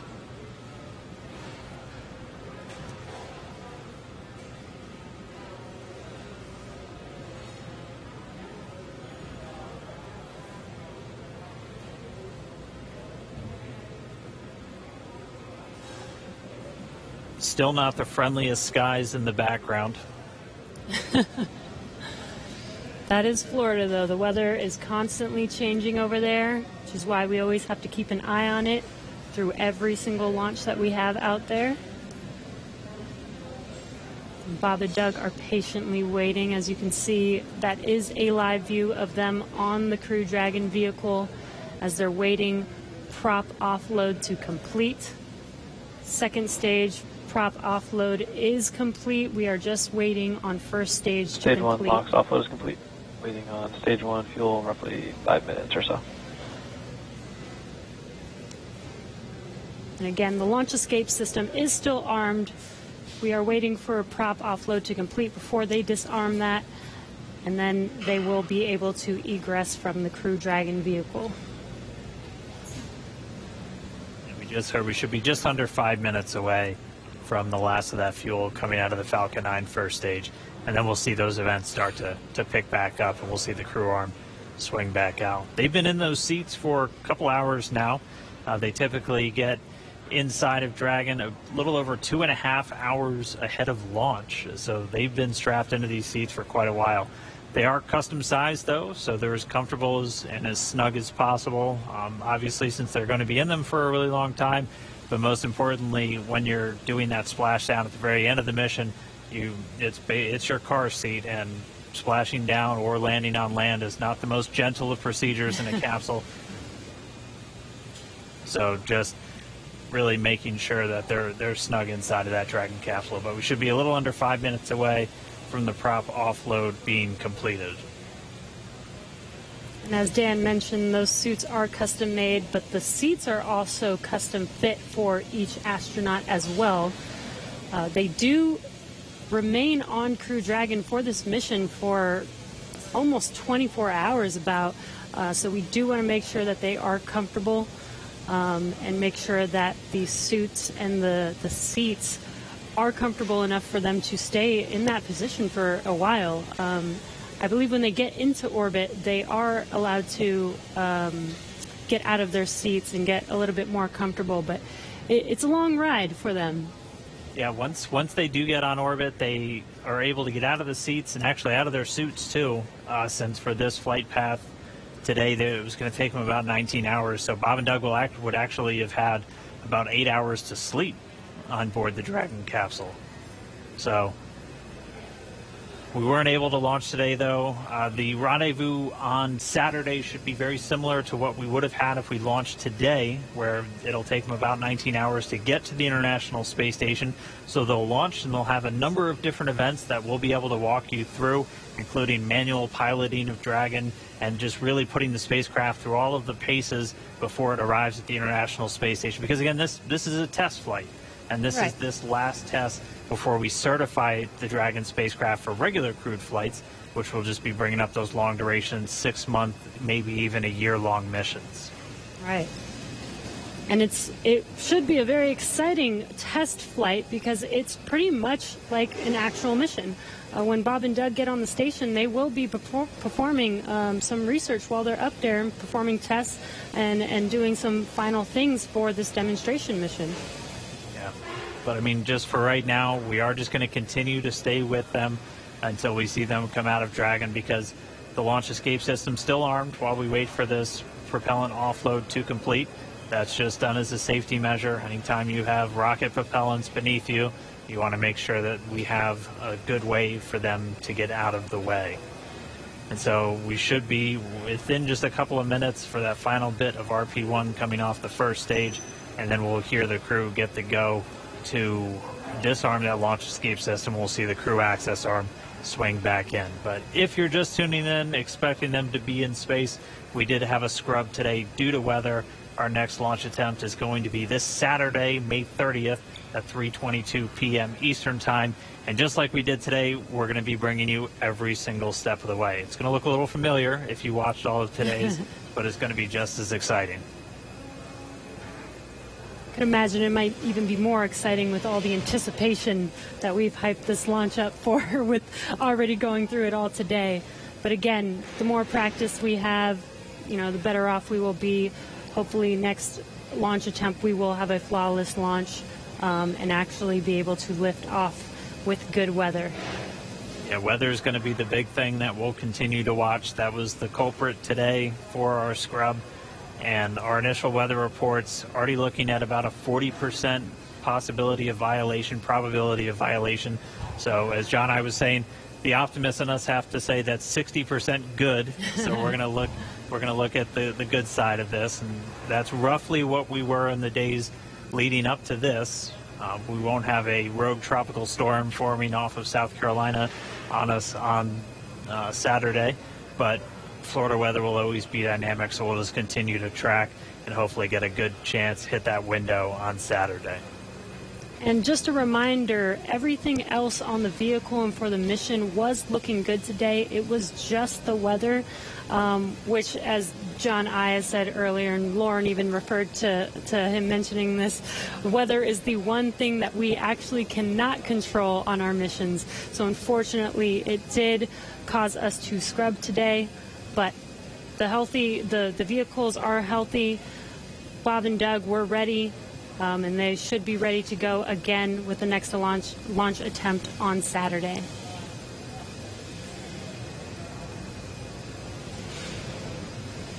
Just looking at our data, it looks like that RP1 is just about all out. So we'll just kind of stand by for a few more moments. Hopefully we get that call soon, John I. Yeah, I was going to, while we're waiting to hear the call that the last percentage of fuel is off, I was going to comment on Jesse's discussion about it was just the weather. I think during this countdown, there were more words said about the weather than everything else. Uh-huh. I'm listening right now to a weather discussion in the background.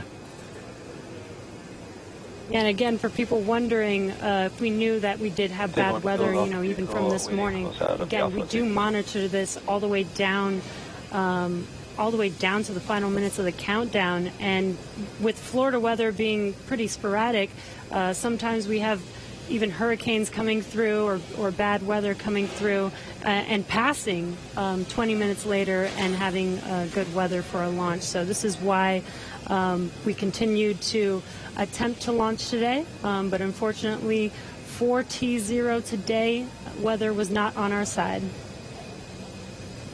Yeah, and Jesse, this is John again. I dropped off to listen to a weather discussion. They were just giving the times. The lightning rule went green, so we could have gone without a lightning concern. The attached anvil rule cleared, but the field mill rule is expected to clear at 58 minutes after the hour.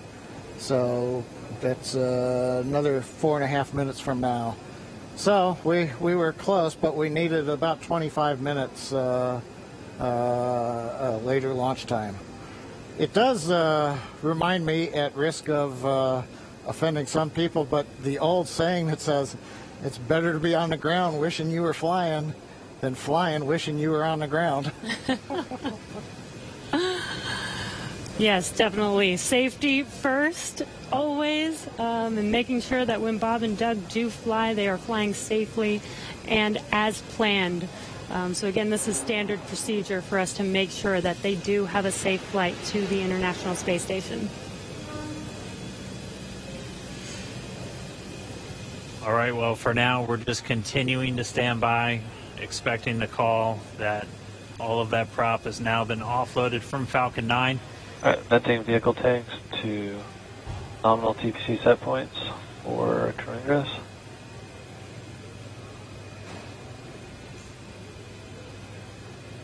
At this moment, the launch escape system is still armed. Once the prop offload is complete, that'll be the next step in our procedures to have Bob and Doug begin to make their way out of Dragon.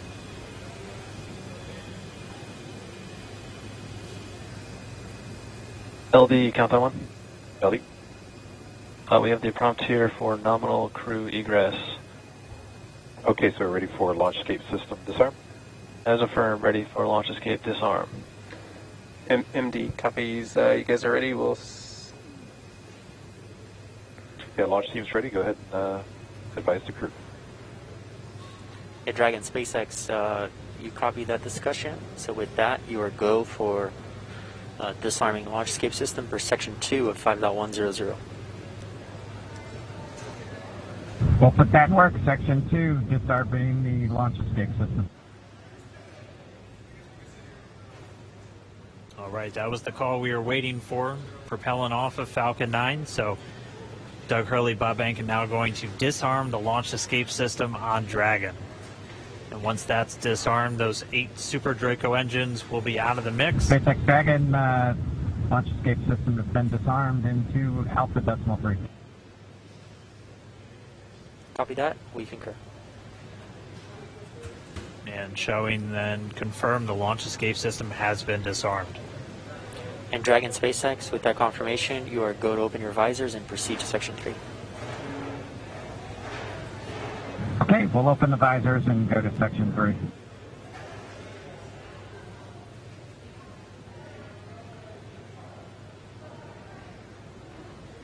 As you heard and you can see, Bob and Doug can now open their visors and get ready for exiting the vehicle. Again, they kept their visors on while the launch escape system was armed, while prop offloading was continuing, and that is just to make sure that they are safe. Now that there's no more propellant on any of the vehicles, they are safe to have disarmed the launch escape system and now are getting ready for that crew arm to swing back, the hatch to open, and for them to egress.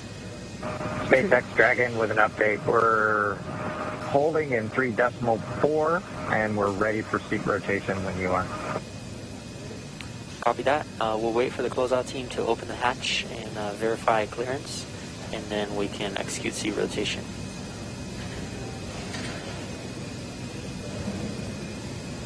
Dragon cap.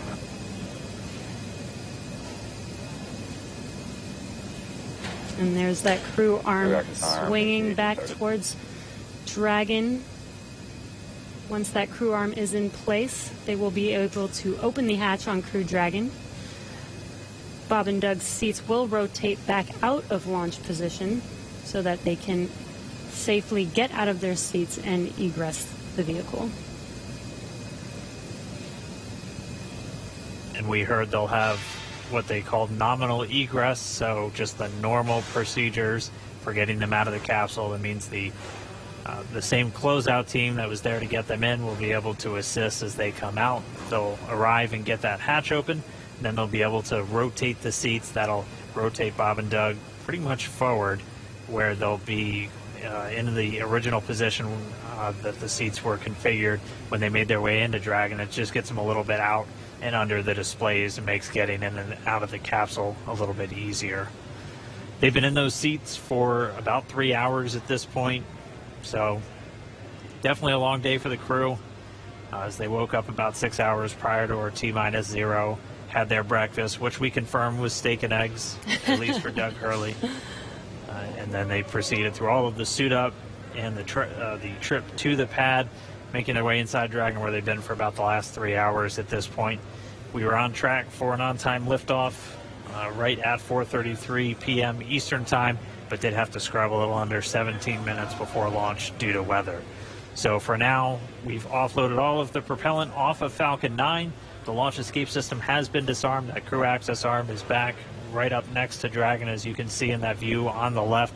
Pretty soon we'll see the teams arrive to get the hatch open, get Bob and Doug out, and they'll make their way back to crew quarters and their quarantine. It is important to note that throughout the entire process of them getting into Dragon, suiting up all of those different steps, they maintain that same quarantine that they've been in since for about 2 weeks now, and that is specifically for events like today, where we have to scrub and just go to another day. So we don't want to break that quarantine once we're putting them into that launch vehicle. And that's a standard quarantine that we have for any crew members flying to the International Space Station.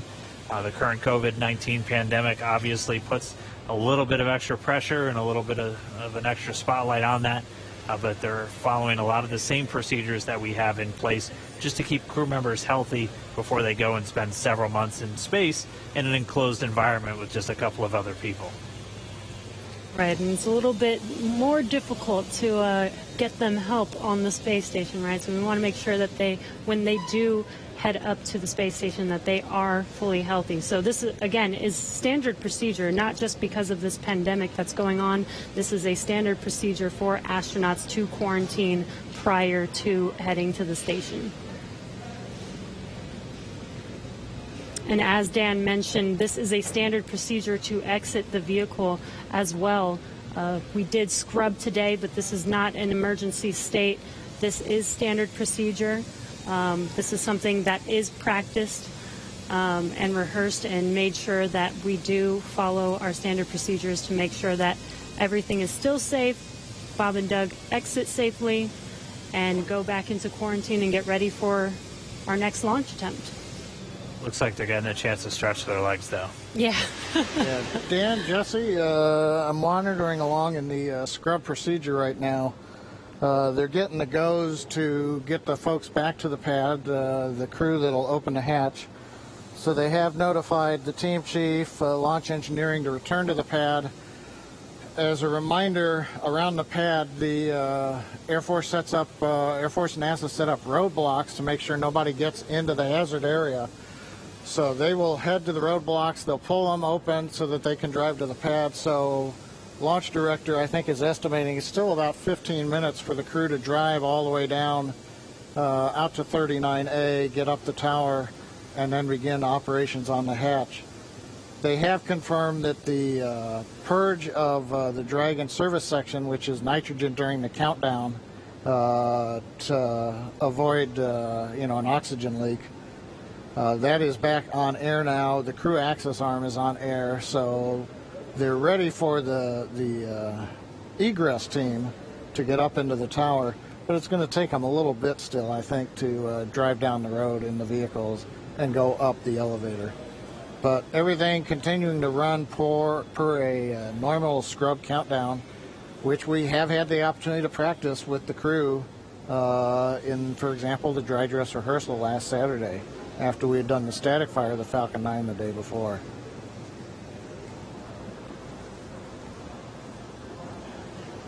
I've been seeing a few questions, people asking why aren't we just trying to launch tomorrow? As John and I was talking us through, there's some very specific times you have to identify when you're going to be able to link up with the International Space Station. You'll only have so much fuel, which can only generate so much energy to make sure you're going to intersect with the station, which is flying at over 17,000 miles an hour. So you're hitting Dragon one bullet SpaceX with another comms. bullet. Some of our other launch attempts are able to make it Go to ahead. station, but have much longer Hey, Dragon, times. to prevent us from losing comms, we're going to be switching to umbilical at this time. I'm going to be unmerging Countdown 1, but we'll keep you updated here on Dragoncraft. Okay, yeah, we see the Cedrus countdown with a little over 3 minutes. We'll stand by for your next call on umbilical. Copy. The crew getting a call, they're just going to reconfigure some communications. But as to why we're not launching, say, tomorrow... And core and Countdown 1 loops are merged.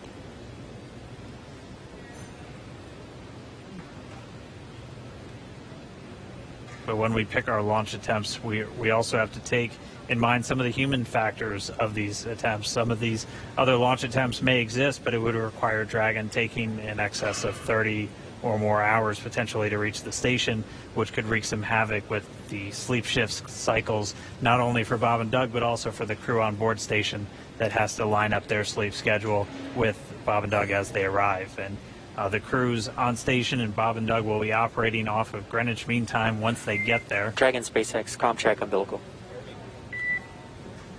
SpaceX Dragon, loud and clear on umbilical. Copy, heavy the same. Still getting good comm between the crew and the core here in Hawthorne.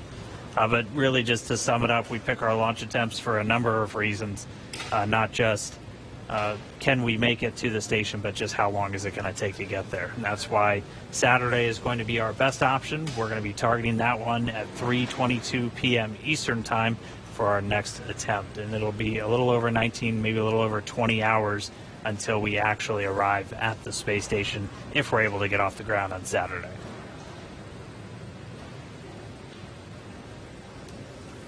And this gives Bob and Doug, a few days to kind of shake off the nerves from today's launch attempt, give them some more time to rest, and again, get ready for our launch attempt on Saturday.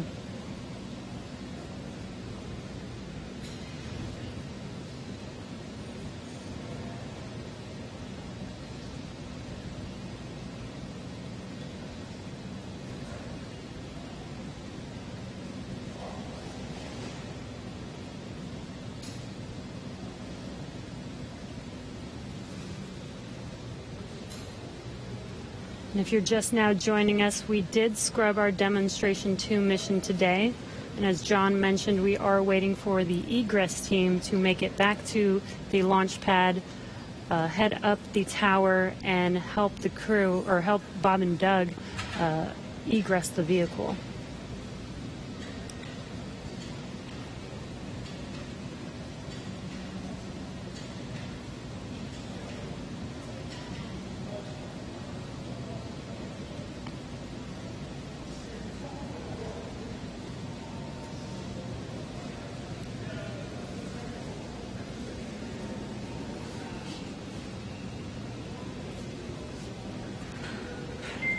Dragon SpaceX for closeout team status. Go ahead. Yeah, the closeout team has arrived at the pad and they are proceeding to the White Room. Copy that. You heard that call out. The egress team is at the pad and are proceeding to meet Bob and Doug in the White Room, where they can open the hatch and help them exit the vehicle. Yep, and we'll continue to stick with Bob and Doug until we see that hatch get open and them start to make their way out.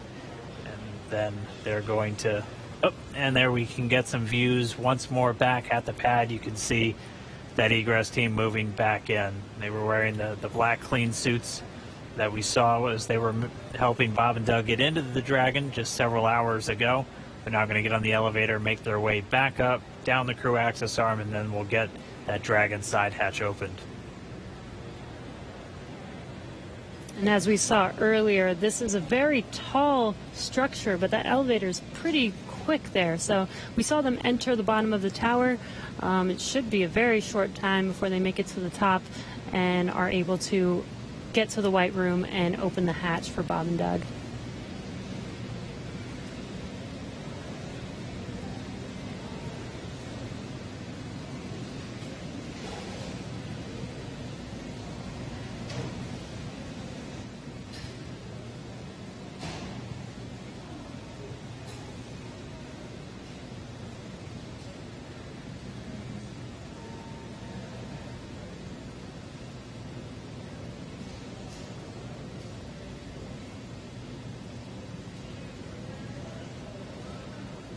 If you want.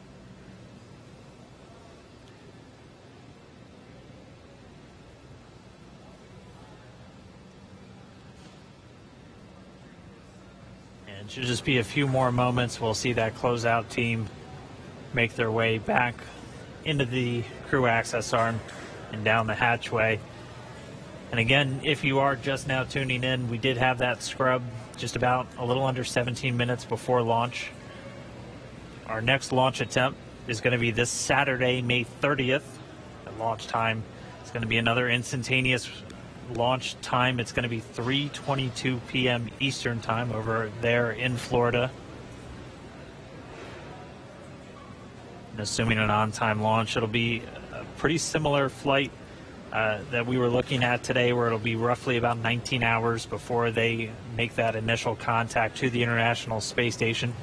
They'll get on orbit and execute a series of 5 different burns to gradually raise their orbit until they're just a few hundred meters below the station and maybe a few kilometers behind. And then they'll do all of the final approach initiation maneuvers. And by that point, the team here in Hawthorne will be working very closely with the team down in Houston in the International Space Station Flight Control Room. Weather for Saturday still not ideal, but it's roughly what we started out with today, where we have about a 40% chance, possibility of violation, and it'll be tracking a lot of the same issues with cumulus clouds and potential precipitation. We'll also be keeping an eye on all of the downrange weather. Oh, it looks like we're seeing some people start to make their way into the crew access arm now, so we should see them get that Dragon side hatch open in just a few minutes.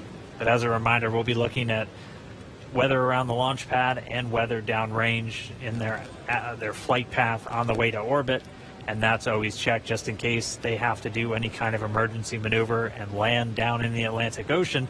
We will be making sure that the weather is at acceptable levels all the way until they're into space. So you can see the team coming down now. Should see the hatch open momentarily, and then we can begin to get Bob and Doug out of the Dragon spacecraft.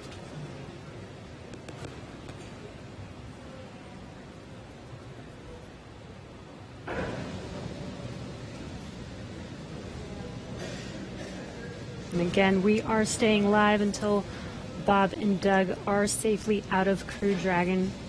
You can see on your left-hand screen the team getting ready to open the hatch for them and help them out of their seats.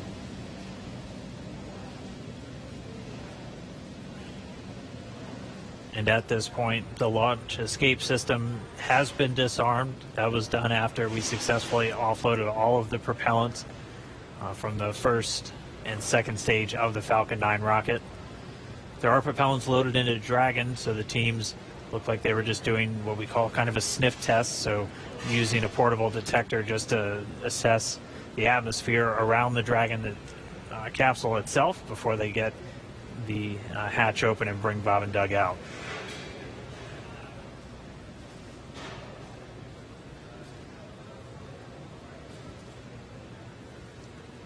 All of this is standard safety procedures for egressing the vehicle.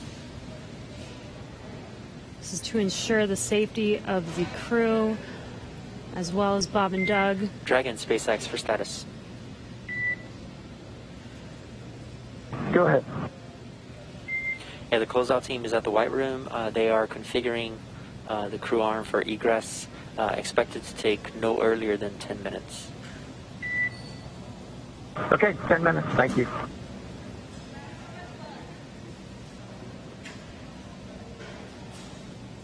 It should be just about 10 minutes. As a reminder, they're in the White Room. We walked through that a little bit earlier in our coverage this morning. The White Room name simply because of its color, and that's something that started all the way back during earlier Gemini missions. And that is literally the last place on planet Earth where astronauts are standing before they get loaded into this vehicle. It has an environmental control apparatus and a seal that it can put right up against the Dragon spacecraft just to keep all of that dust, dirt, and Florida humidity And Dragon out of the SpaceX, capsule. we're right at 3 hours in seat rotation. I just wanted to check in with you on comfort levels. I'd say no changes, Jay. It hasn't been too bad at all. Copy all. And obviously at this point, with the launch escape system disarmed, we have loosened up straps and gotten our feet out of the straps on the bottom of the seat, so it's a little more comfortable anyway. Copy all. Looks comfortable.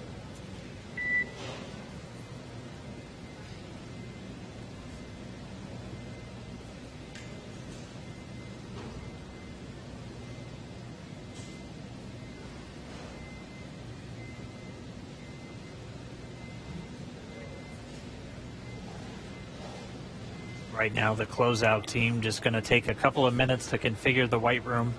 They'll set up a seal between it and the Dragon spacecraft just to make sure we're not letting anything from the surrounding environment get into that spacecraft, which is kept very pristine, obviously, for the crew members once they're inside. They'll also they have a small bridge that just connects the crew arm to the capsule itself. Just making sure they have a nice clear path for their entrance and exit from the spacecraft. So it should just be a few more minutes. We'll see that hatch get opened, and then our crew members can start to make their way out. And you heard seat rotation. They rotate the seats prior to their actual flight to where they're a little bit more parallel to the ground, and that just puts them directly in front of those displays. We'll see them rotate down, just giving them easy access to get out of the capsule.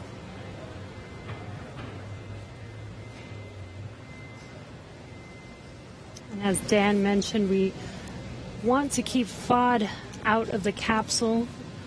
FOD is foreign object debris, so that's basically anything that does not belong inside of the vehicle. So not just like dirt and dust, but just anything that was not meant to be inside of there should not be there. So we are doing everything as a standard procedure to make sure that we do keep FOD out, especially since this is going to be another attempt and another opportunity for FOD to enter the vehicle. As they're exiting, we still make sure that we keep everything basically like a clean room.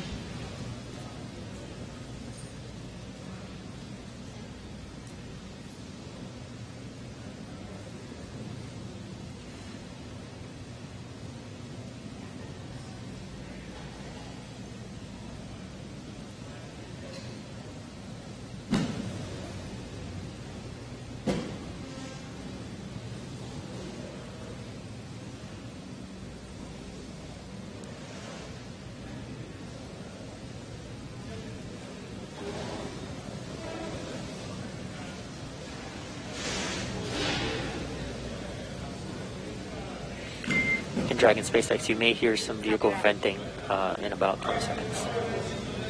Copy.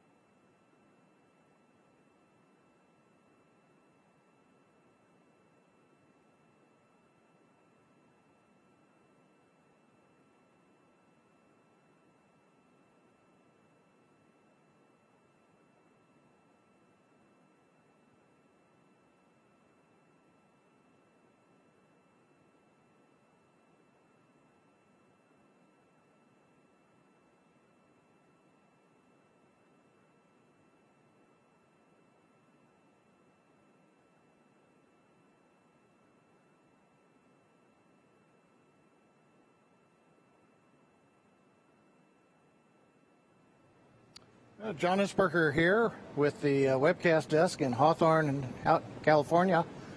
We are continuing to wait for the crew to open the side hatch. We've got the cameras showing astronauts Doug Hurley, Bob Behnken inside. Visors are up. They've gotten their feet out of the restraints. Gloves are off in case of Doug, it looks like. And the team is just outside the hatch. They're going through the sequence right now, make sure pressure checks are all good, make sure there are no concerns with gases, be it the propellants of the vehicle or just nitrogen gas that we use as a purge. Currently, we are coming up on about 50 minutes after the planned T0.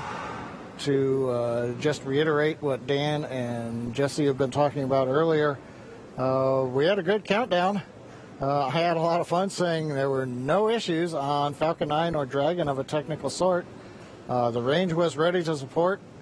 The downrange weather looked good in case Dragon had to make a unplanned abort splashdown in an escape maneuver somewhere in the Atlantic. And we even had the, once we get on orbit, in case Dragon had to re-enter and come back early, the weather was good in the Pacific in case it had to come down. So everything was looking our way except Mother Nature, the weather. It's Florida, and we got into the back end of the tropical storm that has now gone ashore in the Carolinas. But unfortunately, that left everything disrupted just enough to where we violated several of the weather rules, and we did not have enough time for them to go green. Green meaning where the range says conditions are clear and you are all right to launch. We were still red on those rules, and that was the end of the countdown for the day. Again, we scrubbed at T-minus 16 minutes, 54 seconds. That was shortly before we were due to begin loading the liquid oxygen onto the second stage. That was both the logical breakpoint in the countdown procedure where we could take a scrub without loading one more propellant on the vehicle. And at the same time, that was when the range gave us the final bad news that we weren't going to get green conditions before the clock ran out at T0. So continuing to watch right now as the crew works to get the hatch open. They send final commands, making sure that everything's go. Once the hatch is open, the ground crew can verify that there's nothing in the way under the seats that Doug and Bob are sitting in, and we will get the seat rotation again, get them back a little bit more vertical. They're more on their backs right now in the launch position, so they'll rotate, then they'll help them out of the seats, and they'll come back out and down the arm and off of the tower.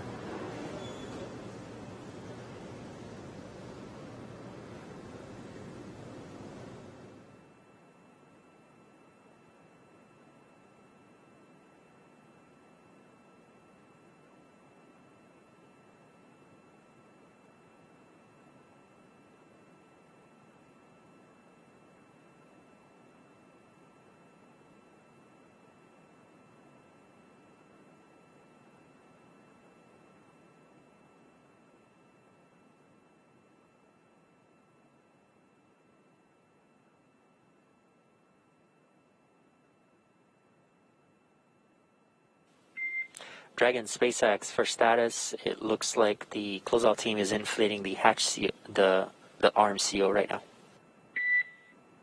Okay, yeah, we can see some folks outside the window.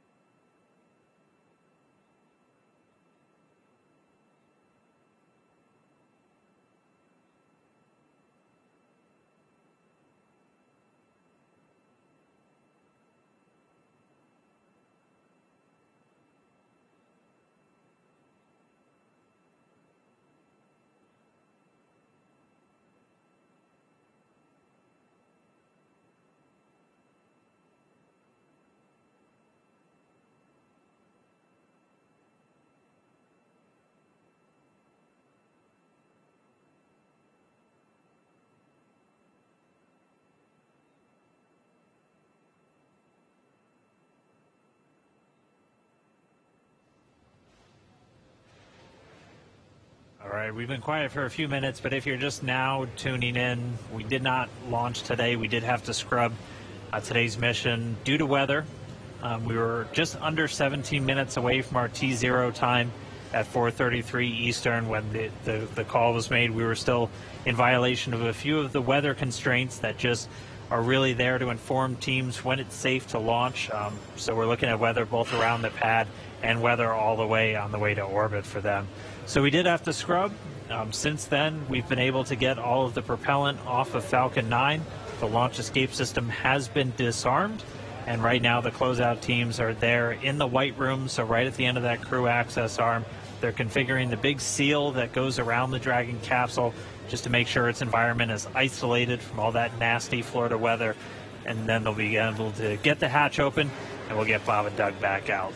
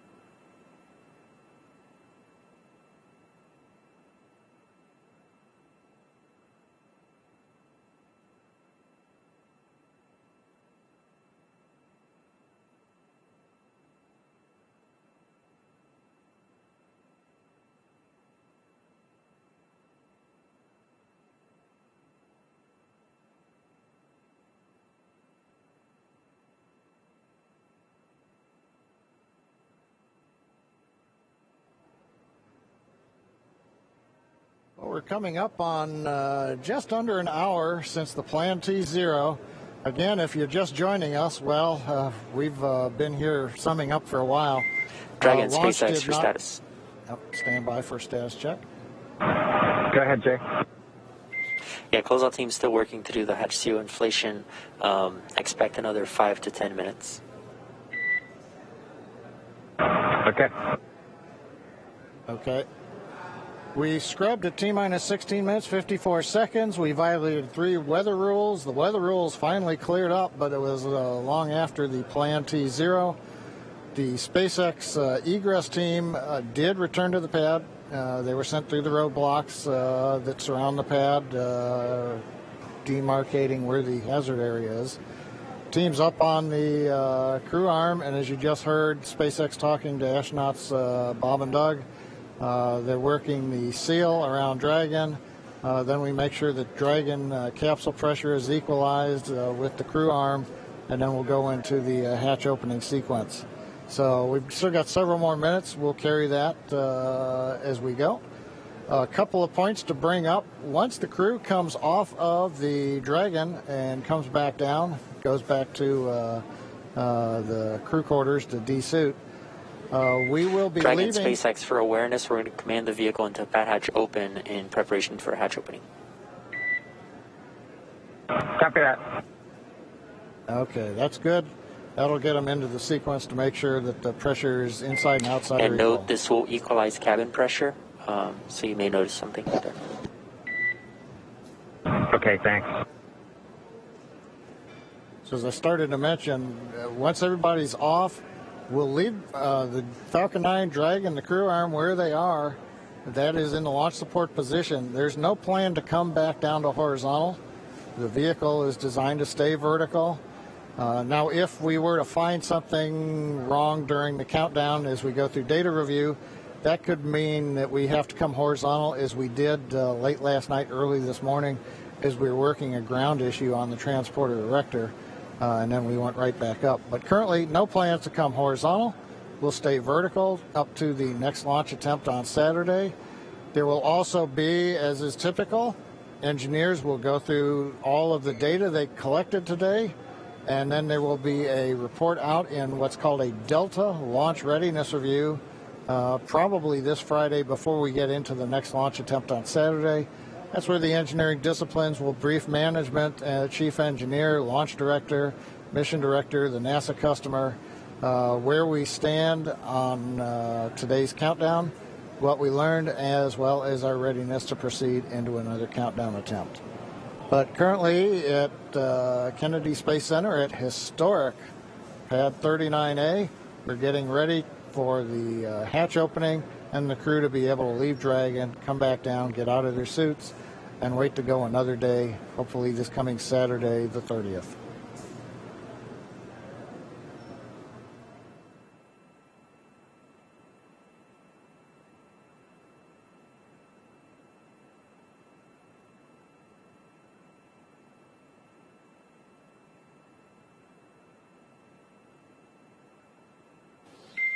And Dragon SpaceX, sure you see vehicles in pad hatch open. The AVVs are now open, and that nitrox injection is complete. Yep, we felt it and heard it, and copy all.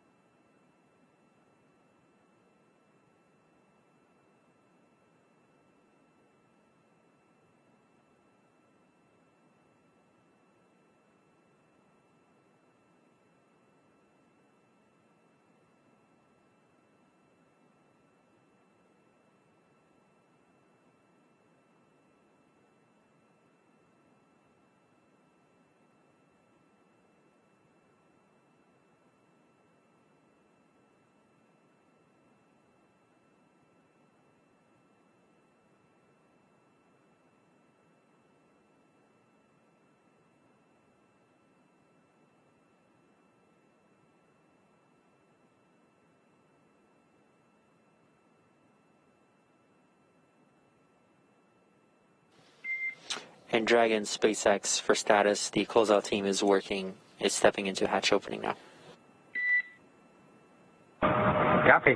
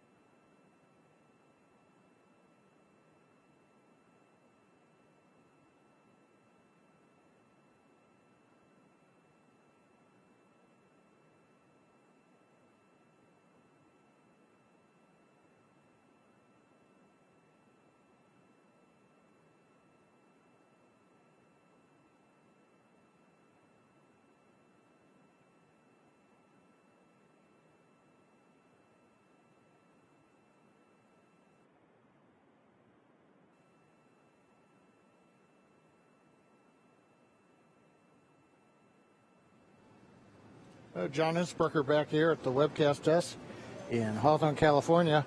We've got another camera up, and you can see the side-by-side view on the monitor. Astronauts Bob and Doug inside, waiting for the hatch to come open. We're still in the middle of a equalization step. Make sure that pressure inside the Dragon is equal to the ambient pressure, so that when we open the hatch, it just comes open without any extra force. You can also see the SpaceX team is up alongside the capsule. They are removing essentially the thermal protection devices. For example, if you have a door handle on your automobile, if you're going to have to re-enter from outer space, you're going to have to put a small heat shield over that door handle. Otherwise, any kind of protuberances, cavities could be subject to burn-up. So they have to take their time, make sure that we get all of the thermal protection safety devices off, so that they can then get access to the mechanism to go ahead and bring the hatch open. So what you are watching right now on the left monitor is the egress team going through the steps. This is typical. We're not hearing any chatter over the pad net that they're having any problems. They just take their time and make sure that everybody's ready to bring the hatch open when they finally get there. So currently we are T plus 1 hour and 11 minutes or so since the planned launch. Obviously, we're still on the ground as we're going through the post-scrub operations to bring astronauts Doug Hurley and Bob Bacon out of the capsule. And you can see now hatch is coming open.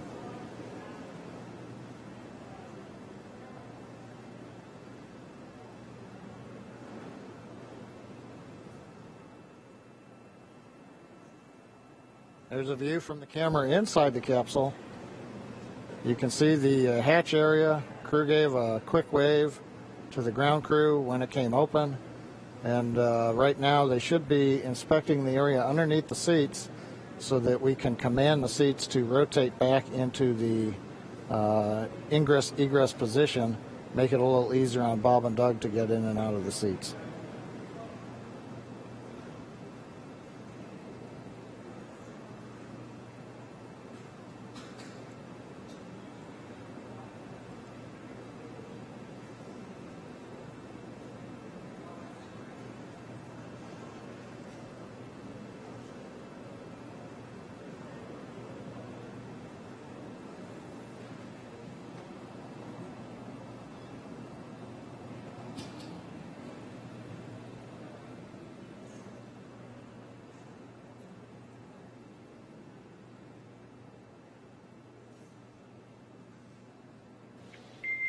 Dragon SpaceX, just for awareness, they have a few more steps in their procedure, and they should be calling to us for seat rotation shortly.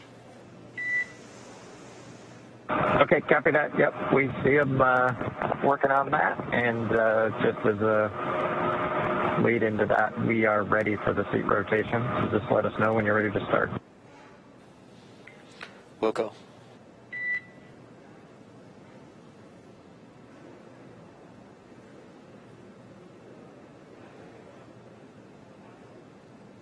We have the confirmation from the Dragon team talking to the astronauts that they are just about ready to send the seat rotation command. Again, the ground crew is verifying, making sure that none of the cargo that's packed in Dragon underneath the crew, nothing is in the way, nothing came loose.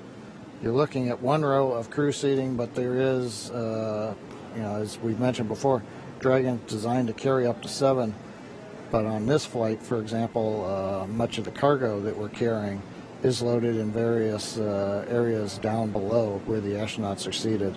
So they're just verifying nothing's in the way so that when they send the rotation command, the seats will pivot without encumbrance.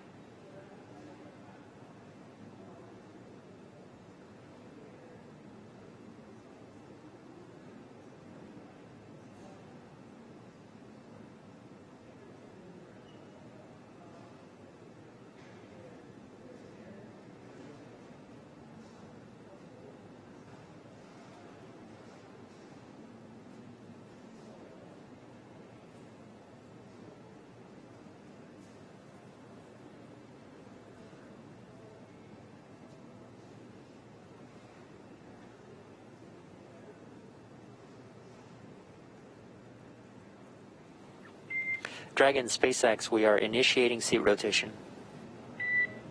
Dragon copies, we're ready.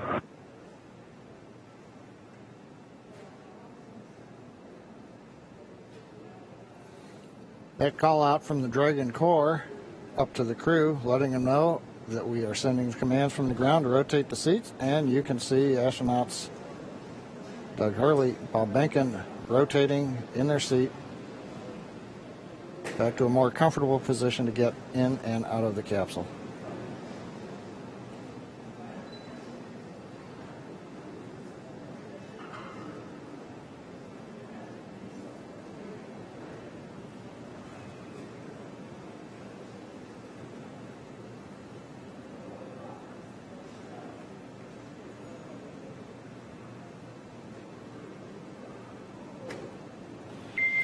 Dragon SpaceX, seats are upright. Thanks for the valiant effort today, helping us test our scrub timeline, and we'll see you Saturday. Yeah, we appreciate those words. Everybody did great today. It was a great practice, and we'll do it again on Saturday. Everybody stay safe, and we'll talk to you on the loops. Likewise. Well, Dan, we've heard it. They've got rotated. The hatch is open. The ground crew is going to work to get the astronauts out. The SpaceX Dragon team, like the SpaceX Falcon 9 team, is going to be coming off of console now as we turn it over to the folks on the pad. So while we didn't launch, it was a pretty good countdown and scrub sequence. So we've got that good lesson learned under our belt. We look forward to Saturday having even better results when we get close to T0. That's right. Always great when we don't have any issues with the capsule or the rocket, which we didn't today. Just had to fight that weather. And we'll be doing the same on Saturday. We are looking at about a 50% probability of violation. That's about where we were today. We did see it was all just a matter of trying to line up correctly. And didn't make it today, but we're going to try again on Saturday. Right, and it sounds like we were just about half an hour away from making the launch attempt today with weather, with 50% weather chance on Saturday. Hopefully we have a better day at T0 for liftoff. But we're definitely going to all be back. Jesse, myself, and John I will be here in Hawthorne to take you along every step of the way. We hope everyone else tunes in also, because this is really going to be a monumental moment. We're now going to look towards Saturday for America once again launching U.S. astronauts on American rockets from American soil. With them getting out of the capsule, though, that's going to do it for us here at Hawthorne. We're going to send you back down to Florida for one last check-in with our teams there. So over to you, Marie, Lauren, Leland, if you're still sticking around, and we're going to be looking forward to Saturday. All right, thanks a lot, Dan. Yeah, we're just all sitting here. We watched Bob Behnken just climb out of his seat. Looks like he is out of Crew Dragon now, and Doug Hurley following suit. No pun intended. There we see Bob in the foreground and Doug climbing out of Crew Dragon in the background. Pad closeout team looks like helping them out. So any minute they're going to be basically just reversing course, coming back the way from whence they came. Leland, I know you had a scrub years back.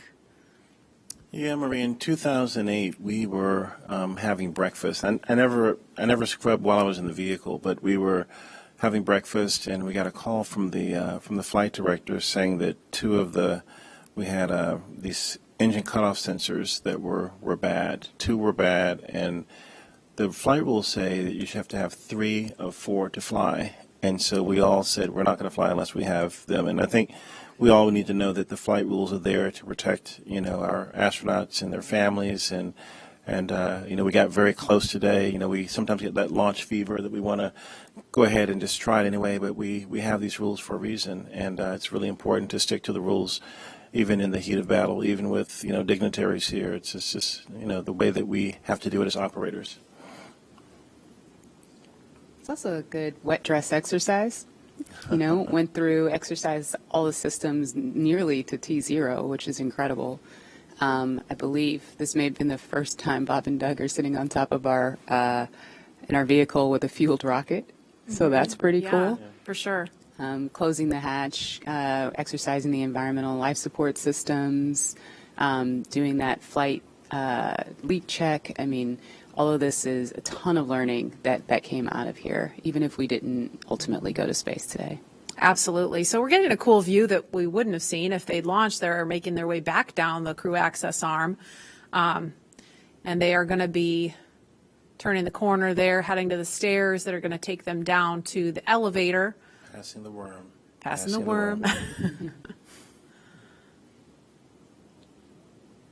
So, yep, they're heading down the stairs now. It's going to take them down to the 255-foot level, and then they're going to be getting in the elevator, take them down to the ground level. And we'll do it again on Saturday. It's actually very reassuring that all systems were go. You know, there was no problems with the vehicle at all, as Lauren, as you said, and it was just some weather. And I think if we have that same performance on Saturday, and the weather gods give us some good juju there, we'll be good to go. Yes, please. I mean, we were so close today. It hurt my heart. If we had 10 more minutes, it sounded like we probably would have made it, but just was not to be today. And of course, we're going to always do what is the safest thing for the crew. And as they head into the elevator there, we do want to go over to Operations and Support Building 2 now, where the NASA Administrator Jim Bridenstine is standing by. He would like to provide his own thoughts now. We'll go to him. Well, thank you, Marie. I know there's a lot of disappointment today. The weather got us. But I also want to say it was a great day for NASA. It was a great day for SpaceX. I think our teams worked together in a really impressive way, making good decisions all along. So here in this particular case, we had just simply too much electricity in the atmosphere. There wasn't really a lightning storm or anything like that, but there was a concern that if we did launch, it could actually trigger lightning. And so we made the right decision. We had the parameters set ahead of time. The teams worked together. And in the end, the right decision was made. I will tell you, I've done a lot of interviews over the last 2 days. And in those interviews, I get asked over and over again, is there undue pressure here?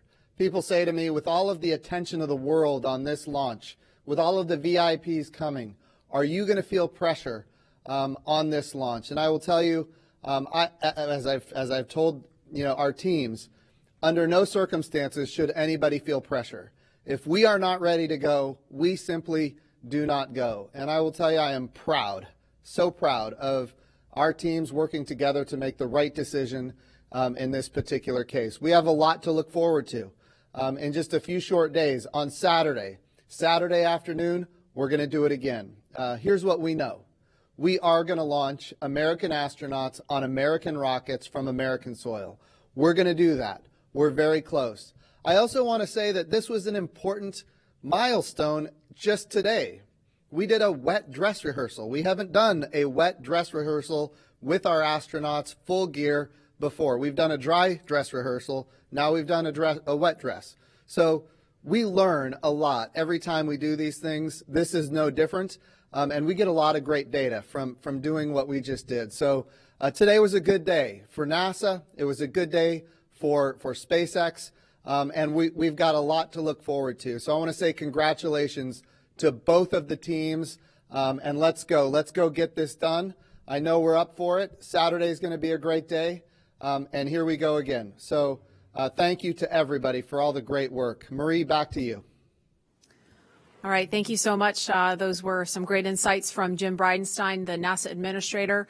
The crew's making their way back to astronaut crew quarters, where they're going to remain in quarantine until Saturday. They've been in quarantine for 2 weeks, and there they will stay to keep them safe and healthy for our next launch attempt. Again, we had to stand down from launch today because of unfavorable weather conditions around Launch Complex 39A, but we're going to be ready to do this again Saturday, May 30th. The new launch time will be 3:22 p.m. And our coverage will begin live here on NASA TV at 11 o'clock in the morning Eastern Time, Saturday. So be sure to tune back in on NASA television and nasa.gov/live if you're watching along online. And we will be back here to take you through it every step of the way. Thanks for sticking with us, and we will see you back here Saturday.